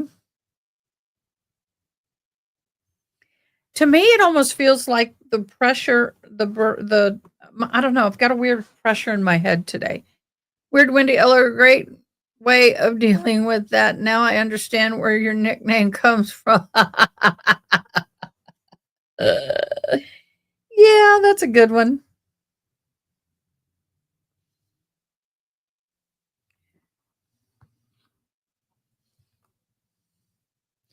The biggest bully I dealt with was my twin brother. And the way he dealt when I barked back at him or, pushed back against his bullying, he'd do things like tie me to a eucalyptus tree. And at the base of that tree was a fire ant bed. And he'd take off my socks and shoes and put honey on my feet after he tied me up and kicked the ant nest. And needless to say, many, many stings and a lot of screaming from me. My mom and dad didn't like that too much, but once he knew mom and daddy was coming home, he come untied me. He washed the ants off me, which made them bite harder, and then told them that I stepped in an ant pile. But I was too scared to contradict the kid, because if I did, it'd be worse. He's a hellion, man. He also put a stick in one of those round cactus, the flat leaf cactus. He put a stick in it, and then he did that, and it stuck into my back. Told my mom and daddy I fell in them. I didn't argue it. I knew it would be worse if I did.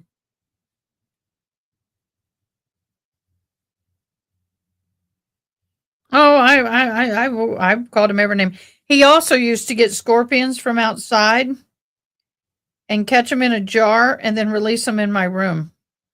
And yes, more than once was I stung in my bed. Yeah. He was not somebody that is near and dear to my heart. I will tell you that. He was a sick puppy, still is. I mean, what do you do? I was very small for my age, and he was bigger than me. It was bad. That's okay. One of Ronnie's favorite words, karma's a bitch. Karma. He got kicked out of the military because he got mad because his drill sergeant, they were out. I don't know if it's drill sergeant, but they were out in a group running along the beach in California. And walkie-talkies had just come, not walkie-talkie, Walkman. And he had it. 16, is that he right? ran up the earpiece in here. And where And did he you was rapping, live, and they caught him in listening terms to of- music, and they threw it in the ocean. And he got pissed and hit him. He got dishonorably discharged. He knocked out his commanding officer because he threw my brother's a Walkman in the ocean.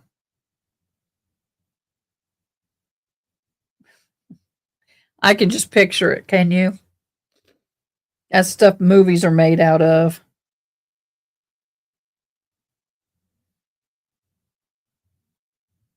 This is the same brother. I started my cycle when I was 9. So I was in like 6th grade, I believe. And he knew he knew the passcode to my locker. And he went in there and got all my sanitary pads and took a red marker and colored them with red, put them And up, is put my name Timberline on High them, School in Lacey, stuck them on the wall. What is your favorite subject in school? Yeah, probably could, Tinkatoo. How come?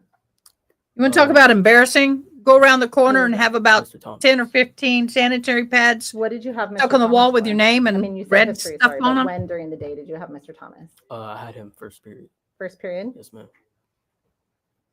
What kind of history? World history, U.S. history, something else? I believe it was U.S. history. U.S. history? Yes, ma'am. Who can remember a year ago?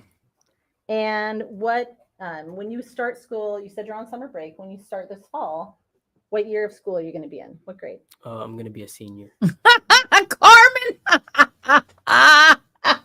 So in fall of 2024. You weren't does putting that mean you scorpions in her just bed, started though. your junior year of high school? Yes, ma'am. You did. Do you have any friends at school, Isaiah? Yeah, here and there. Okay. Are you familiar with someone named Fatima Ali? Yes, ma'am. Okay. How do you know Fatima? Through school. Okay. Did you have any classes with Fatima? Yes. What classes did you have with Fatima?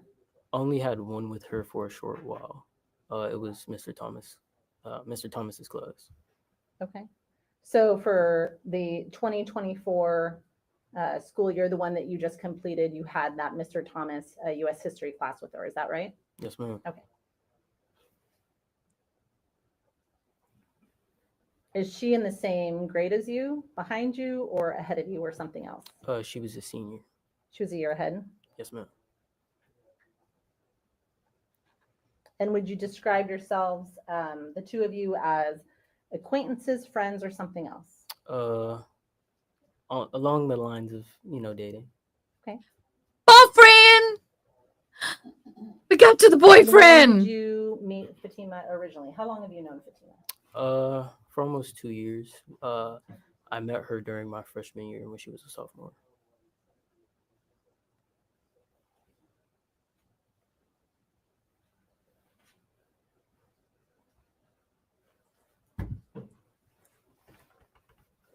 How about in September, October of 2024? How would you describe your relationship at that time? Together. We were together. You were together? Yes. And by together, do you mean dating? Yes. Okay. Did you tell your parents when you started dating or talking to Fatima, or at some point? Yes. And without describing any circumstances, did she ever meet your parents? Yeah. Do you remember when? No, I don't remember when. Okay. But she has met your parents at some point. Yes.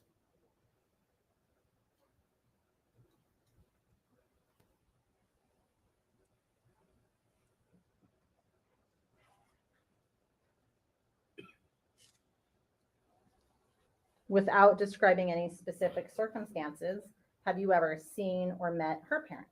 Yes. Who have you met before? I've met her mom and dad. You've met her mom what? And dad. And dad? Yes. Okay. When, just in terms of timeline wise, when, if you recall, did you meet her mom? At school. I don't remember the day, but it was at school. Did you remember what, well, let me back up. Is that the most recent school year that just ended? Yes, ma'am. Okay. And what season would that be? Fall, winter, spring, or summer of Fall. that year? Fall. Fall? Yes.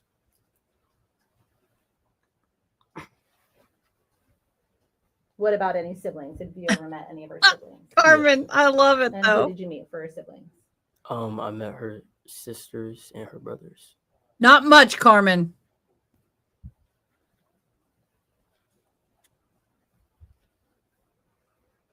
And at the start of last year for school in September of 2024, was Fatima still going to school with you? Yes. At some point, did that change? Yes. Do you recall when that changed? When abouts that changed? Fall, more towards October. Okay. Of 2024? Yes, ma'am. Did she talk to you about why that changed? Yes. At that time of it? Yes. Or later? At the time. Okay.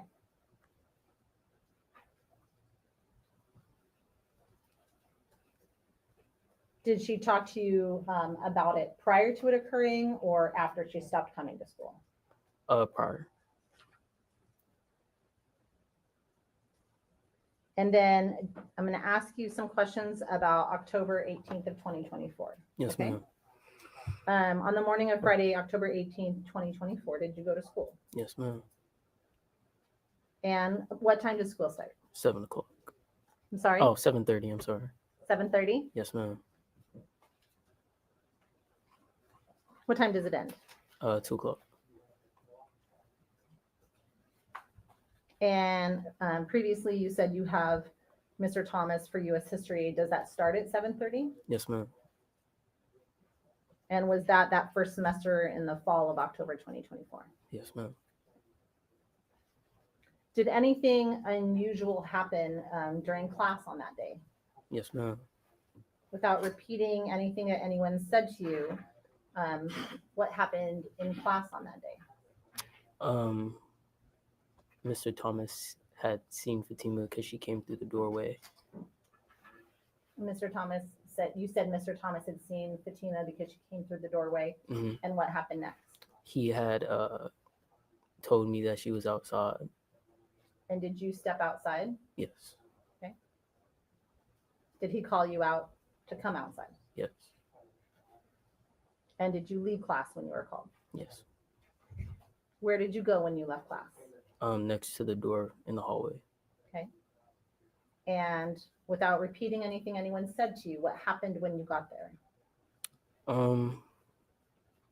Fatima talked to me. And how did Fatima appear to you? Meaning, how was she dressed? Did she have any items with her? How did she physically appear? She looked kind of like tired, and she had her backpack. She had her backpack? Yes. When you say she looked tired, what do you mean by that? Like she didn't get like any sleep. Okay. And what did Mr. Thomas do? He gave her some food. When you say he gave her some food, food like what? Some applesauce, some crackers. And where did he go? Back into the classroom. Okay. And what happened next? He told me to go back into the classroom, and she went downstairs. Okay. So you went back into the classroom. Did Mr. Thomas talk to Fatima? For a little bit, not too long, just Okay. a brief, quick second. Yeah. And you talked to Fatima for a minute? Yes, ma'am. How long would you say you talked to Fatima for? Probably like 5 to 6 minutes. Okay. Did she explain to you, again, without repeating anything she said, did she explain to you why she was there? Yes. Okay. And did she explain to you what was going on? Yes. And then you said you went back to class and you saw Fatima head which direction? Down the hall towards like the stairs going downstairs. What's downstairs in the school? The counseling center, the office. Do you know who the counselors are at your school? Some Who are of they? them.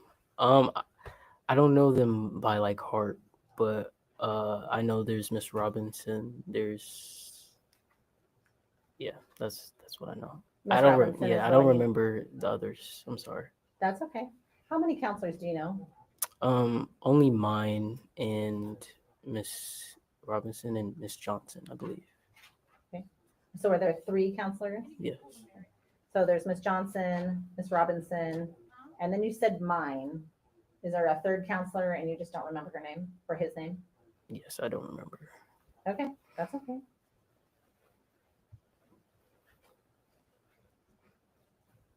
And did you see Fatima again at all that day? Yes. And about when did you see her? 4th period. And what do you have during 4th period? Math. Who's that with? Miss Diepa. Miss Diepa?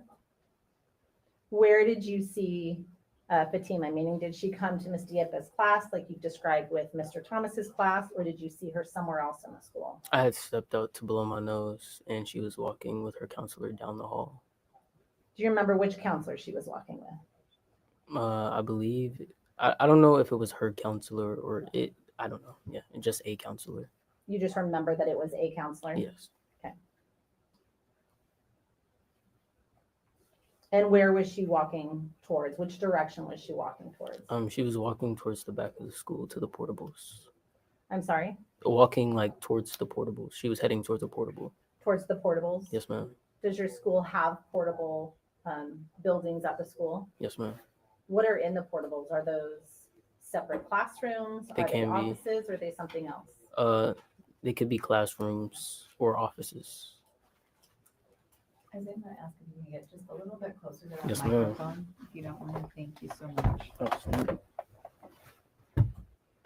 I know it feels, probably feels not normal to talk into a microphone. Right. But like I said, you're very soft-spoken and I Mhm. don't want you to have to repeat everything, okay? Yes, ma'am. So you said towards the portables and those can be offices or classrooms, is that right? Yes, ma'am. What time does fourth period start? 11:30. No, I'm sorry. That's okay. 10, no, 11, 11:05. 11:05? Yes, ma'am. Okay. How long are your classes? How long is a regular class? 50 to 55 minutes. 50 to 55 minutes? Yes, ma'am. Okay. So is it fair to say then fourth period ended somewhere around noon or thereabouts, 11:55 or 12? Yes, ma'am. And when you saw her during fourth period, when you were out blowing your nose, did you talk to her at that time? Yes. And again, without relaying anything that was said to you, can you describe that interaction? Very brief, very quick. When you say very quick, less than 5 minutes, less Yes. than a minute, less than an hour, what does that look like? Less than like 2 minutes. And then where'd you go? Back to class. And how did she seem when you saw her at that time? Happier. And did you see her again at any other point during the day? Yes, at the end of the day. Okay. And you previously said school lets out at about 2 o'clock, is that right? Yes, ma'am. How do you get to and from school? I take the bus. I used to take the city bus. You used to take the city bus? Yes, ma'am.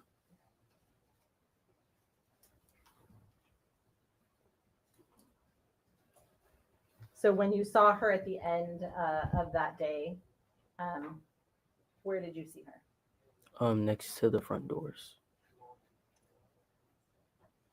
Was she with anyone? Yes, she was with another counselor. Thank for your honesty, C. Morales. And where was she, when you say you saw her by the front doors and she was with another counselor, can you describe what that looked like? Meaning, were they on their way out? Were they on their way in? They were kind of like, wait, I'm sorry. No, that's okay. You're doing okay. So remember that because we have a court reporter, only one of us can talk at a time because she can only type one person speaking at a time, okay? So when you saw her, does that mean, was she leaving? Was she coming in with the counselor or doing something else? How did that appear to you? She was waiting for me. All righty She looked then. like she was waiting. Yes, ma'am. Okay.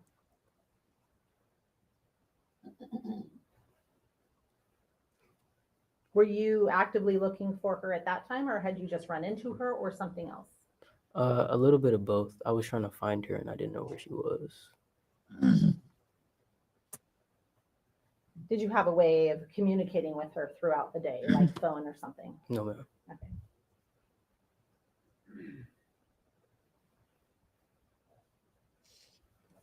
And did she have any Ford items with her truck. at that time when you saw her?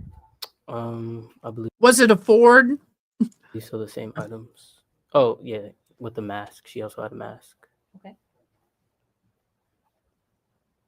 Do you recall if she had any additional bags with her? Not that I remember. Got a headache right behind that eye.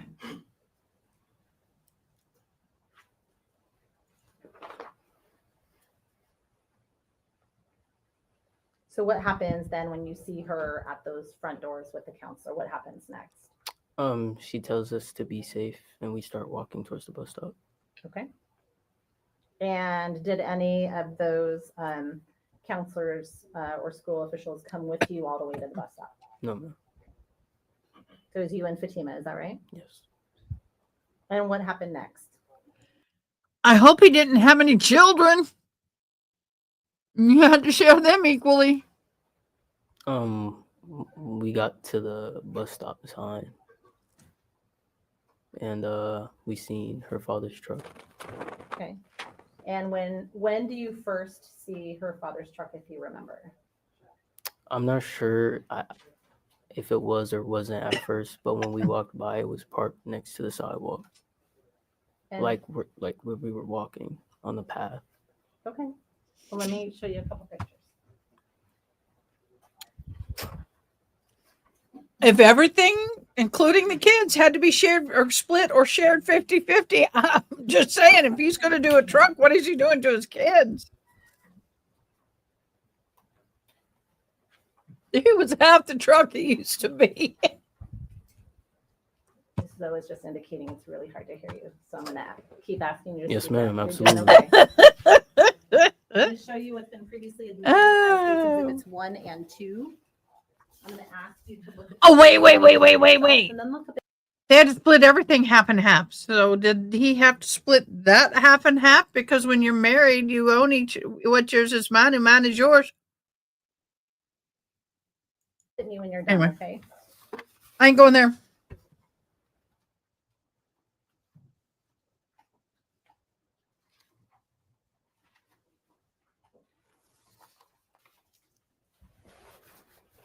Y'all, we've had exhibits. That recognize needs that to I'm come handing off you the there, bingo Isaac? card. Yes, ma'am. What are those? Pictures of the school Pictures of the school. and the sidewalk. Yes. No, right? Does he get Those one? appear to be a true and accurate representation of that area as it appeared to you Yes, I in didn't. 2024. I Meaning, are those did. accurate pictures of your school and the parking lot sidewalk. Yes, ma'am. Okay, thank you. I'm going to take them back. May I approach, Honor? You may. Permission to publish, Honor? Yes.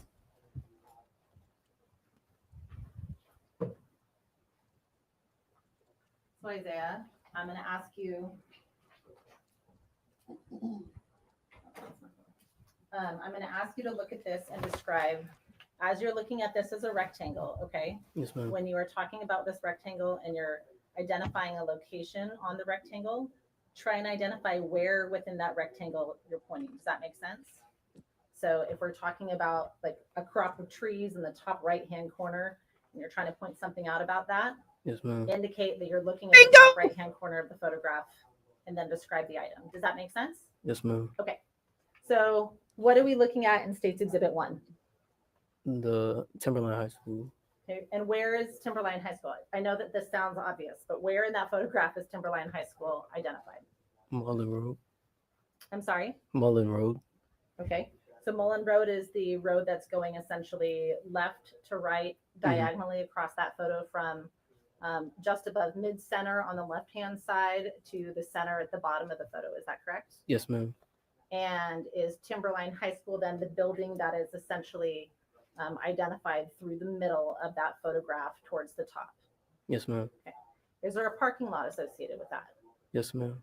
What parking lot is that? Timberline High School parking lot.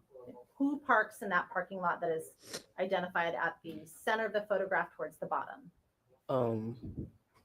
Can you rephrase? Sure. Is that a student parking lot? Yes. Is that a parent parking lot or something else? It's the student parking lot. Okay. I'm going to show you what's been. When you answer, if you can be closer to the microphone, I think that that'd be helpful. Okay. Absolutely. So go ahead and scoot up even closer. So almost like you're talking on top of it. Right. And you can move the microphone around also. Yes, ma'am. Oh, there we go. Did you hear the difference? Yes. Okay. Okay. I'm going to show you what's been admitted as States Exhibit 2. And looking at States Exhibit 2, do you recognize what's in this photograph, Isaiah? I'm going to zoom out just a little bit. Give it a second to. There it goes. Okay, what are we looking at in this photograph? The Bingo, bingo, bingo, bingo, Okay. bingo. So a minute ago, you testified that you guys exited the school, and you came out the front doors, and then you thought you saw Dad's truck while you were walking down the sidewalk. Yes, Where are ma'am. you referring to on this photograph? In the left corner, next to the bus stop, I think. I can't really like tell.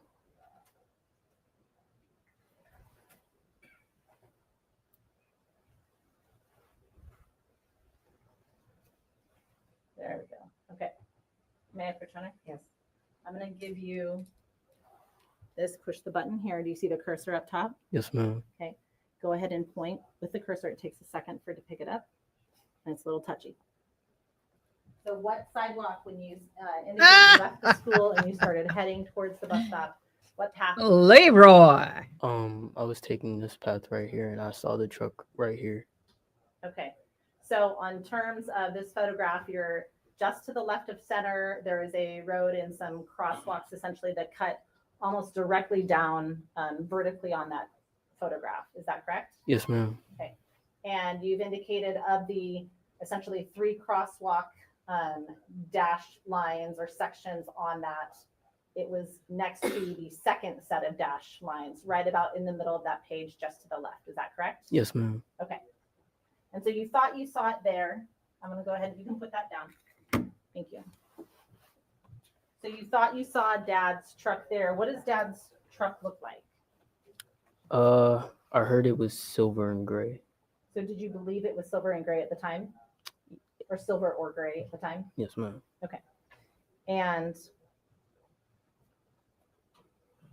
Well, at least they saved money on shoes. You only had to buy one.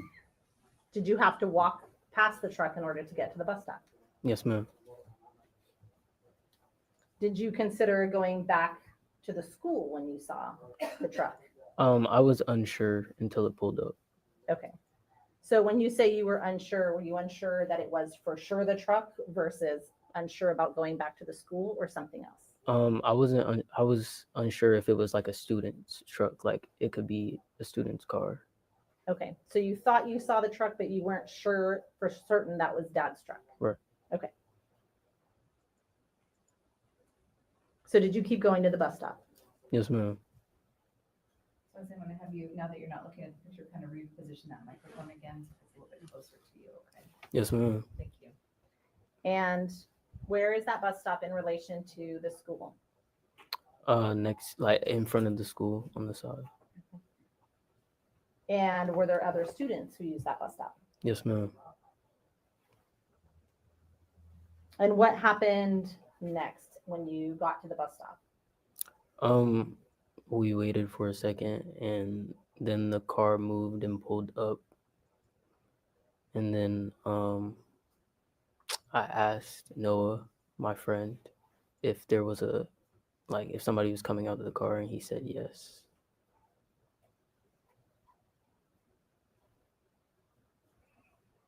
And was Noah your friend at the bus stop as well? Yes. May I republish number 2, please, Your Honor? It's number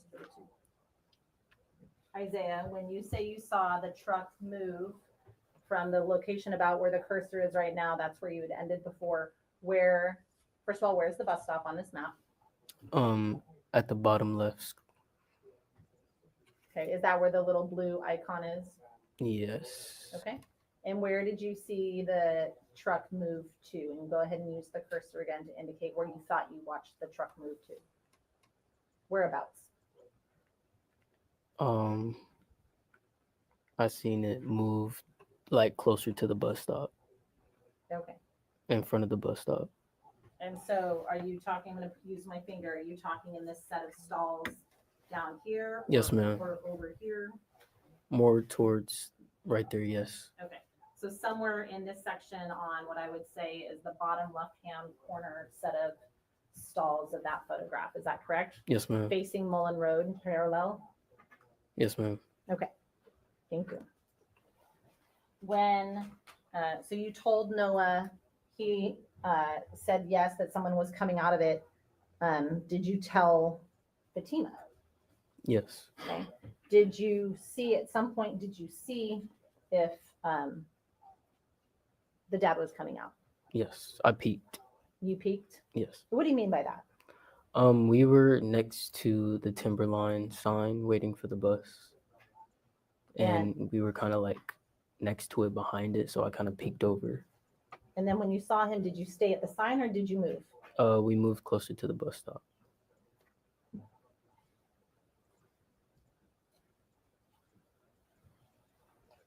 And when you say you move closer to the bus stop, what does that mean to you? We moved a little bit waiting for the bus, like to see if it was here, but we didn't move like a whole bunch. Okay. Is there a bus stop sign like a route sign that sticks up at that stop. Yes, ma'am.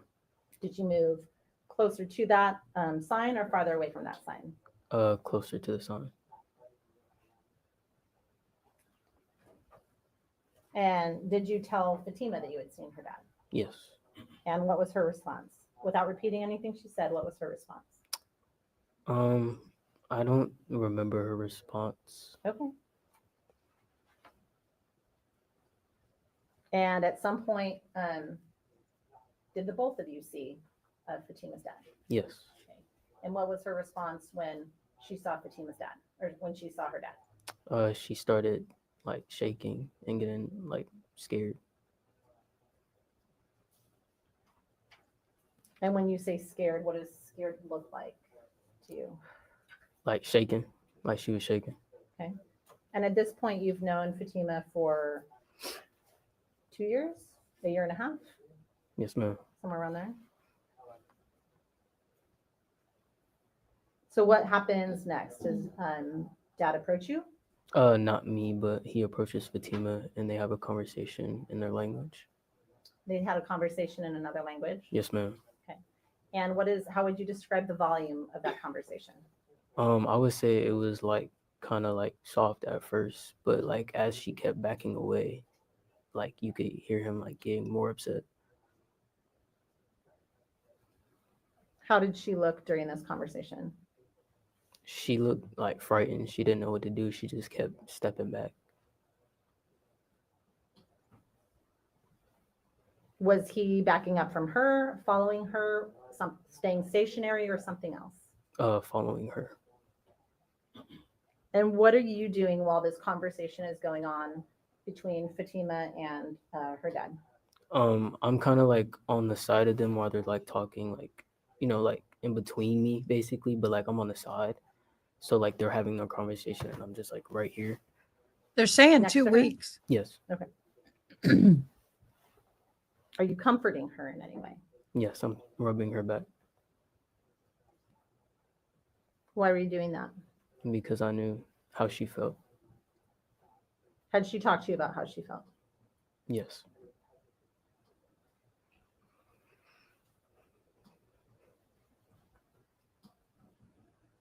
Did you notice any response from her dad as to your contact or your presence? I think they were just talking back and forth. I didn't know what they were saying. So Okay. Did he say anything to you?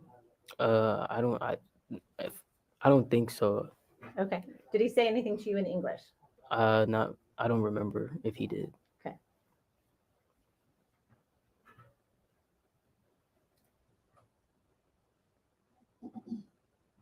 What happens next? We're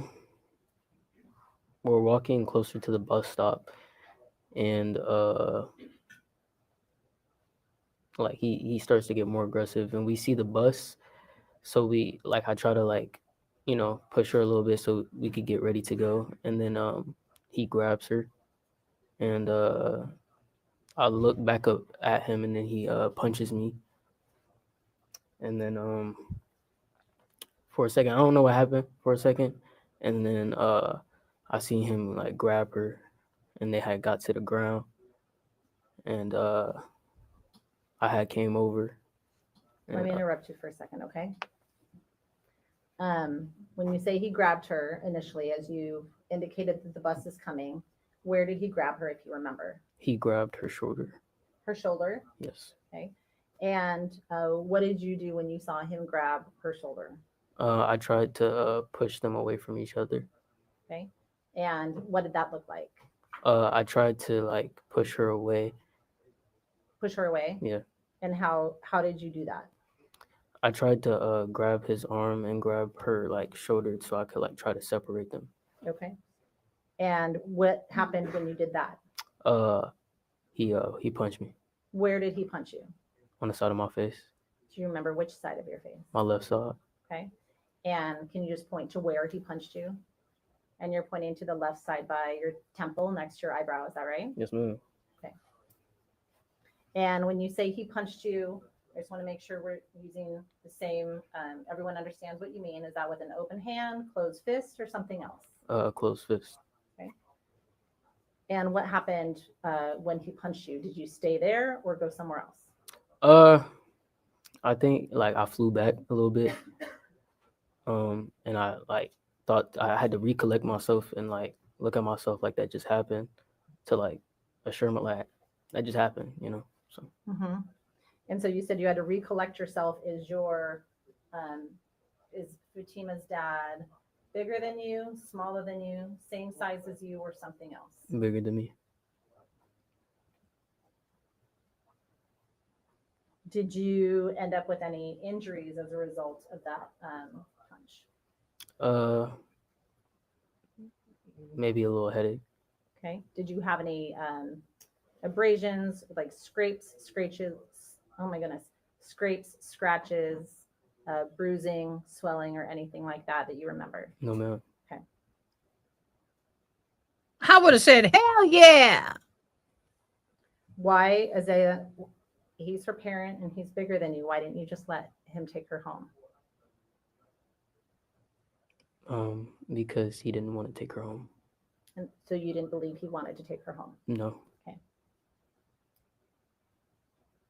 So what did you believe?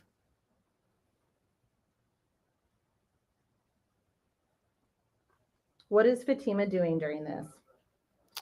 Not much of anything. She's just like scared. Standing there in and, like, shock? She's just scared, like backing up more, not wanting to be next to him. So I'm going to ask you to lean in a bit more. Yes, ma'am. That's okay. Do you hear the difference when you're talking almost right on top of it Mhm. versus when you lean back? Yes. Okay. So you said she was scared and she was backing up more. Was she, when he grabbed her, was she trying to go with him? No. So you said her dad punches you. What happens after her dad punches you? I kind of like see him grab her and like take her to the ground, like almost like.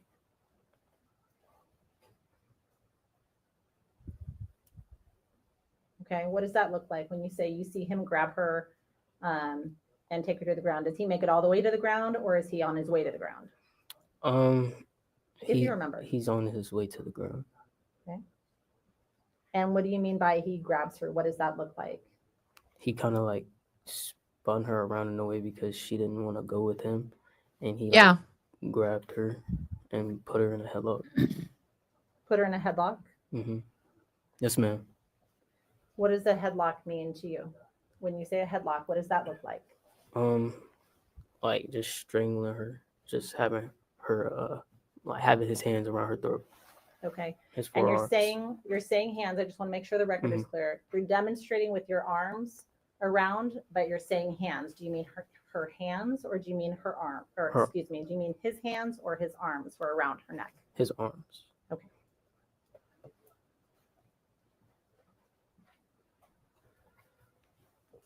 What happens? What happens next? What do you do next? I try to get to them. You try and get to them? Yes. And what does that look like? Like as they're going to the, as they're going to the ground, like I get there, and then I'm on the ground with them.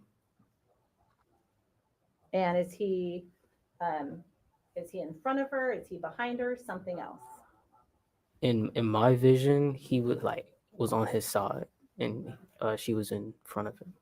Okay. And then what happens? I start punching him as he's choking her, and other people around me are trying to get him. Get him off of her.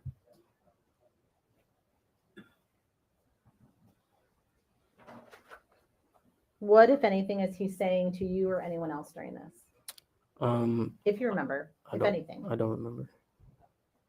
Do you remember him saying anything? No, ma'am. And you're shaking your head. Is that no? I said no, ma'am. I'm sorry. Okay, that's okay. What, if anything, is Fatima saying to you or anyone else during this? And nothing. Nothing? She can't speak. And when you say she can't speak, what do you mean by that? Like she,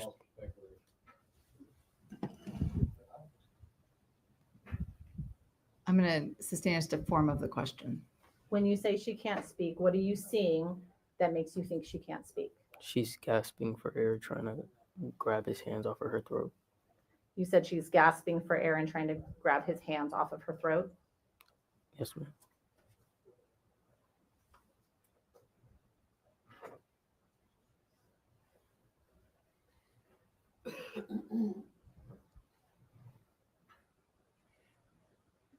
And I just want to clarify, I think you said grabbing his hands off of her throat. Are his hands on her throat or his arms? His arms. Okay.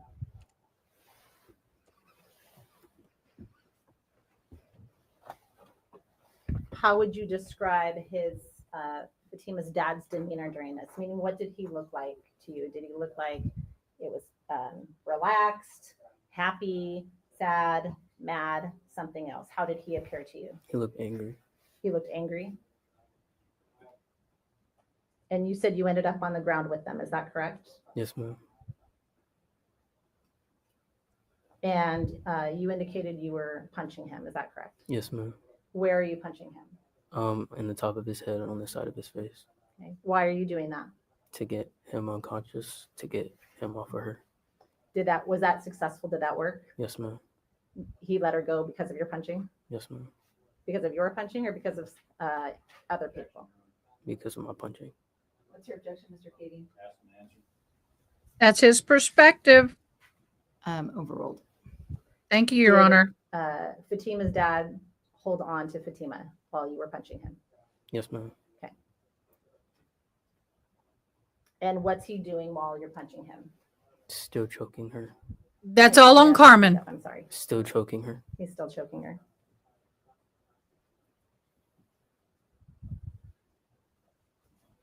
And you said other students were there. Do you remember who those other students were?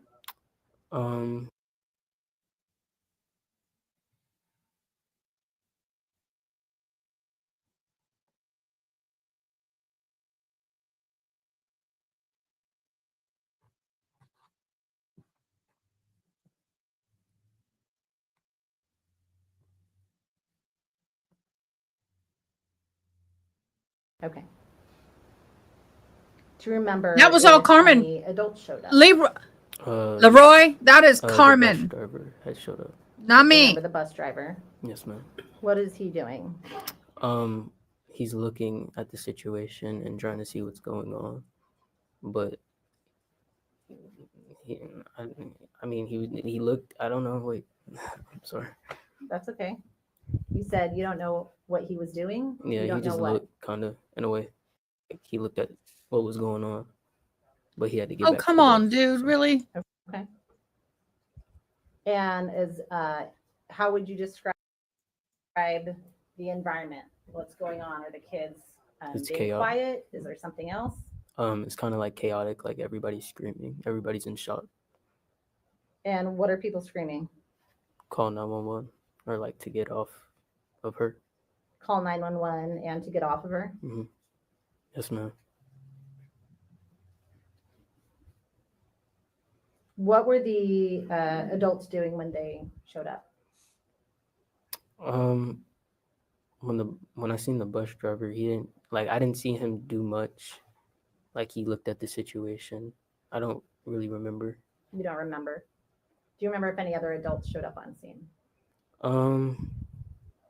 I think so. Like at the end, like the end of the choking. Okay. Do you remember what that individual looked like? No, ma'am. Okay. Did Fatima's dad, if you remember, have anything else wrapped around Fatima besides arms, if you remember? Yeah, I'm pretty sure that's all I remember. He didn't have anything but his arms wrapped around her. Okay. When you said people were yelling to call 911 and get off of her, was Fatima's dad responding to anyone who was telling him that? No, ma'am. He stayed quiet. He what? He stayed quiet. He stayed quiet. Did he release her based on what anyone was telling him? No, ma'am. Okay. And throughout this time, are his arms still on her neck? Yes, ma'am. During this time, could you see Fatima? A little bit, yes. Okay. And how did Fatima appear to you? Her face was looking like pale, and her eyes were starting to roll back. Her eyes were rolling back. Yes, ma'am. And when you say they're rolling back, what do you mean by that?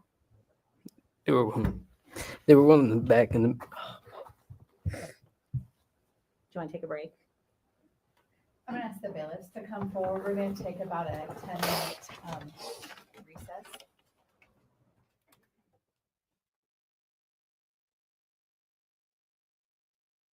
Y'all, this is very difficult, and I got to hand it to these kids. Oh, why, thank you, Ada. They're doing quite well, actually. Even though they're very young adults, I call them kids. Most of them are sitting at 18. They're young adults, but y'all, I think my cord may be going out on my phone. We'll be recess for 10 minutes. Thank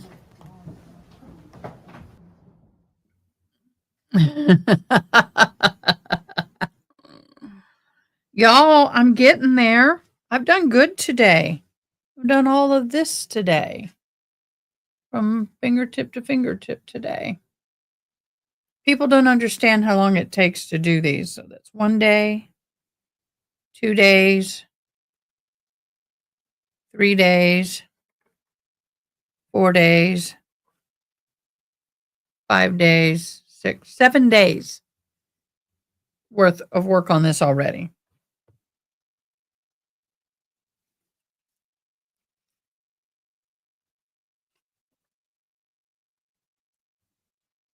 Yes, Joni, welcome. Yes, he did. He, along with others, saved her life. He did. And the sad thing is, I don't think they're together anymore. So, yeah.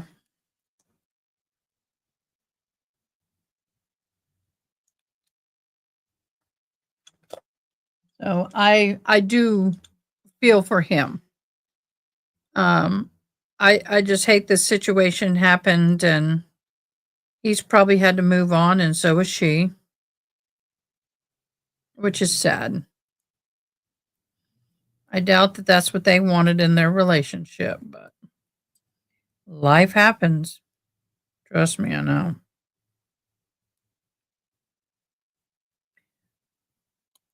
Ow.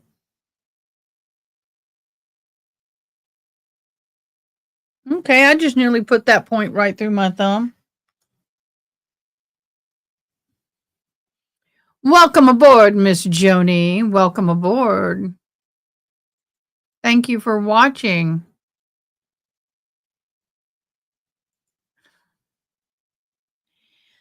I know. It's like somebody just posted something over here earlier in Discord that a woman gave birth to a baby, a girl, and she went to the top floor, like 12 stories up or something, and just dropped it over the edge, like gave birth and just dropped it over the edge. I'm like mortified. Absolutely mortified that somebody would do that. That's insane. This is very hard to do. It's difficult to stay grounded when the opposition is going after you. They will put words in your mouth, try to trip you up, try to fluster you, and confuse you. It is hard. Christy, I have testified 19 times in trials, and one was with my ex-husband. And I have to say, you're dead on the money. It is horrendous stress. And these kids are handling it better than I would. They're still babies. The man needs to get some help and get her future secured. Relationships don't cure everything. You are right. But, I'm just saying, what a way for the relationship to end is she has to uproot and leave because her dad tried to unalive her. I mean, that's sick. That'd be sick. That just,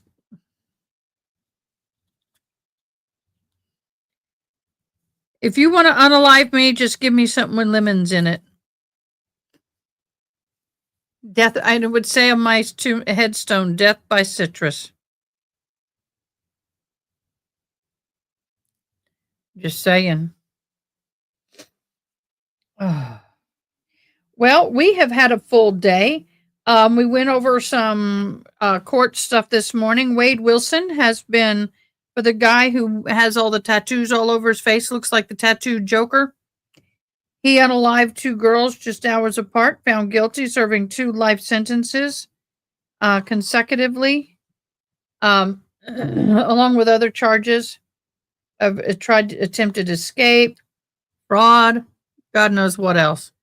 Anyway, she lives in Canada, Martha. She lives in Canada.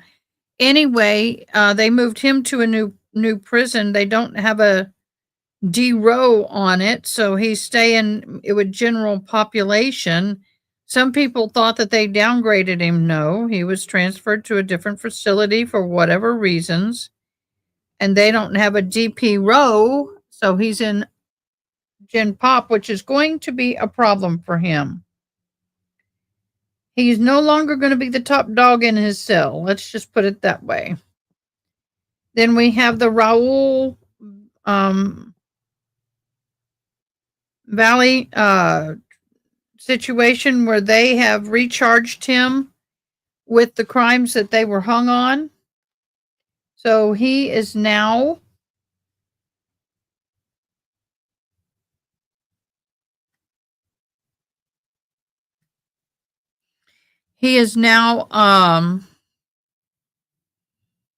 been brought up on those charges.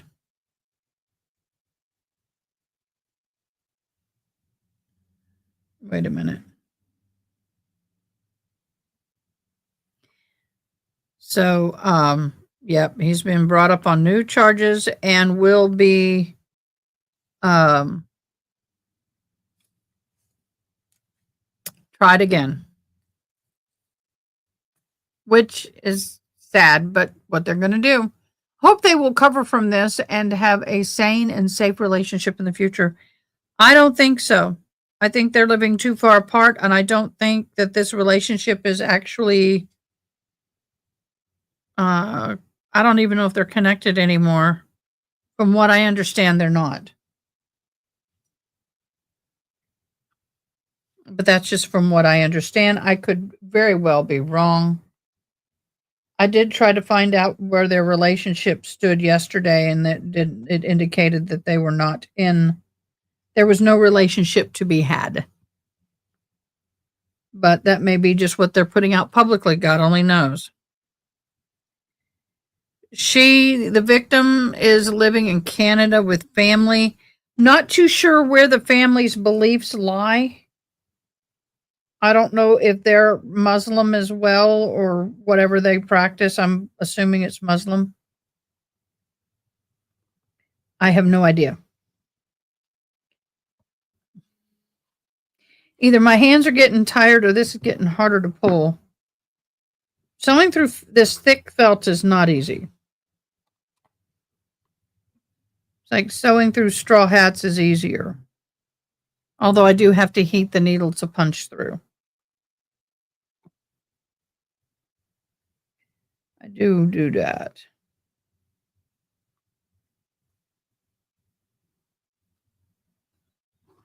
I have to have a thumbnail because what I do in order to push I have to put the butt of the needle and I hold the hat, like here's the brim of the hat, my finger. I put the butt of the needle here, my finger over here, and I have to push up like that. And I'll break them.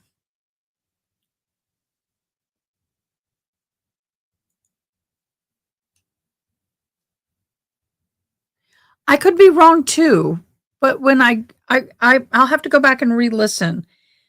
But when I tried to get information, it said that I don't know. Maybe I'm wrong. Not the first time.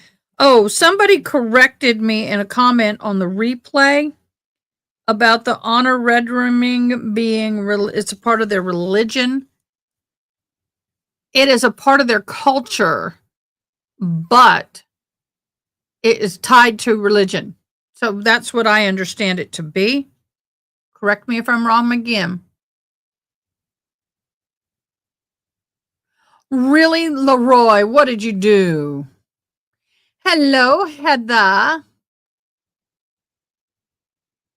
Okay, my take on this is this.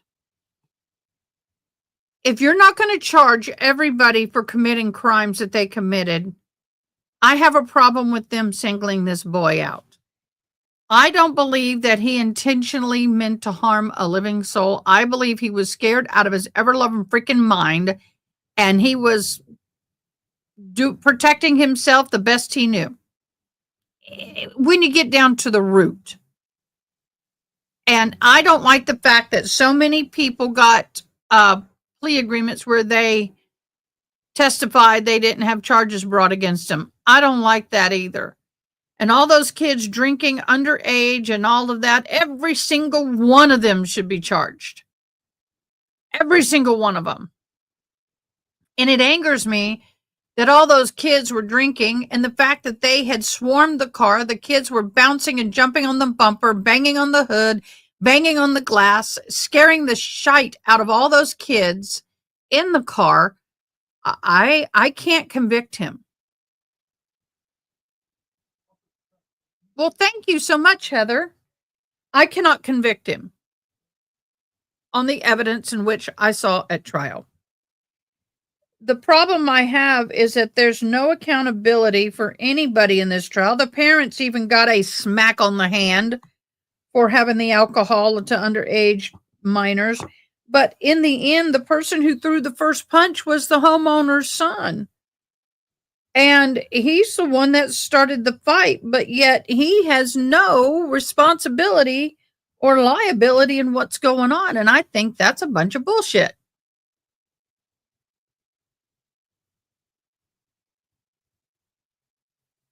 In my humble opinion. You're going to charge him, you charge everybody. And there are more people who are part of that situation, I believe, than that's really being brought forth. If that was my son and he was at a party and all these people did what they did to him, and then they said, well, he came back. He was in a car with other people. He was at the disposal of the driver. You were reading chat and dozed off. Well, there you go.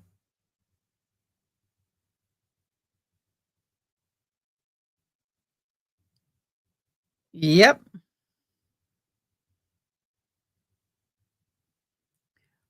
But Martha, I will tell you, not Martha.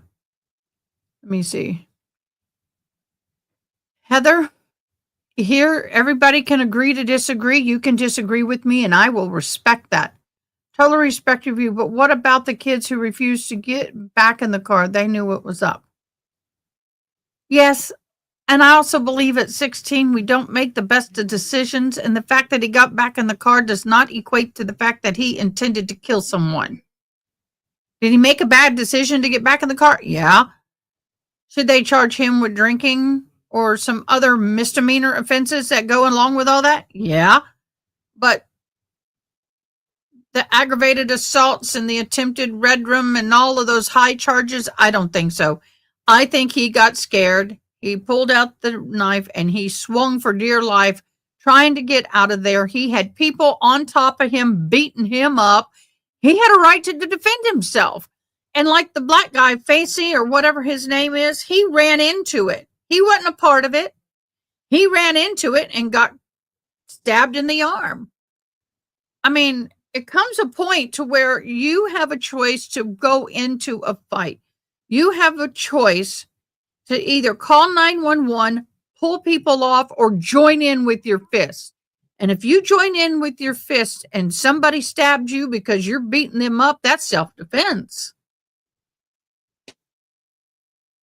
I agree, Joni. There's more to the story that was told. Those kids were way too shady, rude, and disrespectful on the stand. You got that right. I mean, he made a lot of bad decisions, but everybody did, including the parents. Yeah, these kids seem so innocent and shy. Breaks my heart. Yeah, I hate that this kid died. And I think that there should be consequences, but I don't think that I think they're throwing this kid under the bus, and I think that I would have more respect for the DA if there was a whole lot of other charges brought down on a whole lot of other kids and more on the adults. But I think that the victim got into the fight too. And if you have a kid that's getting beat up and jumped on by a group of people, what about the responsibility of the people that are beating up on the kid? I'm not trying to blame the victim that died, but at some point he made choices that put his butt in that position. Poor choices. He was not a saint. I'm just saying. It seems all stabbing was on their lower bodies. That makes me believe that he was on the ground when he did it. Think Jimmy was another story. Well, it depends. Jimmy may have been leaning over him and the guy went like this and stabbed him in the heart. I'm not saying, is this going to affect the kid for the rest of his life no matter what? Absolutely. My brother used to get in fist fights, and do what my dad told him. He flat out told him one time, he goes, look, son, you choose to get in a fist fight and you get hurt. That is all on you.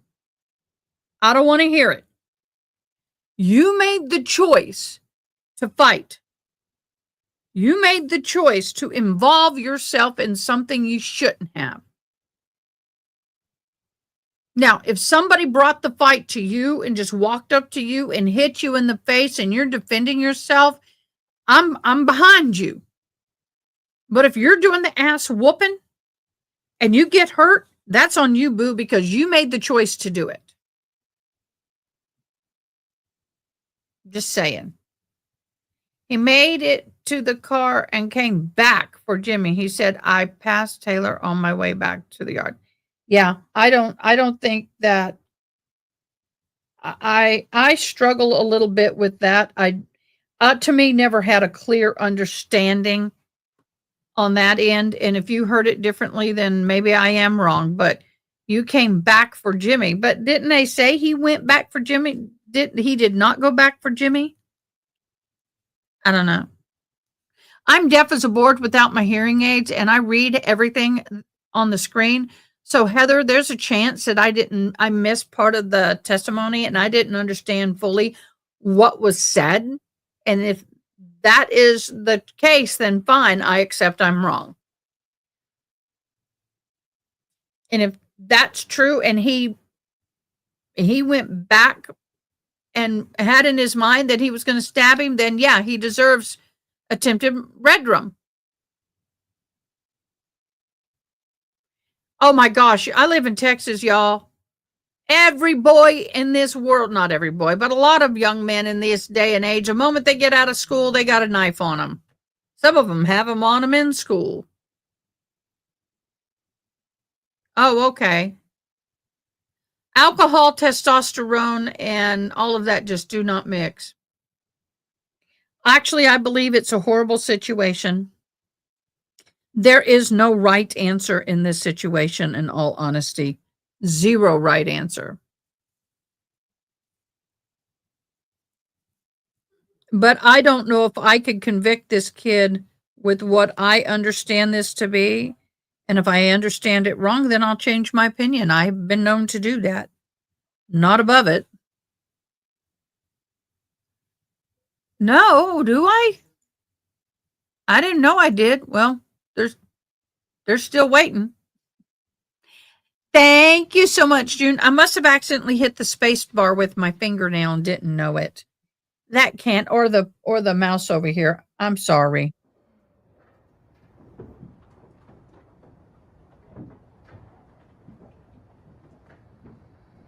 I am so sorry that kid lost his life. I really am. But just going after and just hanging somebody for it, whether it's right or wrong, just to get your pound of flesh is not right either. I want the right person to go to jail, He did. whoever that is. Ms. Stone, you may continue. And it may be more than one that should go. And Isaiah, are you ready? Yes, ma'am. Okay, I'm going to ask you to lean in again. Oh. Okay. Ready? When we left, you were talking about Yeah. Fatima appeared Yes, at ma'am. this point. What did you see? I'm with you, Joe. Described her as being pale, her eyes like rolling up in her head. Love your little Anything else that thumbnail. appeared to you? At first she was trying to fight it, and then she kind of just like her arms kind of just frizzed out a little bit, and then she just like went limp.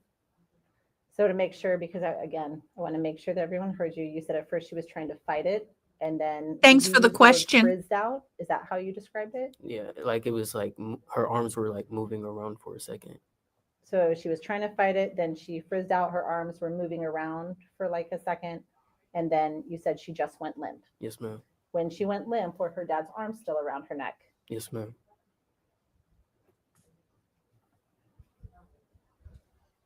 Yeah, this gets me. I'm struggling with And this. what is everyone else doing at this point while she is limp? Freaking out. They're freaking out. Yes, ma'am. Do you remember if any of the adults are there at that point? No, ma'am. No, you don't remember? Okay. Just need a verbal response. No, ma'am. Thank you. And at some point then, once adults arrived, was the crowd or adults able to get her loose? Yes, ma'am. And what happened when they were trying to release her? What happened next, as you remember? I just kept punching him, and then I saw his eyes go closed and his is. grip released, and whoever came in pulled like the rest of his arms off of her, and she was able to get free. Okay. And what happens when, so you said the adults there, she's released, and what happens when she's released? Once I seen her get up, she was very concussed. She didn't know what was going on. I tried to like get her so I could lead her so we could like to the school so we could get somewhere safe.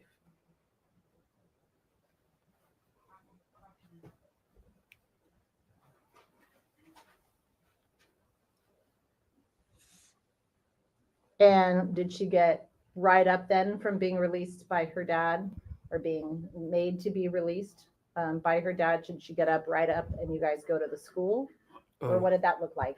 No, ma'am. It was more or less like she was on the ground and then she got herself up with my help. And then we were gonna walk back to the school, but her mom and sister showed up. Okay.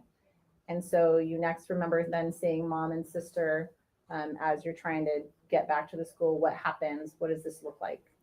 Well, once I see them coming up, her mother is like screaming and crying, and she grabs Fatima like around her throat area and like is sobbing, and we're like, me and Zayla like we were confused on why she was doing that after what happened. And then like me, Fatima like pushed, like tried to get her off, and then we all like they both fell to the ground. And I'm going to stop you for a second. They both, who both? Fatima and her mom. Okay. And then what happened? So understand, we didn't see this part on the video. And the more we go, the more witnesses come up, the more information we're getting about the mom. So this is the witness before and this witness really are giving us a better understanding of the mom's involvement. And then she was still screaming and crying, and like her arms were still like kind of on her like throat and chest area.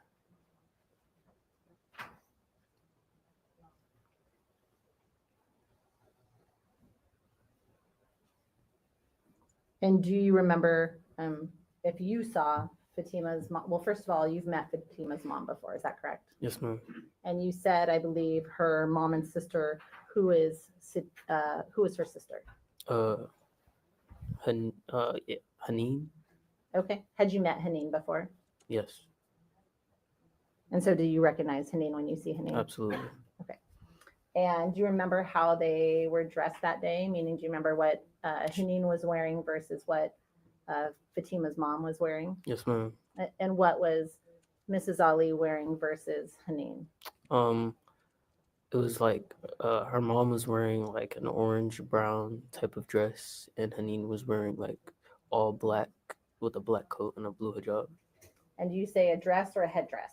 But I think it was just a dress. I'm not sure. You remember her being in a dress? Yes, ma'am. Okay.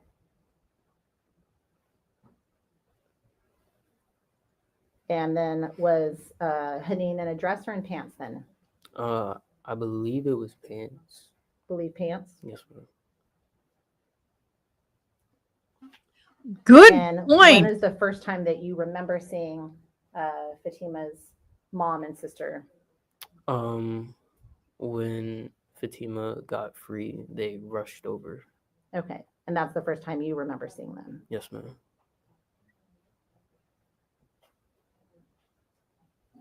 Do you remember if Fatima's mom or sister ever struck or made contact with you? Yes.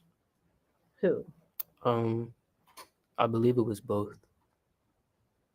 Do you remember specifically if her mom made contact with you? Yes, he tried to grab me at the end. She tried to grab you at the end? Yes.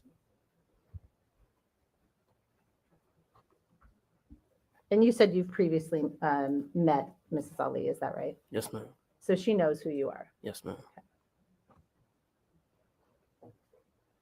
Did Fatima speak with you in like her normal voice or anything like that that you remember while her mom had her around the throat?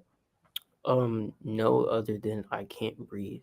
And I believe that like she was still in shock, and that like feeling someone's arms around her neck was. So when you say I can't, she said no, something like I can't breathe. Was it in her normal voice, a different voice, or is that an assumption or something you heard, or what does that sound like? It was more like she scratched it out of her throat, like it was like a cough almost, like it was like she couldn't really make it out. And was that when she was standing up when you previously described, or down on the ground with her mom? Down on the ground with her mom.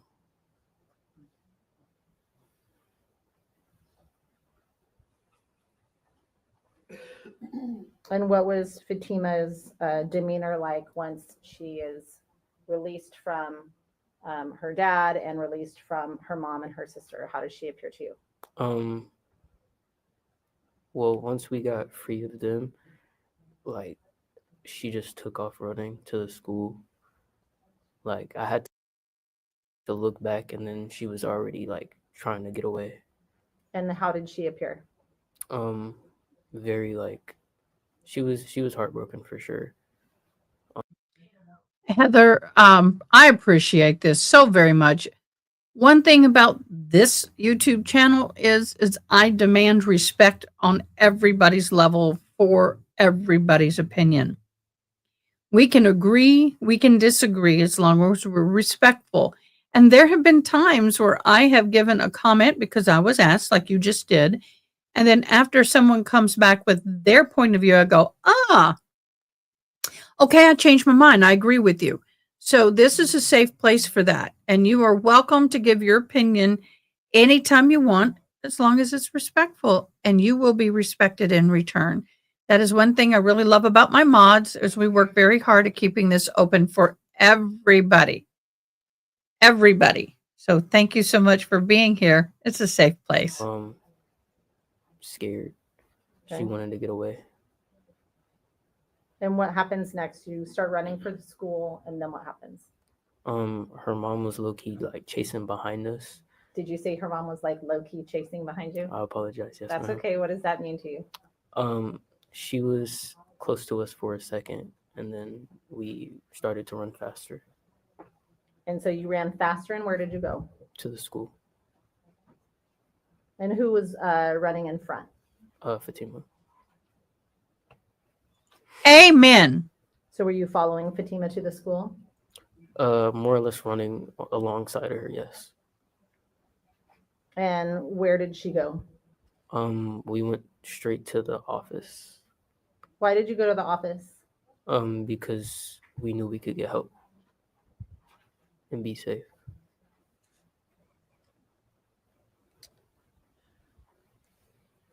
And did you see her mom during this period? And starting this video. That wasn't me, y'all. 52, and I'm going to ask you some questions, okay? I don't know why they did that. Starting this video at 2:50. Okay, we're public. Okay, so they're gonna do a video. That was their jump, not mine. And it's done that a couple. More freedom. There's no safe place in. How are you doing today? Thank you for joining us, Safe Freedom. So they're getting ready to start a video.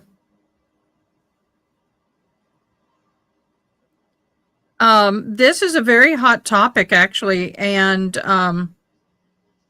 we're y'all are free to discuss it. Like I said, as long as it's you keep politics out of it, and we're good. We say pineapples, no politics. But it is their culture, and I do not agree with it. I'm going to hit play again and then hit pause. Oh, you're welcome, Leroy. 19. Yes, I'm calling you Leroy. Individual Leroy. And you all are moving. What's happening during this portion of the video? That's when he first grabbed her. We seen the bus coming, and he started grabbing her, pulling her away. I tried to pull him off of her. Okay. Restarting it at 2:13:19.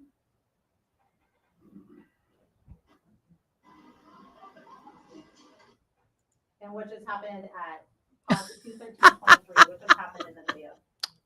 He sucker punched me. Okay. And who is currently pictured on the right-hand side, lower right corner of that video? Fatima and her father. Okay. Restarting it at 2:13:23. Okay, Heather, hold on during break. I will gladly educate you. We discussed it yesterday. If you can hold on during break, I'll let you know. I starred your comment. As you're running up on them, Can you what indicate the pause time? Yes, Your Honor. 2:13:26. As you're running up on them, what have you observed at that point? Why are you running up on them? Because he had her and he just punched me. So. Did you have any concerns for her? Yes. Restarting it at 2:13:26. FLR.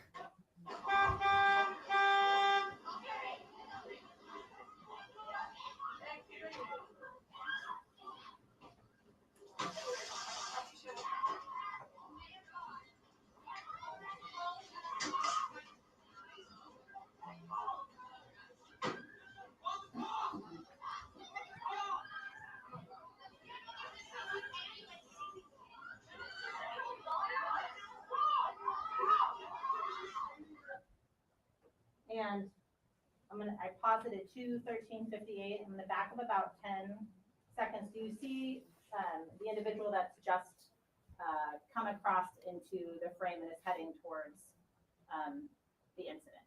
Yes, ma'am. Do you remember seeing him? He's standing on the sidewalk in this photograph at 2:13:58. Do you remember seeing him at the time? No, ma'am. I believe I was still punching him. Okay. I'm going to back the video up just a moment. I'm going to ask you to watch the right-hand side of the screen here by the tree, the very far right of that frame, and see if you recognize anyone entering the frame in the next 10 seconds. And what time did you move it back to? 2:13:55.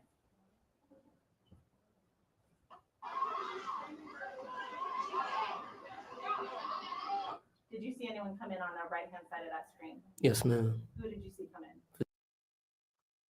Okay. So Fatina's mother is on scene while these events are still going on. Is that fair? Yes, ma'am.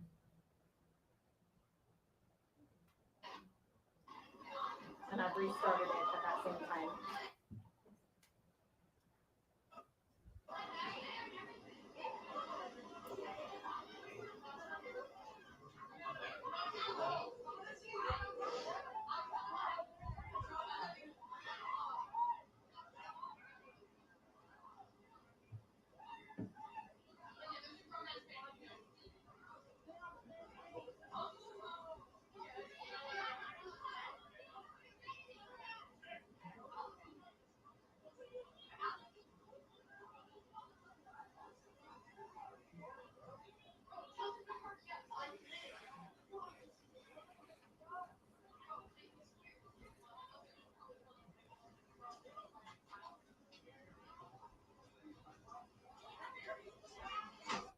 I've paused it at 2:14:55.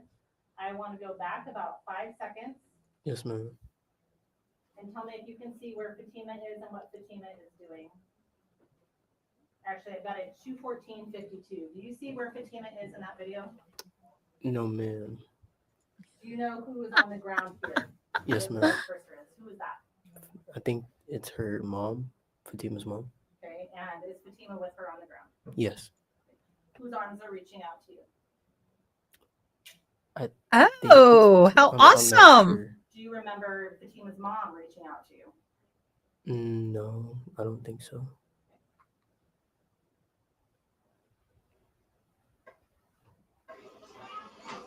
Restarted at that same time, 2:14:55.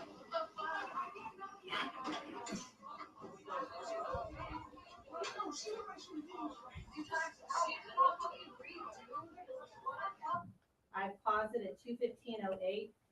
Where did you go from standing up in this video? I went down to get Fatima. Okay, so Fatima was on the ground and you were trying to help Fatima. Yes, ma'am.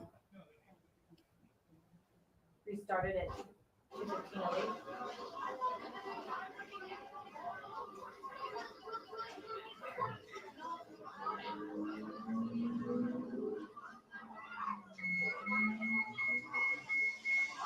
I paused it at 2:15:23. What is happening on the right side of this video, just past the trees and essentially behind where Dad is laying down on the ground? What's going on in this time period of the video? Fatima's mom and sister tried to get at her. Is that when you were describing the tussle happening before you ran off to the school? Yes, ma'am. Okay. Restarting it at 2:15:23.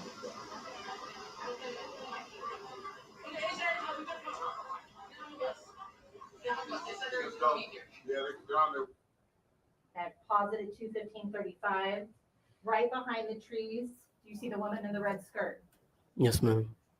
Is there a group of people with that woman in the red skirt? Yes, ma'am. Do you remember who moved behind the trees when the woman with the red skirt was there? No, ma'am. Okay. Do you remember the woman in the red skirt? No, ma'am. Okay. When you had the tussle with Fatima's mom and Fatima's sister, do you remember moving behind the trees? No. Okay. We're at 2:15:35, restarting.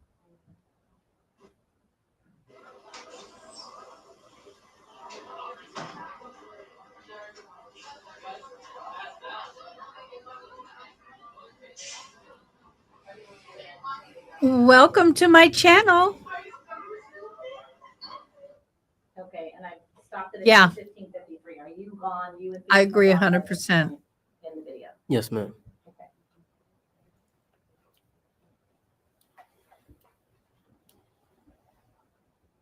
Ain't that the truth? Welcome, Sky. Thanks for joining. Isaiah, no further questions for you at this time. Okay. Yes, ma'am. Thank you. Mr. Kading, cross-examination.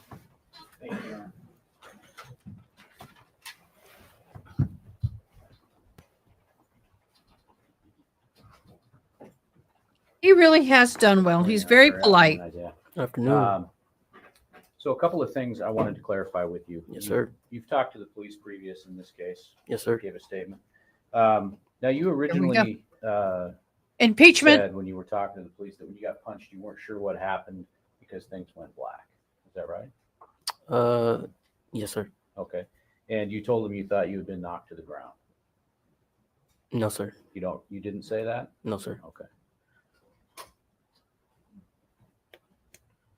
So if someone said that you had said that, that would be incorrect. Yes, sir. Okay. All right. So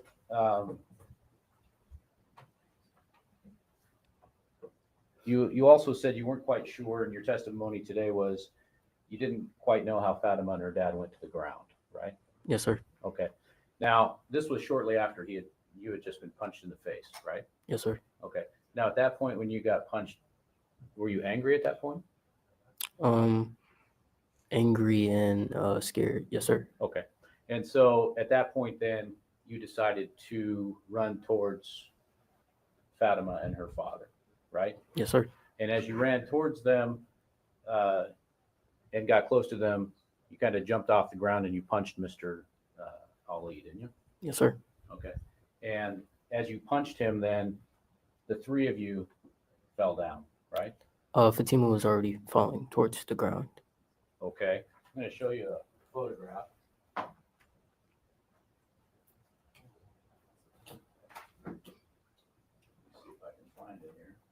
I don't like the way they're nitpicking some of this because it happens so fast. I would be surprised if his memory was a little different because it's so hard sometimes when you're standing, starting in the middle of, almost, and falling. I just think he's just nitpicking a little too much on that all-in stage. It's kind of a still photo of one of the shots we just watched from the bus video. Okay. Do you recognize yourself there in the Nike backpack? Yes, sir. Okay. And you see that you have your right arm raised as if to punch? Yes, sir. Right. And then right in front of you is Mr. Ali and Fatima, and they are both actually on their feet at that point, aren't they? Yeah, it looks like they finished slip and fall on the ground. Yes, sir. Okay. So in the one or 2 seconds around that photo, though, they're still on their feet, right? Mm-hmm. Yes, sir. And it's only after you come at them and punch Mr. Ali that they fall to the ground. Okay. Right? Welcome, Sky Mo Freedom. Welcome, guys.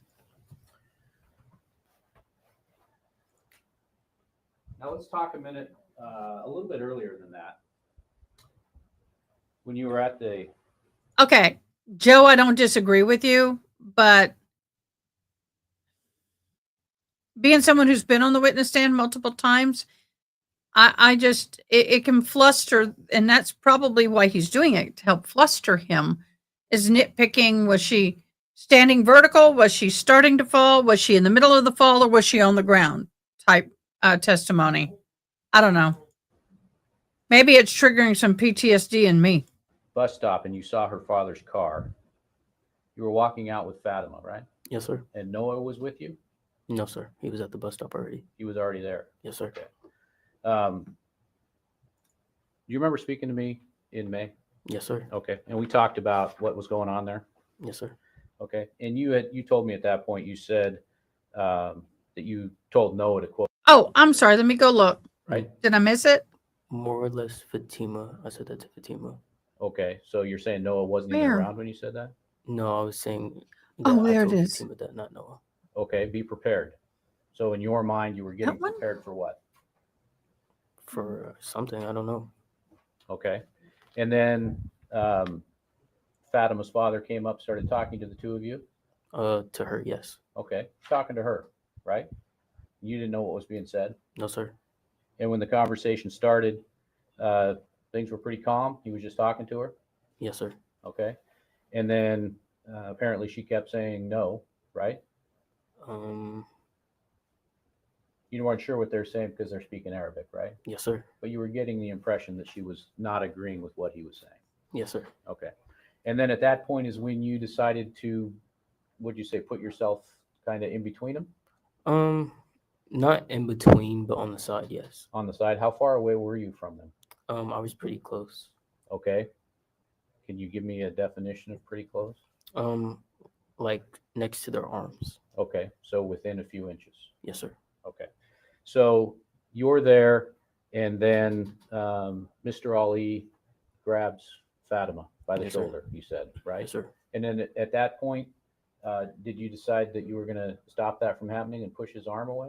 Yes, sir. He was dragging her. Like he was dragging her. He grabbed her, started dragging her, and then I tried to move my arm away. Okay, so he had her by the shoulder, and then he was pulling her, and then you decided to push him. Yes, I put my hand on his hand and my hand on her shoulder to try to pull him apart. Okay, and now that's what we saw in the video, right? Absolutely, yes, sir. Okay, and then after you get into the view of the video there, then Fatima kind of falls off to the side. He turns around and gives you a punch in the head, right? Yes, sir. Okay, and then after that, he's trying to take her away some more, right? Yes, sir. Okay. You want that to happen? Yes, sir. So you went and you punched him. Yes, sir. Because he Knocked punched him me. to the ground. Yes, right? sir. And then while he was on the ground, you continued to punch him in rapid succession, right? Yes, sir. And maybe hit him 30 or 40 times? Yes, sir. Okay, and maybe kicked him. Okay, meanwhile, Caleb is. He's creating a victim when there is no victim. The father is not the victim. And Joe, I don't see any other comments between, see my previous comment and that one. And then the next one I see with you is this one. So I'm a little lost, but that's okay. But I'm not liking how his attorney, and I understand he's got to do something. He's got to do something. But trying to paint out the father as a victim of being beaten relentlessly by this kid, to me, frustrates me. And this kid, until the father releases the girlfriend and until she is out of his arms, is going to be whopping his butt. He didn't want to get hit so many times and let go of the girl. I'm sorry, I have no sympathy here. Absolutely not. Hitting him as well? Absolutely, yes, and sir. then it was Caleb that dragged him across the ground? Yes, sir. Okay. Your other friend Zayla was there as well? Yes, sir. She was punching him? Yes, sir. All of this is happening at once? Absolutely, yes, sir. Yelling and screaming? Yes, sir. So essentially a pretty chaotic situation? Absolutely. Okay. Now, you said you continued to punch him, and I believe what you didn't testify to this, but what you had said before was you punched him until his head went soft, right? Yes, sir. Okay, and when you say that, what does that mean to you? In the middle of his head, like when I kept punching, it just went soft. It just went soft? Yes, okay. sir. All right. And his head went soft and he let go? Yes, sir. Okay. And that was when all these other people started showing up? Yes, sir. Okay. And so from that point on, did you see him move anymore? No, man. Oh, no, sir. No, sir. Okay. And then you were there just a few seconds. Haneen came in at that point, right after he had already let go of Fatima, right? Yes, sir. Okay. So Haneen comes in and she starts yelling, "What are you doing? What are you doing?" Right? Yes, sir. Okay. So she hadn't been there up to that point. No, sir. So the only thing she knew that was going on was that her father was laying there on the ground, right? Absolutely, yes, sir. And at that point, Fatima was no longer right there, right? No, sir. She had moved behind. Yes, sir. And she was sitting behind with her mother, Yes, right? Her mother had got there a few seconds before Haneen, right? Mm-hmm. Absolutely. Okay. So they're sitting on the ground back there. The man from the truck is sitting there on Mr. Ali's, on the ground next to Mr. Ali, holding him down. The bus driver was there for a short period of time, then he left, right? Yes, sir. And all the other people were gathered around. Yes, right? sir. Okay. And so at that point, you start having an interaction with Haneen, right? She's screaming, and then you start talking to her. As a matter of one point, you pushed her hand, right? Yes, sir. Okay. And you were going to hit her again, but somebody stopped you, right? Yes, sir. Okay. So you were mad at Haneen. Yeah. She grabbed my chain and broke my chain. She scratched my neck. Okay. And did you ever tell anyone that? Yes, my parents. Okay. You didn't tell the police or anything that though? I don't think so, but there's Okay. pictures. All right. So she's there screaming. Her dad's laying on the ground. Her mom and her sister are back there behind him, and you're confronting her, pushing at her, and trying to hit her, right? No, sir. Not trying to hit her. You didn't bring your hand up? No, more or less to like get her away from me. Yes. Okay. There's a difference between a that and a that.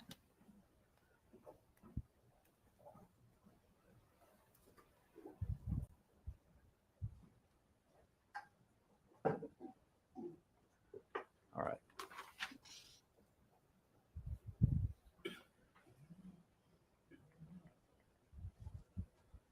I can't believe the sister is supporting Now, the at parents. some point, was there a time when you pushed Fatima and her mother to the ground? Yes, sir. Okay. And that was when they were behind Mr. Ali, and this was happening behind them? Yes, when her mom was trying to take her. Yes. Okay. Hi, Derek. Welcome. Thanks for joining. All right. And at the time all this was happening, you said you were 16 years old? Yes, sir. And Fatima was 17? Yes, sir.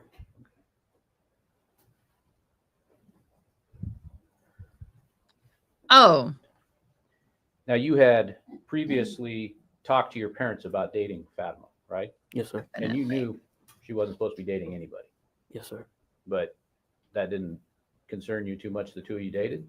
Yes, sir. Okay. Secretly, Yes, right? sir. Okay. Nope, I'll explain later. For how long? For a little while. Okay, this happened on October 18th. How much is a little while? Can you repeat the question? How long were you dating? A full year at that point, a year and a couple months. No, 9 months. I'm sorry. 9 months? Yeah, 8 to 7 to 9 months, around that range. Okay, so you had started dating sometime in February. Yes, sir.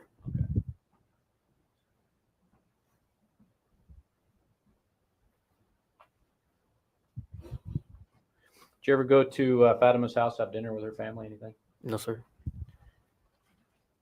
Did her family ever come to your house for dinner? No, sir. Did you ever have any interaction between the two families? No, sir. Yeah, that wasn't going to You happen met, on her end. sister Haneen on a couple occasions, correct? Yes, sir. Okay. There was one time she gave you a ride somewhere. Yes, sir. And another time she saw you at a school dance or something. Is that right? Yes, sir. Okay. Other than that, did you have any contact with Haneen? Sometimes they would go to the park and I would be there. Okay. So you would just happen to be there? Yes, or was sir. that No. something that was set up for you and Yep. Me and Fatima? Fatima. Yeah. We would go to the park and they would be there. Okay, so you'd set it up to be there at the same time? Yes, sir.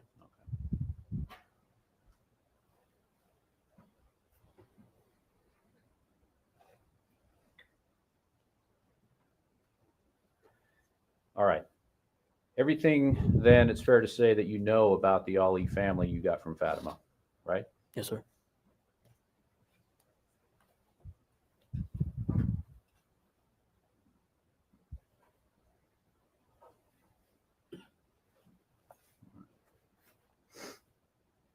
Thank you, Ronnie. We'll talk about it during the next break. We got one more break coming in before the end of the day. We'll do a road Now, road travel. I didn't hear what you said when the prosecutor asked you if you'd ever talked to Mr. Ali prior.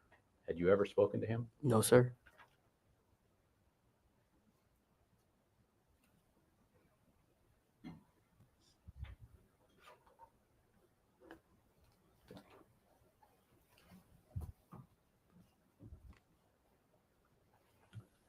Okay.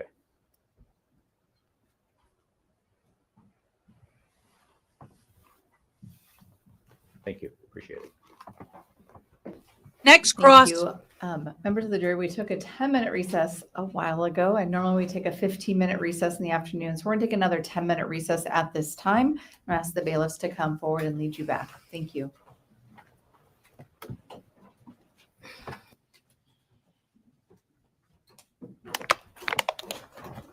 I say if you'll just stay there for a moment. Okay, we're gonna do a road thus far on this case in just a second.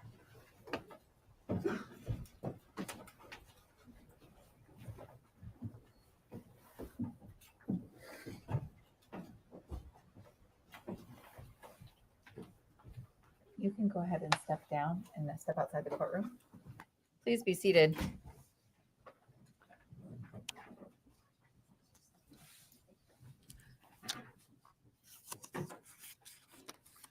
I wanted to put the sidebar on the record that we had earlier this afternoon.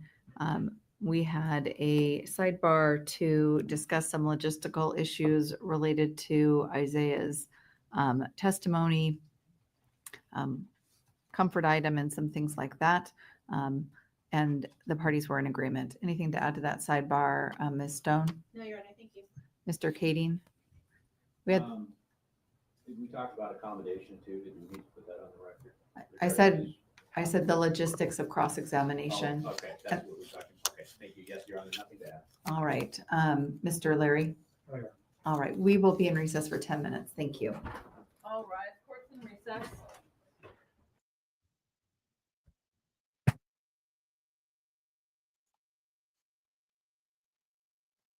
Let me get these over here so I don't knock them off. Okay, let me help you.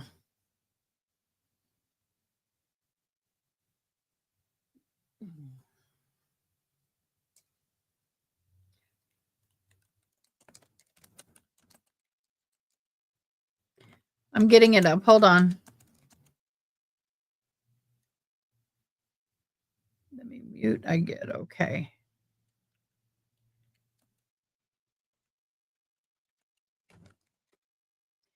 Okay, so we have a bunch of new people hopping in, and some people will have some questions. We're going to talk about some of those questions. But I want to say thank you guys, first of all, for all the new people that are hopped in, and also I really love and appreciate the ones who have been here. Oh, project update. I am a Native American bead artist. I'm Irish on the outside, Cherokee Cree on the inside. I do stuff like beading. Yes, that's solid beads. And I bead hats for a secondary income. And I got about that much more to go. I do cowboy hats, baseball caps, and felt. And this needs to be done by yesterday. And when we have a case that's really can be a little triggering, I bead just to kind of keep myself from falling into a deeper, it's called self-care. And I know some people kind of don't like that I do it, but you know what? My channel. So anyway, so what's happening is wrote this for October 18th. The alleged attack occurred outside of the high school. The daughter was supposed to fly to Iraq, and the daughter was supposed to be allegedly married off in an arranged marriage. She was dating this young man we've been listening to for right about a year. And not only is he not of their faith, and not as only has she been, problem is she's already been pledged to somebody else, an older man, allegedly. This guy is a man of color. So it grained everything against daddy's culture and his beliefs in general. So the charges against Ihsan Ali is attempted murder, red room, attempted kidnapping and assault. Zahraa Ali, the mother, attempted red room burglary and violation of a restraining order. Of course, we've been seeing the evidence, which is the video. Not everything is on the video. The mother's part was not on the video.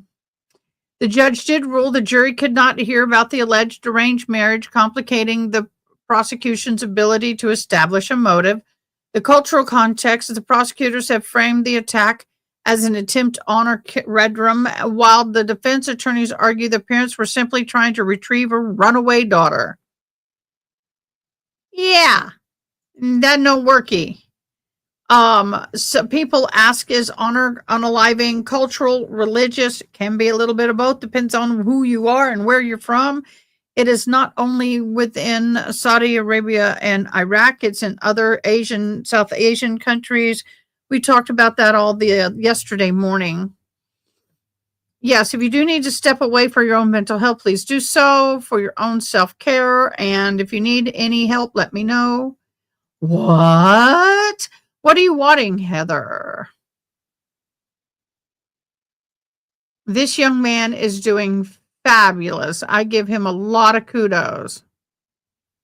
A lot of kudos. So your question was, are honor red drums common other places? Yes, it is more strategically there in the Middle East, but in South Asia, but it also is in places like some tribals in Africa, Australia, they do it there.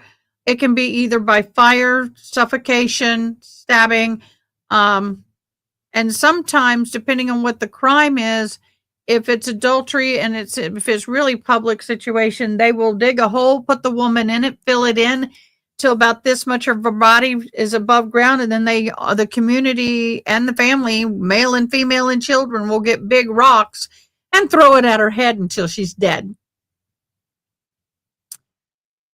So I think they had a lot of things going against this relationship. Poor kids.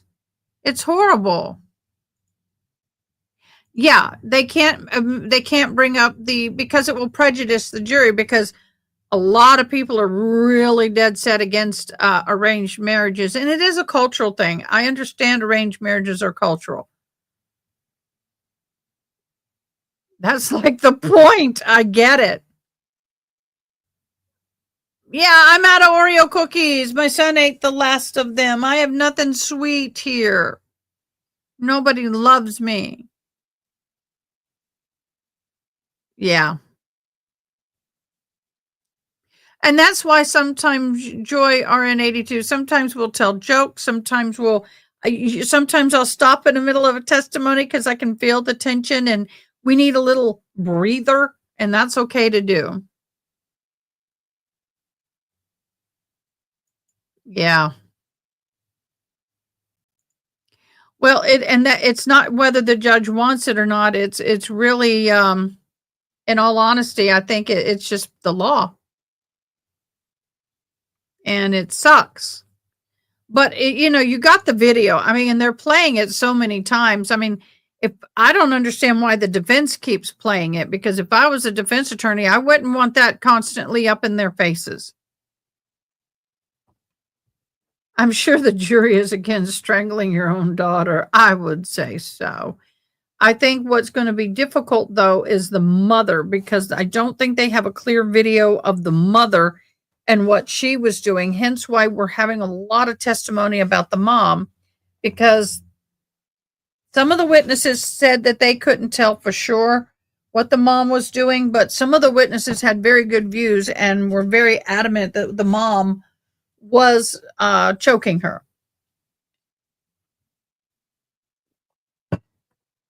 Yeah. I'm with you. I'm with you. So everybody, stand up. There's dancing music. Stand up and stretch. Get that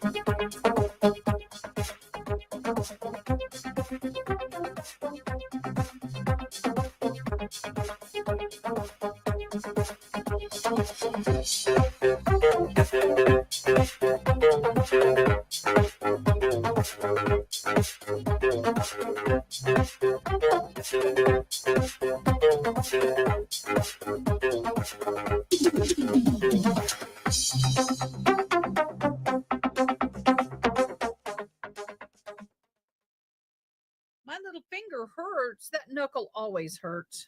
Arthritis sucks.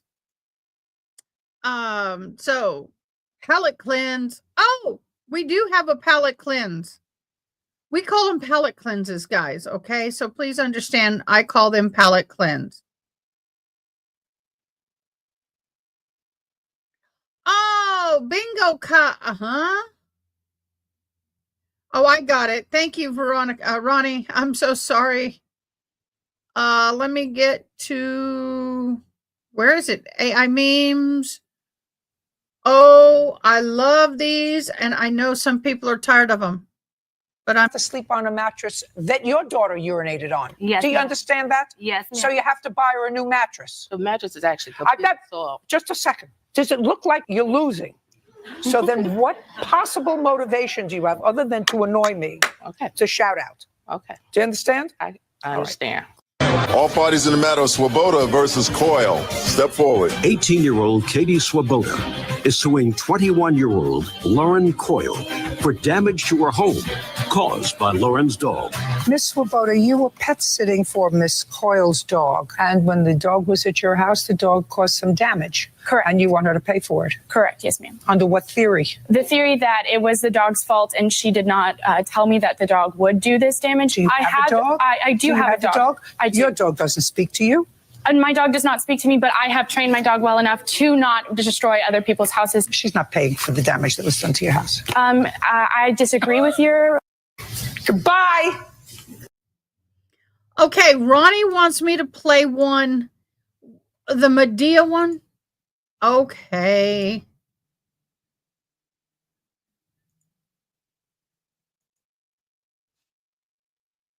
This Cadillac, honey, I don't have no air conditioner. You have one in? I want a ham, an egg, and a cheese biscuit, okay? Hello? We out of ham. You out of ham? Okay, all right, fine. Then give me an egg and cheese biscuit. We out of egg. You out of egg? You just a... Fine, then just give me a damn biscuit. It's 10:31, ma'am, and we just stopped serving breakfast. I've been there. Man, I've been sitting here for 15 minutes waiting on your... No, honey. No, I don't care. I want breakfast. You want something else, like lunch or something? Ain't nobody say nothing about no lunch. I don't want no lunch. I want breakfast. What? I'm about to get carbon peroxide poisoning in this damn car, waiting on you to get me my damn food. This Cadillac is old as hell. Where's my food at, honey?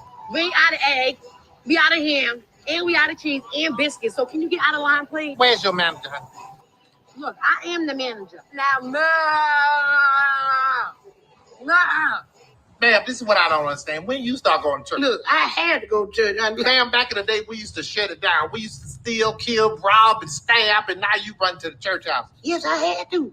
Child, I ran up in that church house. Stop that line. Well, God, I ain't even told you the whole story yet. You done told 3 lies just that quick, talking about I ran up your line. Yeah. You ain't run up nowhere. Everybody need to run up in here from this house. These people, they're just a mess up in here. It's just awful. I got about $200 I can let y'all borrow. About $200 I go down there and put it on this book or give y'all for bail, but you can't get it to the first. Can't get to the first. Hey, Harry. Hey, Miss Medea. All right, what's wrong with your car now? Nothing. For real? Nothing's wrong with it at all, except the other day I went out there and put my foot on the gas and the trunk opened. What the hell is that, Harold? You are trifling as hell. I'm so tired of bringing my damn car up in here for you to fix. I'm not bringing it to you no more. Do you understand? Not ever again. Every time I go out there in the morning, I try to start my car. Do you know what happens? Do you know what happens, Harold? It don't start. I have to pray. You know God don't like me. You know he don't like me. All the hell I done did in my lifetime, you know he don't like me at all, Harold. All right, let me... No, sit down. Do what you do best. Sit down. Just stay right where you just plant your ass right there in that chair. Every time I come here, you're sitting in that chair. People waiting on their car, you sitting in that chair. You're supposed to be changing oil, you're sitting in that chair. You're supposed to be changing windshield wiper blade, you're sitting in that chair. Supposed to wash your car, you sitting in that chair. Let me tell you something. When you die, telling people to bury you on your stomach to give your ass a break. Hey, boy. Hey, Medea. Oh, Lord, I didn't know where the hell you work. I done came way over here. How you doing? Had a long night, okay? Look, I just got fired. I just want to go home. Yeah, well, we all had a rough night here. Your mama's having a rough night. She want all of y'all at her house at 6 o'clock. She having a dinner over there. Mama don't want to see me? Yes, she do. Now, be there. I'm telling you. We're going to have a nice dinner, and I won't talk to all y'all, and she's going to talk to you. So be there at 6. And if you ain't there, let me tell you something. You're going to wish that the sperm did a backstroke when it saw the egg that created you. Do you understand? And pull your pants up. Why the hell you got your pants on the ground? I don't know what the hell wrong with y'all young boys with these damn pants hanging down to your knees. I know, that don't right, look Roy? good. You look like a fool. That's probably why you got arrested. You can't run from the police like that. I want to meet the jackass that started putting his pants down and then everybody started following him. Why can't you lead and let everybody follow you? Pull your damn pants up. Look like somebody. It's called swag. I got your swag. Somebody looking at your ass when you walk down the street. That ain't no damn swag. Get the hell on out of here. You better be there at 6 o'clock and pull your pants up. Ms. Emily, what exactly are you suing for? Your Honor, when Brad moved out, he took our dishwasher, detached it from the wall, pulled out the hose, and just left a hole. He took a built-in appliance. Yes, who even does that? It was installed. Mr. Brad, why would you remove a wall-mounted dishwasher? Because I paid for it. I bought it with my tax refund 2 years ago. It's technically mine. Technically, you also flushed a shared home agreement down the garbage disposal. She said I never contribute. So I took what I did contribute. You contributed plumbing damage and mold risk. I came home to water on the floor and an actual raccoon pawing around the hole in the cabinet. The raccoon's not my fault. Everything else is. You don't get to steal appliances in the middle of a breakup like it's a hostage negotiation. I left the user manual. That's not generosity. That's paperwork. He even took the silverware basket. Of course he did. Because Petty has a setting and it's heavy soil. Let me be very clear. You live together, you co-own things. especially when they're bolted to the house. But I unscrewed it. And now you'll unscrew your finances. You're returning the dishwasher and paying for damages. Even though I bought it? Yes, because you installed it into shared property. And because spite is not a legal defense. Verdict, dishwasher returned. Plus $600 for repairs, cleanup, and emotional inconvenience. Next time you break up, take your sneakers, not the plumbing. Mr. Smith, you and Miss Mitchell live on a 12-acre parcel of property. You have a house on the property. She has a house on the property. And you both have horses. That's correct? How many horses do you have? We have 3. How many horses do you have? 3. And how long have you been living on the same property? I'd say about a year and a half. Is the property fenced? Yes, Your Honor. So it's fenced so that your horses can't get on his property and his can't get on yours? Yes. Is that correct? That's correct. Now, there came a time, Mr. Smith, when you say you saw Miss Mitchell's horses, one of Miss Mitchell's horses at least, on your property. And that was on the 5th of June of this year? Yes, Your Honor. However, the horse didn't belong to Miss Mitchell. Who did it belong to? A woman named Jennifer. Miss Mitchell here has been boarding other people's horses on the property for cash. So you're in the business of boarding horses? I help friends out. So everybody that I keep their horses, they're personal friends, and I profit about $20 to $30 off per horse. You do it for profit. You take care of horses, and they pay you for taking care of their horses. I make about... I don't care how much you make. I'm not the IRS. What I asked you was, you take care of other people's horses. That's boarding horses. So the horse doesn't belong to you, but you are responsible for it. Okay. This incident happened on the 5th of June? Correct. In the morning? 9 a.m. And it is your claim that one of the horses that was Miss Mitchell's responsibility caused damage to your truck by kicking it. And your truck was on your property. That's correct. Miss Mitchell says that it was actually your fault because you didn't handle the situation properly. It's interesting. So it's not what your text messages say, Mr. Wade. Do you understand? Do you have family? Sure. Yes. Yes. Your parents? Of course. Are they living? Okay. Got to go back to court. They're back. Mr. Leary, cross-examination. Palate cleanse, okay? I hope you enjoyed it.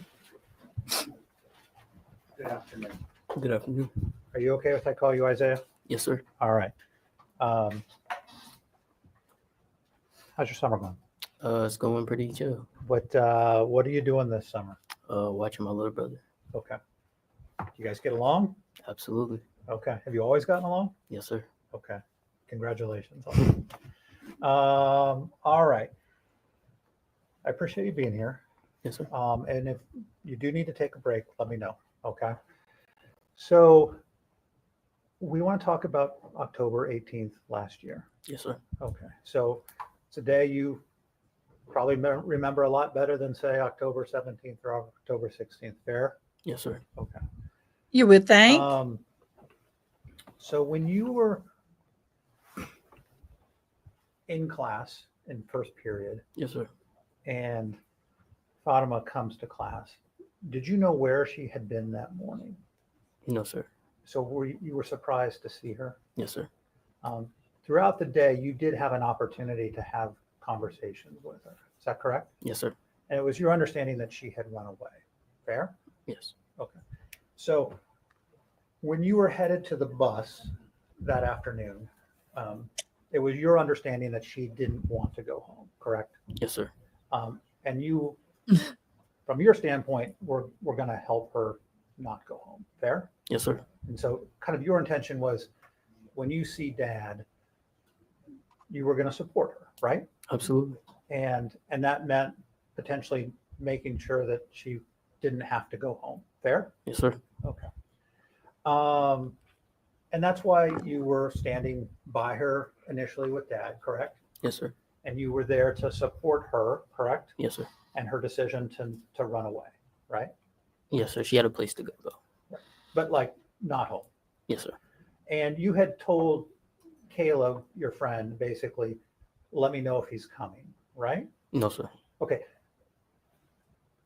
Did you know that he got out of the truck? Yes. G14, you're welcome. You're welcome. They're great. Out of the truck? It was a little bit of both. I told Noah to let me know if he got out of the truck, and then he was like, okay. And once he went, I kind of peeked, and then I seen him hop out the truck. Yes. Okay. So you were kind of hyper aware. Yes, sir. All right.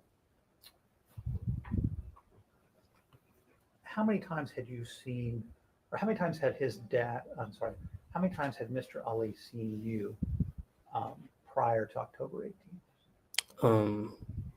He shouldn't have seen me. Ever? No, sir. Okay. So may have known your name, but really had no idea who you were. Absolutely. Okay. And you didn't necessarily introduce yourself to him when he walked up, fair?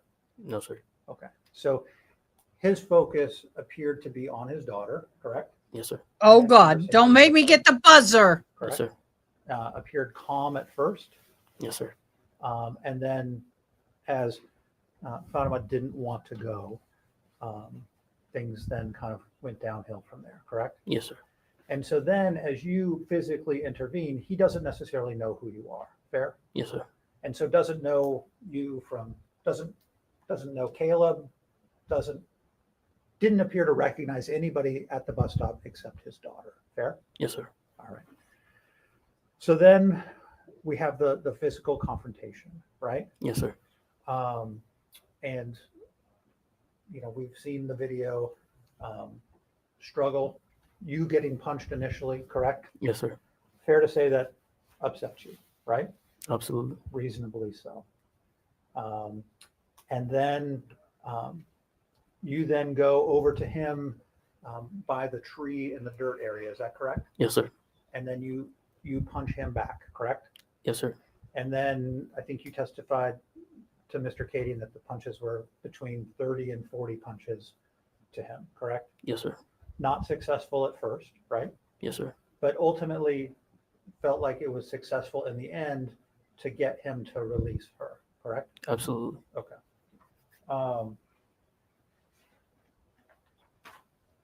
Punching him hard? Yes, sir. You broke your hand, right? Yes, sir. Okay. How long did that take to heal? I'm not sure I remember, but it wasn't like a long, like it was like not a long time, but not a quick time. Okay. So right hand or left hand? Right hand. And so like a knuckle? Yes, sir. And that presumably was from punching, fair? Yes, sir. Okay.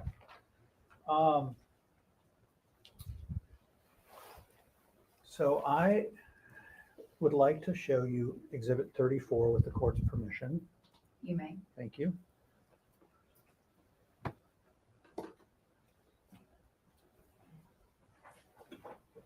And as that's coming up on the screen, so the jury knows that this is from the transit video, and there's like 8 different cameras all throughout the bus, but this is the one that kind of provides the best picture, and it is labeled front, okay? Now, I have it queued up to 2:13:57. You see the little green time stamp on that? Can you read that? Yes, sir. Okay. And so at this point, we see the individual running across the street. Do you recognize that person? No, sir. Okay. You described 2 adults, correct? Yes, sir. At least 2 male adults, fair? Yes, sir. With one of them being the bus driver, correct? Yes, sir. And do you see the bus driver there?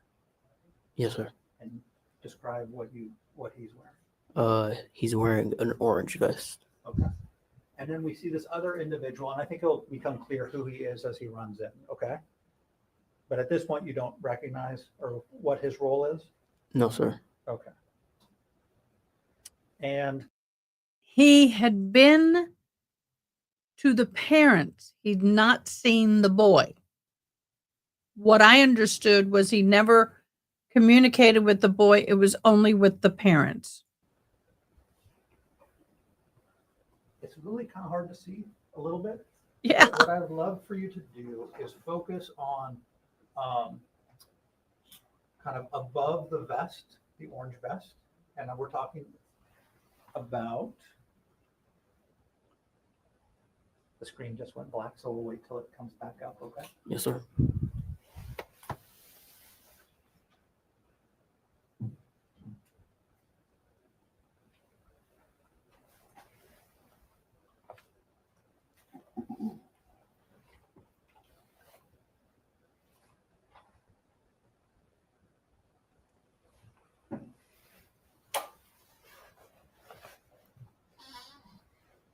That's the Elmo. We did have a problem with that cable. That was yesterday. Okay, I may need to go back to the desk. I'm gonna go back to the desk. Okay, all right, we're gonna adjust. Yes, Hang sir. tight.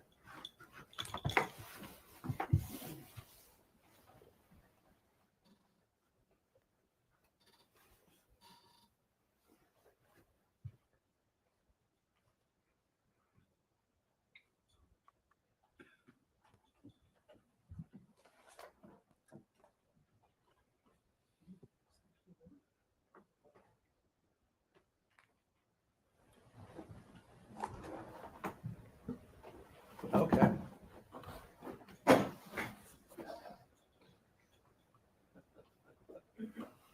All right, here we go. A little technical difficulty, just unplugged. Give this another What are we shot. doing?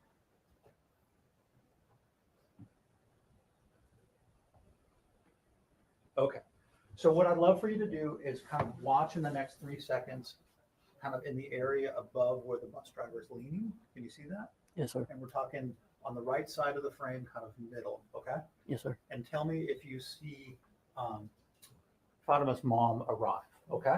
Yes, sir. Ah, yep. Uh-oh. We're not supposed to see that. This happened.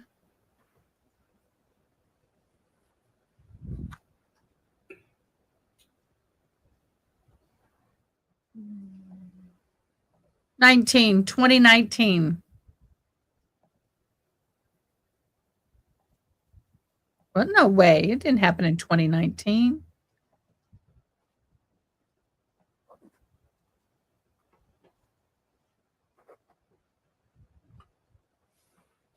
I will tell you that we did practice this on break.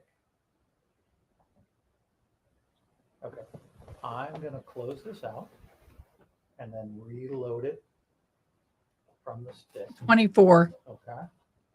Yep, there you got it. October 24. I knew that. I'm just brain dead. I'm getting tired.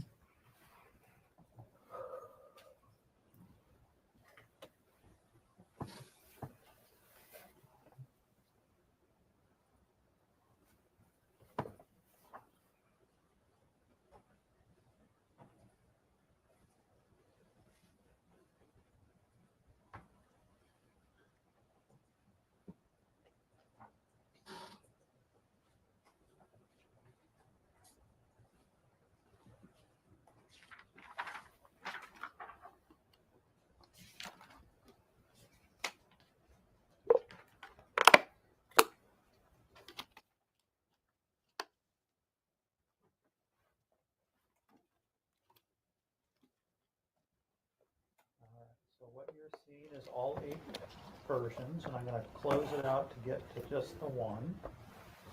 And this is still Exhibit 34. And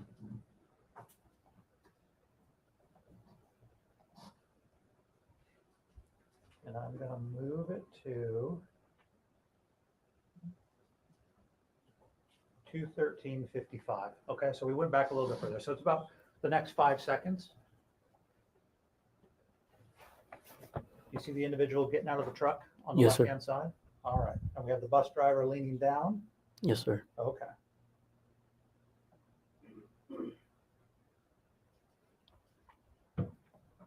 Okay. Did you see her mom walk in? Yes, sir. Okay, so we paused it at 13:59. All right, and so who has the beige backpack on the left? I believe that is Zayla. Zayla? Yes. And when I say the left, I'm talking about the group of kids center right of the screen. Okay, so we know that Fatima's mom is on scene at 13:59. Would you agree? Yes, sir. Okay, and we know that the individual got out of the truck and he arrived roughly at the same time, right? Yes, sir. Okay, and at this point, have you been successful in terms of punching Mr. Ali to get? Aren't we all? Aren't we believe so, all? yes. Okay. So now I'm going to have you kind of identify where you are because you're kind of moving around in this. So we're now playing at 13:59.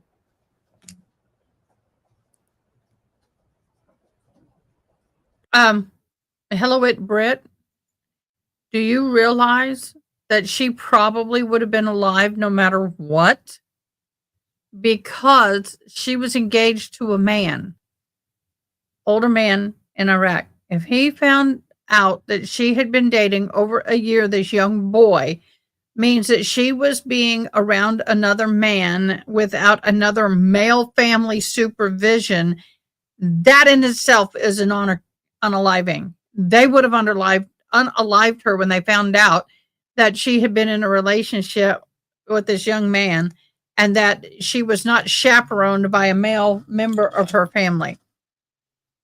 And she knew that. She was going to her death, is what was going on. I firmly believe that. Because in the honor red rooms,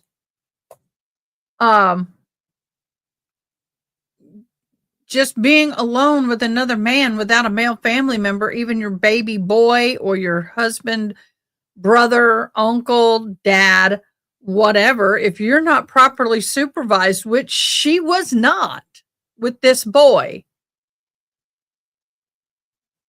that's dishonoring the family, and that's a cause for an honor red room right there. So she knew that she was not going to come back, and she feared for her life, and rightfully so. Saying.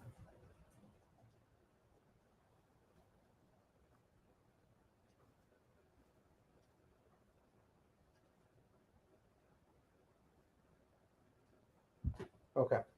I'm stopping it at 2:14:15. Okay. So we're She's a now marked roughly woman. 15, 16 seconds after mom has arrived, correct? Yes, sir. And you have stood up and you are now, do you see yourself in there? Yes, sir. Okay, where are you? I am on the left. Okay. And if the jury, how would you describe yourself to the jury so they can tell who you are? I am wearing the Nike backpack. Okay. So it looks like kind of blue jeans or light blue pants Yes, sir. and a black hoodie. Yes, sir. And you've got a Nike backpack, and you are standing to the left of the bus driver, correct? Yes, sir. And it would appear that now a third male is just standing there. Fair? Yes, sir. Okay.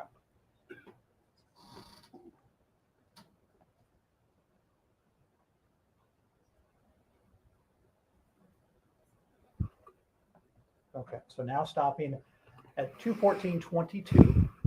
So now this is roughly 22 to 23 seconds after mom's arrived, and now you are standing by what appears to be kind of like a small maple tree to the far left of the group. Fair? Yes, sir. Okay. And again, we're still talking about the kids, the group of people center right of the photo. Yes, sir. And what is your attention on at this point? I think I was in shock. I was very unsure what was going on.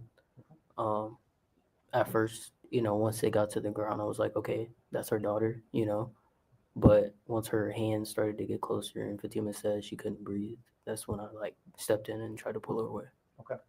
And all of that happened kind of before mom got, right? So you were punching.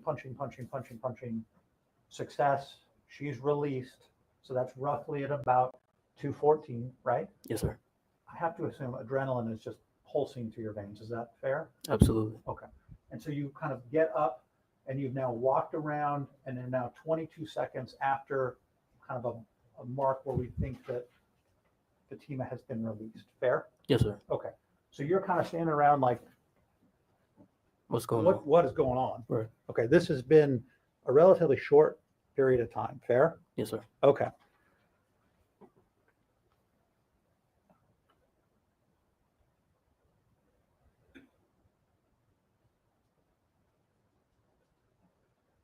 Okay.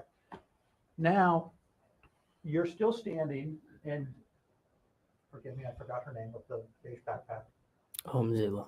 Say it. Zayla. Zayla? Yes, sir. Okay. And so she was standing with you, correct? Yes, sir. Now, there appears to be a woman who she's holding something up. Is that Fatima's sister? Yes, sir. Okay. And what is she doing at this point? She is being obnoxious in my face, recording, and asking me what I'm doing. Okay. You're kind of frustrated, fair? Absolutely. Upset? Absolutely. Your focus throughout this whole process has been, I want to protect my girlfriend, correct? Yes, sir. And got in a very significant physical struggle with her dad, correct? Yes, sir. Feels like she's safe. You can kind of take a deep breath. Right. And then all of a sudden she's up in your face filming you. Fair? Yes, sir. Okay. Yelling at you? Yes, sir. Okay. Are you yelling back or at least standing your ground? Yes, sir. Okay. Your attention is on her. Fair? Yes, sir. Okay.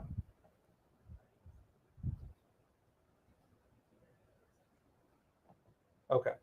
So now we're at 2:14:33 where I paused. Yes, sir. And we just saw that you raised your fist towards her, correct? Yes, sir. Didn't hit her. Yes, sir. Okay. But you were not happy with her. No, correct? because she grabbed me. Like, Yep. And so like there is now a confrontation between you and sister. Fair? yes, sir. Okay. And Zayla is now holding you back with sister, correct? Yes, sir. Okay.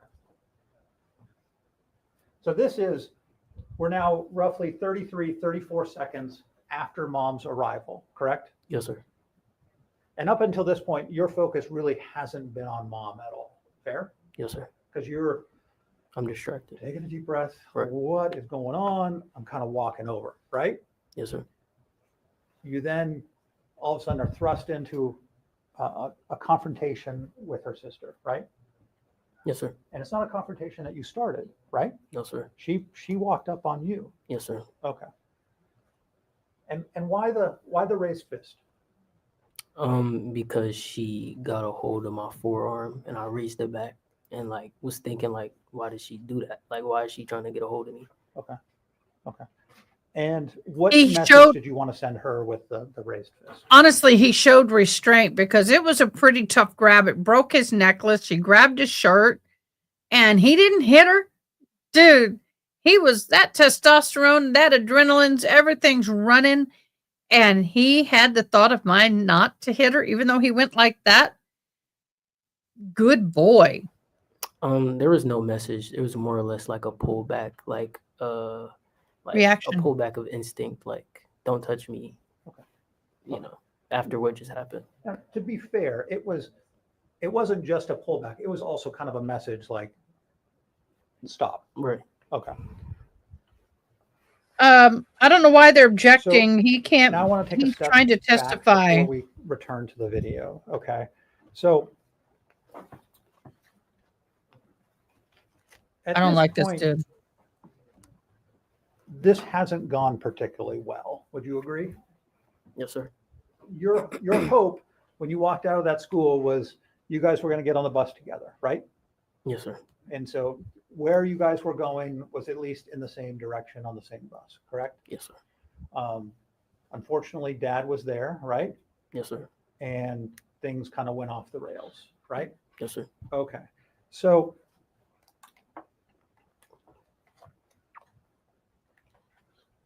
we have talked about kind of, you don't know what anyone's intentions are, right? Right. You know what's you're thinking, fair? Absolutely. You don't know what Dad is thinking, right? Right. You don't know what Fatima's thinking, right? Right. You don't know what her sister Haneen is thinking, Absolutely not. and you don't know what her mom is thinking, right? Right. Correct? Yes, sir. It's safe to say that you are kind of in Camp Fatima, right? Yes, sir. That is who you are most interested in protecting, right? Yes, sir. Your girlfriend, correct? Absolutely. And who has suffered harm before your very eyes, right? Correct. At the hands of her dad. Yes. And then her sister is all of a sudden coming at you. It's like, this is part two, right? Ridiculous. Okay. So then you see her mom, correct? Yes, sir. And we're going to see this on the video in a second. She's on the ground with Fatima, correct? Yes, sir. Now, walking into the situation, you expected that she didn't want to be with her dad, correct? Yes, sir. Didn't want to be with her mom? Yes, sir. Didn't want to be with her sister? Yes, sir. And you were going to make sure and help her. So you were there to support her, right? Absolutely. Okay. So eventually you come to her attention that she's on the ground with her mom, right? Yes, sir. And you didn't necessarily see how they got on the ground, right? It was a little like scuffle between me, Zayla, and Fatima. Like we were trying to like pull her away, and Fatima was low-key trying to pull away. And like us due to the pulling, they fell to the ground. Okay. And at this time, you can hear Mrs. Ali saying, my daughter, right? Correct. Okay. And she sounded upset, crying? Yes, sir. Okay. Worried? I'm uncertain. What's that? I'm uncertain. We're uncertain. Okay.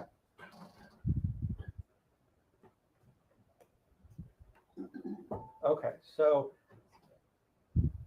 we can fire back up. Thank you. If I may continue to publish on it. Thank you. So this is, we're going back to Exhibit 34. I last paused it at 2:14:33. Okay, so this is just after you raised the arm up at Haneen, and then Zayla is attempting to intervene to keep you guys separate, right? Correct. Okay.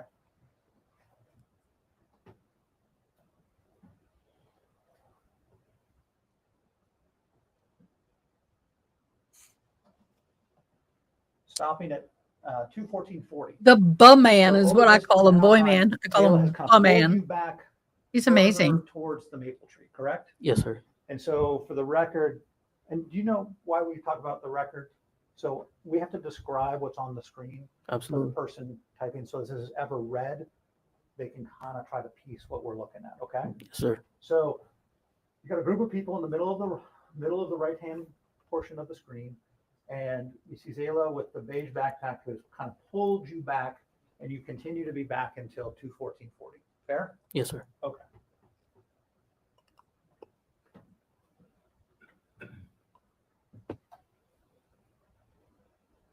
And you continue to stand there, correct?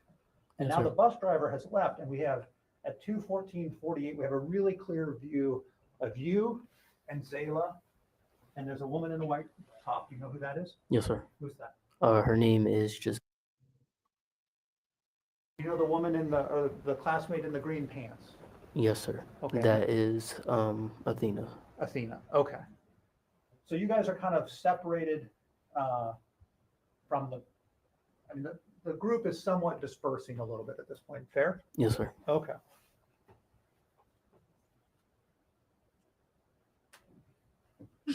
Joe, I like your sense of humor.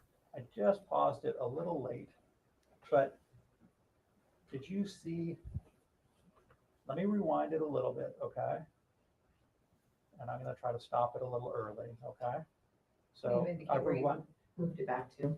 So I rewound it to 2:14:43, okay? Yes, sir. And I'm hitting play. You see the bus driver leaving. And you see, so we have the guy who we don't know in the blue jacket and green hat, right? Yes, sir. And then we can see Haneen, what appears to be Haneen, right? Yes, sir. And then in between those two, we can see an arm. And I think Miss Stone was asking you about that, right? Yes, sir. Okay. And so we can then see your attention and Zayla's attention is now looking kind of down in the direction of Mr. Ali and potentially Fatima. Fair? Yes, sir. And it would appear that Fatima's already on the ground at this point, right? Yes, sir. Okay. So it's not really clear how she got on the ground at this point in the time right before this. Fair? She In the fell! video? Yes, sir. Because we know that you were standing off to the corner of the maple tree, right? Right. And you were having this confrontation with Haneen. Yes, sir. Okay. So now your attention is focused and she is on the ground with her mom, correct? Correct. Now, we talked previously and I asked you, like how long she was on the ground for. And you had said astutely, well, which time? right? Because there was the time when she was on the ground with her dad, right? Right. And that was a long period of time, relatively speaking, right? Yes, sir. And then the time on the ground with the mom, you said was relatively brief, correct? Yes, sir. Okay. So she's now on the ground. And this was the point where you were concerned about what she was doing, what mom was doing to daughter, right? Correct. Okay. Not when you were standing up. No, sir. I wasn't paying attention. Okay. And not when she was running towards the school. The question about whether, she was grabbing her inappropriately was when she was on the ground, right? Correct. Okay.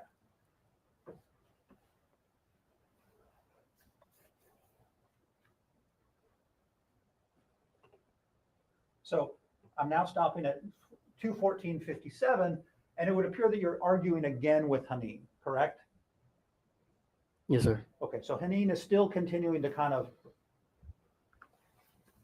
get in your face a little bit.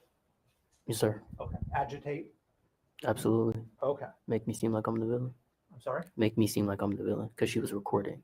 So. Okay, so I'm old. Yes, sir. 2 months ago, I got hearing aids. It was a little traumatic for me.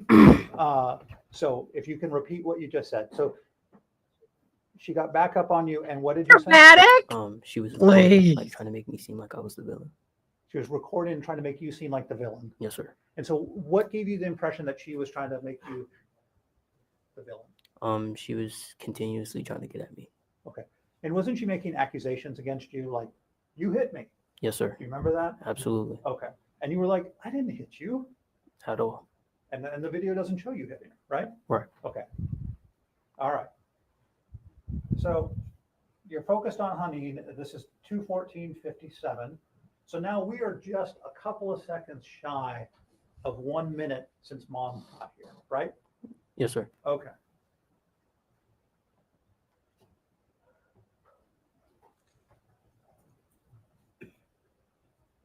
So now I'm stopping at 2:15:03, and it appears that you go down to pull Fatima up. Is that correct? Yes, sir.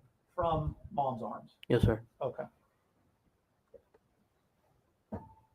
Starting again.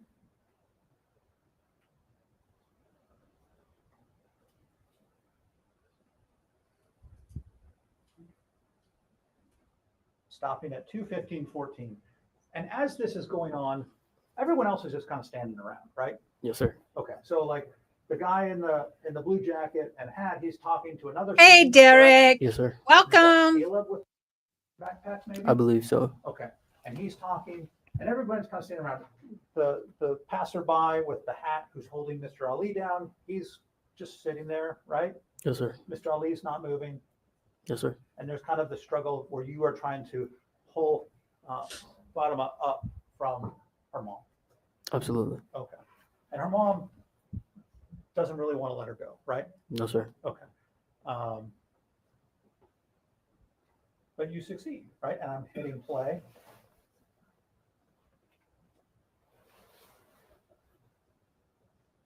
All right. So now at 2:15:21, I could see the backpack maybe at 2:20. I'm sorry, at 15:20, where the backpack gets up, and you have now Why, thank you, Ada. started your way towards the school, correct? Yes, sir. Okay. And then you're off to the school, correct? Yes, sir. You guys run. Yes, sir. Mrs. Ali is following you, correct? Yes. So is Haneen. And so is Haneen. Yes, sir. But mom isn't running, correct? Not quite yet. Okay. And really doesn't ever really Get to us. No, sir. Yeah. You guys, with every passing moment, you guys are putting more ground on her, correct? Yes, sir. And she was never, once she left this spot, she wasn't catching you guys, correct? No, sir. And you never saw her again. No, sir. Okay.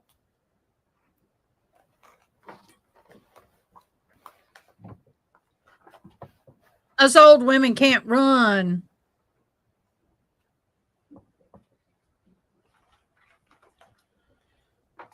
So on the ground, she's being held.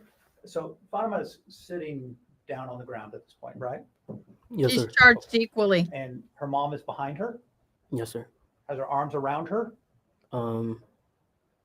Yes, sir. Okay. So And she's- can you describe how you just did your arms, please? Fair enough. Absolutely. All right. So I'm standing, but she was actually seated, right? Yes, sir. And she had, and can you describe for me how her arms, I kind of raise my arms in kind of a circle motion, like if, Yes, sir. if Fatima is in, if her back is to my chest and I'm going around her, correct? Yeah. Yes, sir. Her back was towards her mom's chest, but her mom's arm was around not like her chest area, but more towards like her neck, shoulder area. Okay. Like And right so, here. so, and you're, if I can now describe what you're doing, right? You have an arm that is, upper chest, correct? Yes, sir. You did not describe it like up against her neck, right? No, sir. And from your standpoint is like, oh no, we're not doing this again, right? And that's why you intervened, correct? Yes, sir. It was more concerned about where this could go as opposed to what you saw. Is that fair? Absolutely. Okay. And you know that it was time to put an end to this, right? Absolutely. She had the issue with dad, correct? Yes, sir. And it was time to like, we're going to get out of here, right? Yes, sir. And you weren't going to let mom stop, right? No, sir. Okay. And Fatima had a hard time talking, right? Absolutely. Given what she had just gone through. Yes, sir. Okay. And did you see her kind of pass out under dad? Yes, sir. And did you see her kind of wake up afterward? Yes, sir. And was it like a light switch? No, sir. So it was kind of, she's coming back. Slowly, yes. Okay. All right. I don't have any further questions. Yes, sir. I appreciate this. Absolutely. Thank you. Thank you. Ms. Stone, redirect. Touche. Get the boy off the stand. Come on now.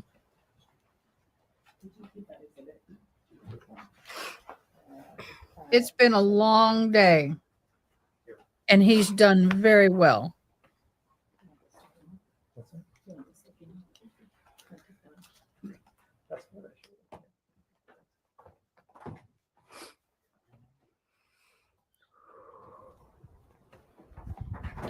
You're close, okay? Yes, ma'am. Okay.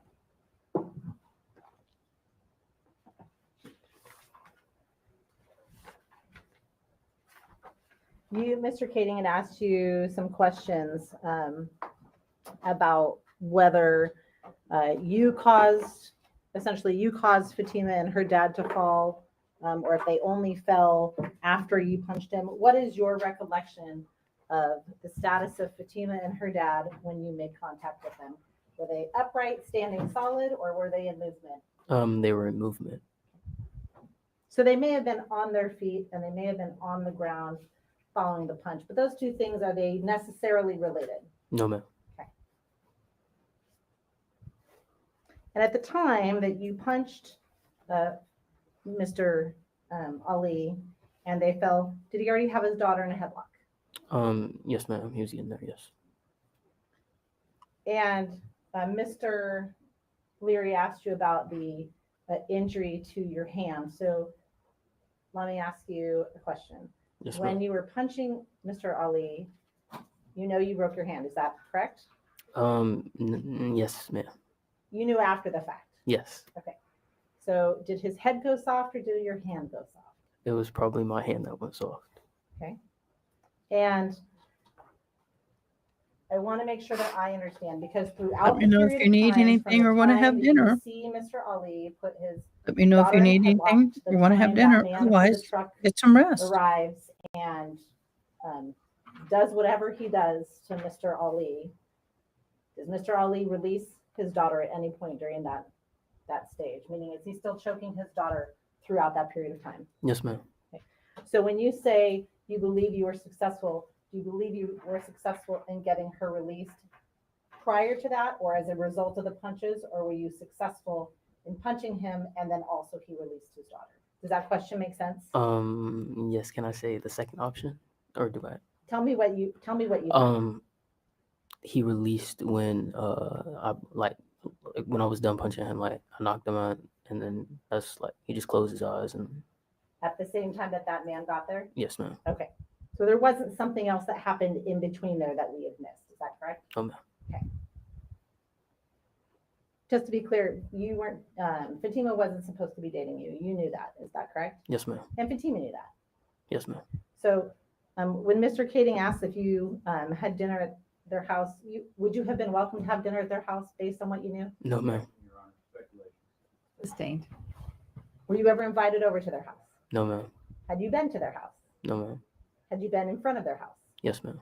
Had you been asked to leave? Yes, ma'am. Okay. So if you weren't allowed to be in front of the house, is it fair to say you wouldn't have allowed to been inside of the house? Yes, ma'am. Thank you. And you'd known Fatima for quite a while at this point, is that fair? Yes, ma'am. So she had confided in you during the course of this time, is that correct? Absolutely. So when Mr.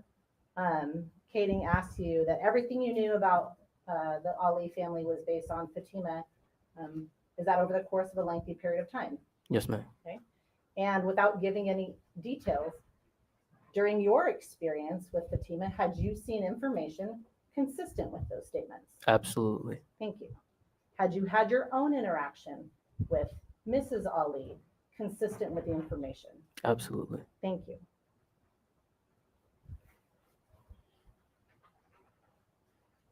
Mr. Kading showed you Exhibit 601. Do you remember, or excuse me, he asked you specifically about whether you had ever said anything about Haneen grabbing you in your chain. Do you remember that? Yes, ma'am. And he said you've never said that to anyone before. Is that correct? Do you remember that line of questions? Yes, I remember the line of questions. May I approach, Your Honor? You may. May I approach? I'm going to show what's been marked as Defense Exhibit 601. I'm going to ask you to look at page 57 Yes, ma'am. and lines 12 through 21, please. Review that silently and then look up at me when you're done.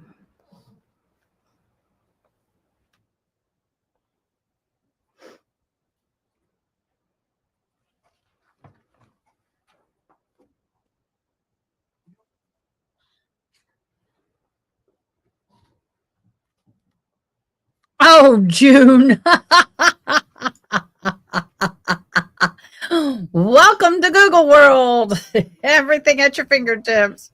And did I give you an opportunity to look at that before you restarted Yeah. today? Yes, ma'am. And by today, I mean this afternoon. Yes, ma'am. Okay. And based on what you reviewed in Exhibit 601, lines 12 through 21 on page 57, had you made that statement before about Haneen attacking you and grabbing at your chain? Yes, ma'am. Who did you make that statement to? I believe an officer. What are the initials next to line 12? Are there initials listed next to it? Or right before it, asking the question? Last time he said his mom and dad. It says TL. I'm not So sure. a TL, would that be Defense Counsel Tim Leary? Yes, ma'am. So defense, in fact, had previously asked you, and not Mr. Kading, but was Mr. Kading a part of that interview with you? Yes, ma'am. Do you remember doing that interview? Yes, ma'am. Okay. So in fact, you've made that statement before. to defense counsel. Deposition. Yes, ma'am. Thank you. I'll take that back. May I have your time? You may.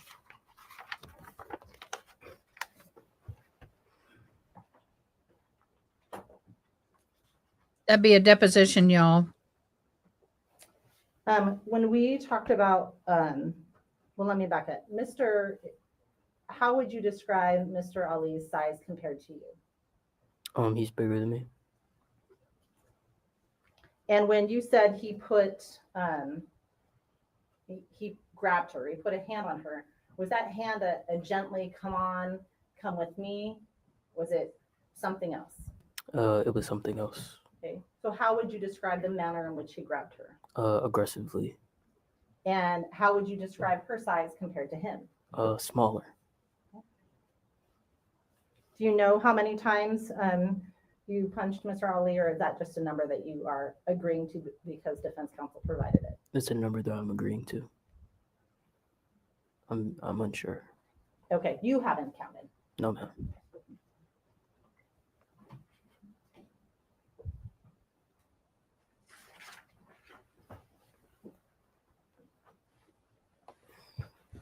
So let me make sure I understand. During the course of this, you have been struck by Mr. Ali. Yes, ma'am. you've watched him choke his daughter. Is Yes, that ma'am. accurate? You have had mom touching you. Yes, ma'am. You have a no contact order with mom at that time. Absolutely. And now you have the sister Haneen, who has scratched you, broke your chain, Yes, ma'am. and she's in your face, Yes, correct? ma'am. And so when counsel asks you, you don't know what any of these individuals' intentions are you watching their actions? Yes, ma'am. Absolutely. And are you gathering information about their intentions based on the actions that they're taking towards you and the other children on scene that day? Yes, ma'am.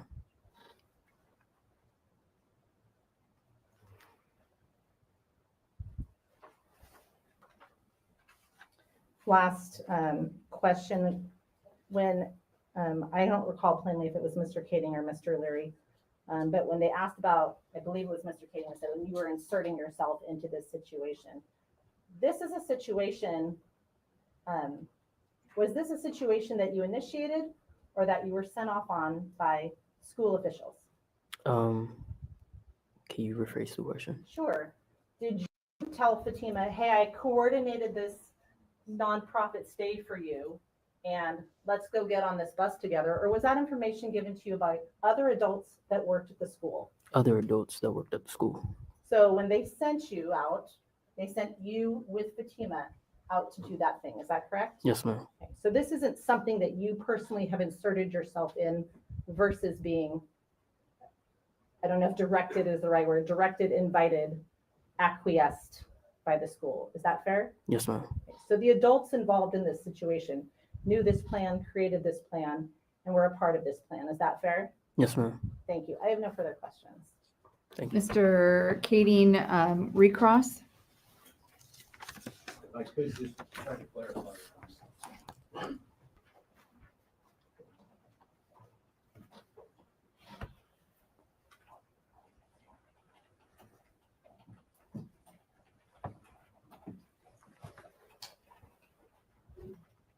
Your Honor, if I may approach the witness with Exhibit 601. You may. Page 57.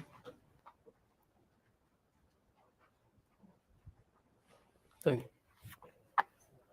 I'm looking at that exhibit on that page. Did you ever say on that page that your chain was broken? Yes, sir. You did. Can you tell me on which line you said that? Line 12. What does it say? I'm not sure this is the correct wording. Okay, hang on. Let me take a look and see what you're looking at.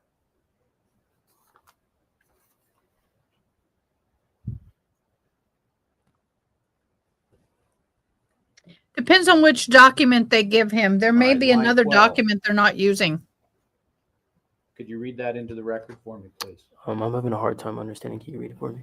Okay. I'm sorry, I didn't hear that. I was having a hard time understanding it. I asked him if he could read it to me. I'm not sure. Your Honor, would you allow me to read the line to him? Yes. Line 12. Okay, Frankie. At the very top of all the comments, there's a thing pinned called Bingo Card. Here's what ours looks like today. So if they say any of these words, or I say any of these words, or if they like photos, they show photos, you mark it off. If they say the word attack, you mark it off. If they mention the trespassing letters, you mark it off. And then for every line, there's a bingo. I got 1, 2, 3, 4, 5, 6, 7. I have 8 bingos, so I can comment bingo 8 times. If we get a coverall, everybody gets an entry for the day. So at the end of trial, I give away a merch. Could be my mug, could be a hat, it could be anything. So that is our bingo. You can go ahead and join us. It's late, but you can join us. But I thank you for asking. Well, Isaiah Williams, you said, yeah. Like Haneen, like it was an identical chain to this one. She came ripping up very fast and she was trying to she grabbed me, scratched my face a little bit, started to grab me, and I pushed, stepped on, football step on her on and off. And her mom's trying to get me, I'm just trying to football step on her. and Fatima just starts to take off running. That's how it reads. I read that. I didn't see anything about her breaking your chain. It wasn't step. I stepped on her, not a football step. I don't know what that is. Okay, I'm just reading the answer. That you Yes, gave. sir. I understand. Okay, just to clarify, I just wanted to make sure I hadn't missed anything. Thank you. No further questions. Mr. Larry Recross. One short issue. He may not have mentioned it. It's not the end of the world, Boo. Approach the scene. Yes, sir. Didn't mean it didn't happen. She went to her daughter, is that correct? I believe so, yes. Okay. She didn't go to you, correct? No, sir. Didn't try to talk to you, No, correct? sir. So why are you hitting Her on him? attention was on her daughter, correct? Absolutely. You then went to her and kind of extracted Fatima, correct? Correct. You went running off to the school, correct? Yes, sir. She followed at some distance, but then just didn't go anywhere. Is that right? Absolutely. Okay. All right. Thank you. Any further direct examination? No, Your Honor, thank you. May this witness be excused? Yes, please, Your Honor. Just a moment. Any objection? No, Your Honor. Mr. Larry? Isaiah, you are excused. You may step down. You're free to stay in the courtroom or Yes, leave ma'am. however you so desire. Yes, ma'am. Thank you. At this time, I'm going to ask the bailiffs to come forward in just a moment. Lead you back to the jury room, and then you're going to be excused for the day. We are going to resume at 9 o'clock tomorrow morning. Please, truly thank you for your time and attention. And remember all of the instructions that I have given you. Ensure that you continue to be vigilant and ensure that you do not receive any information about this case other than in this courtroom. Thank you.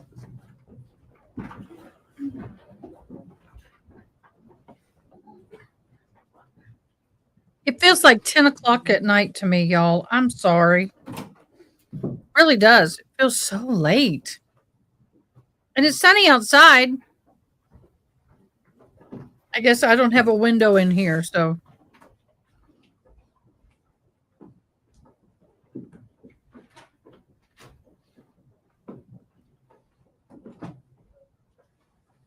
Please be seated.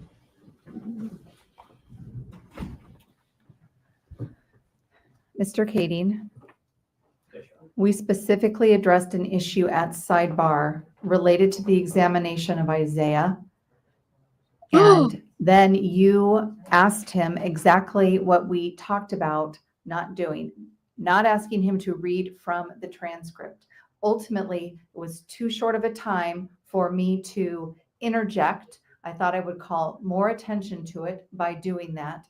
And he handled it pretty well by asking you to read it to him. But when we discuss He's how we're dyslexic. going to handle things, I expect the lawyers to follow what we are going, what has been stated will happen. Understood, Your Honor. My understanding had him just read it seconds before and had him answer questions based upon what he read. He stated that No excuse, Boo. his chain had been broken. I didn't know what to do at that point since it didn't say that. No excuse, You could Boo. have asked for a sidebar. We could have taken a recess. Specifically, we talked about not asking him to read. You asked him to read in front of the jury the transcript. I'm just indicating that I would like those parameters followed. I apologize, Your Honor. I thought he had read it just seconds before. I didn't know it was going to be an issue. All right. No any thinking. issues from the state's perspective? Ms. That's Stone, what you get for before we thinking. recess? No, Your Honor, I think all of our, no, thank you. All right. And you expect 2 witnesses tomorrow morning, and then we expect. Why do you do that? Why are you doing that? I hate it when they do that. Oh, come on, Boo. All right, looks like we're not going to hear anything else. The child, the kid or the young man is dyslexic, and reading in public stresses him out. Kading, any issues before we recess this afternoon? No, Your Honor. Mr. Larry? I don't remember what day this was and whether or not it was last week or this week. But when we discussed the fact that Dr. Stankus would be testifying out of order, I requested that Mr. Kading, you and Ms. Stone work up just some really short language that I can read to the jury about taking the witness out of order. Do you have that language? We do, Your Honor. We have agreed language. Mr. Kading proposed it. I made some minor corrections is not the right word, some minor adjustments to it. It is agreed language. It's in email, and I sent it back to Mr. Kading. So I will defer to defense counsel. Otherwise, we can print it out and give it to the clerk to hand to the court. It's literally 2 sentences, I think. That's my recollection. And I do have it here somewhere. So you can just print it and then provide it to me tomorrow morning, please? Okay, Yes. All right. All right. We'll be in recess until 9 o'clock tomorrow morning. Thank you. All rise. Court's in recess.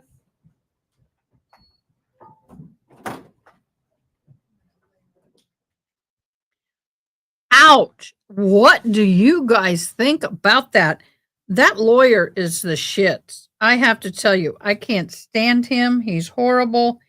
And I think that attorney deserved that tongue lashing and probably more, because that poor young man, I'm dyslexic as hell. And if you were to ask me to read something in a court of law, I'm going to have one hellacious panic attack. I can read here, I can do some things, but you want me to get up in front of everybody and read? And not happening very easily. I will tell you that. I am very much appalled at the fact that we had that incident. Poor kid.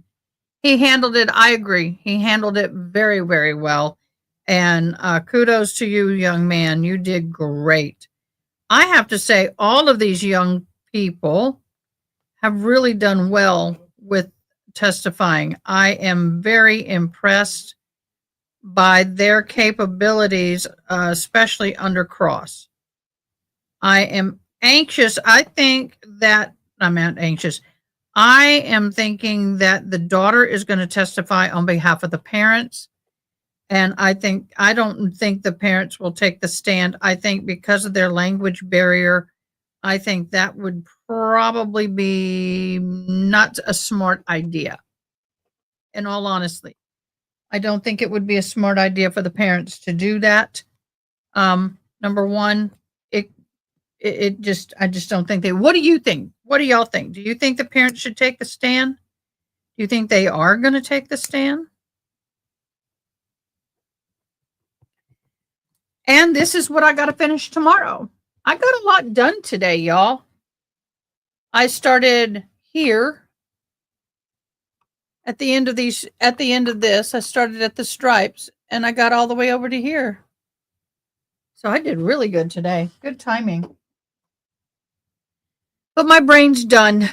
I try not to think. I don't think they will. Yeah. She said not to sugarcoat it.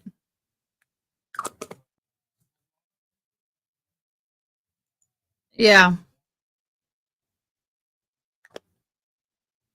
There will be a doctor's testimony tomorrow. The victim was in the hospital for a couple of days. She did have some mild damage. She still struggles with voice from the strangulation. Believe it or not, she did have some mild situation while that was concerned. So it is really, really sad, but the parents generally wonder what all of us is about. Oh, gosh. I know, right? But we're going to get ready. If y'all get your bingos in, if you have a bingo, get it in. If you subbed for the very first time, I'll show you what I mean. I like that stage better. If you subbed for the very first time, or bingo, get your bingos in. If you shared my video today, share it now and put I shared. If you subbed for the first time, come on, I know there's more than one subs today. If you subbed, put I subbed today. If not, I'm going to have to do it so the other person can get an entry. If you liked my video, put I liked. like this. Why? Because I'm getting ready to do a drawing. In each one of these categories, I'm going to draw winners. And those people will be entered into the end of the month giveaway. It could be my mug. It could be a hat. It could be a t-shirt. It could be whatever. I will pick a winner, and the winner is going to get merch from me. Winner is going to get much. So get it in quickly so I can get the drawings going. I think our bingos are pretty much got a bead down my shirt. Wonder where that went. Let's start off with the bingos, shall we?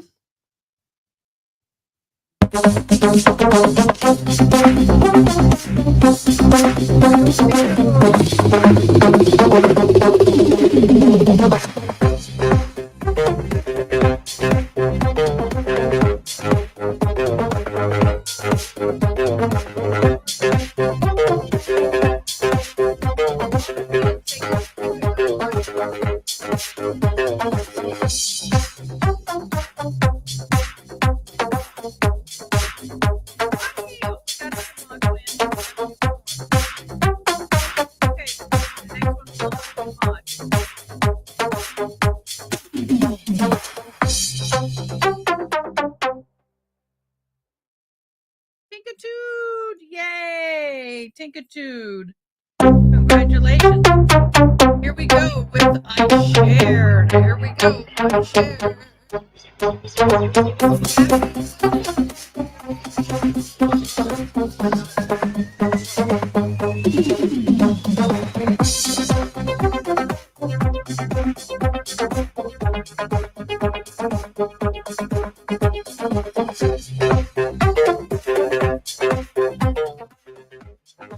Sorry, it was set on court for you.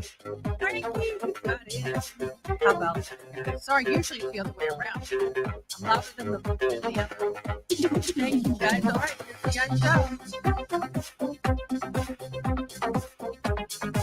Sorry about that, guys. Woohoo! Congratulations. G14. Okay, here we go for the highlights. Yes, you won, Frankie.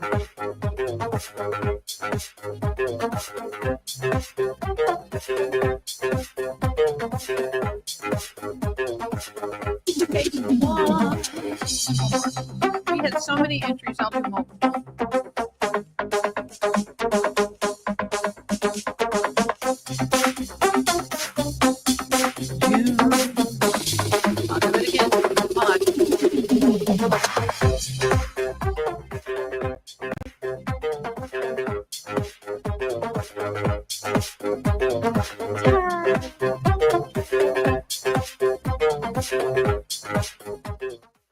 I absolutely love your thumbnail. And that reminds me, Tash. That reminds me. You may like this, Tash. Let me get it up. This is my logo for my merch. But look at the caps. Legal bitches. How about them caps? Those are some of the merches. Legal Eagles, for now, those are going to be going away soon. What? We have the merch for, in my humble opinion, IMHO. There's the mug. So, y'all, we got cute stuff. We got cute stuff. So, go shopping. Anything that comes in from the merch store, from super chats, from anything goes directly to the fund for the victims of the flood.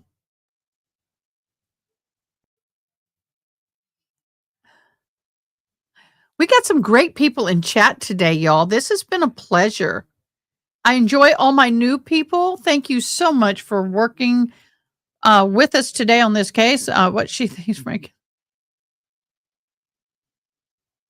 Okay, so all those who today won an entry to the end of the month drawing. Unfortunately, the spinning wheels only hold so many entries, so I have to narrow down my entries. I broke the wheel. Adair, did you add more merch to your store? I have no idea, Gabby. Autocorrect. Awesome, guys. Okay, so with that, I'm going to bid you farewell and adieu because I've got to go and work. I leave here and then I go volunteer and I work with families who have lost a loved one or people who are struggling with trauma. And as an emergency service chaplain, I will sit and pray with these people and work with them. I also support some of our firefighters and stuff. So, infusion day. I know I am that close to having to do infusions for rheumatoid arthritis and I'm fighting the infusions. I added a cap that says legal bitches. Oh, I know. I figured it out. It's okay. Well, thank you so much, everybody. Please come back and join us again tomorrow for day 4.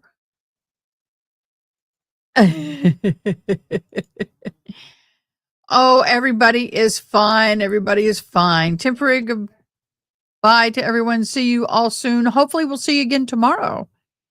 We'll see y'all tomorrow. I hate that song. Tomorrow, you're only a day away. It is. All right, guys. With that, I'm going to say good night. And y'all get some good sleep because tomorrow we do it all over again. Thanks for watching. Please comment, like, share, and most importantly, subscribe. I hope you have an awesome day. Till next time, take care.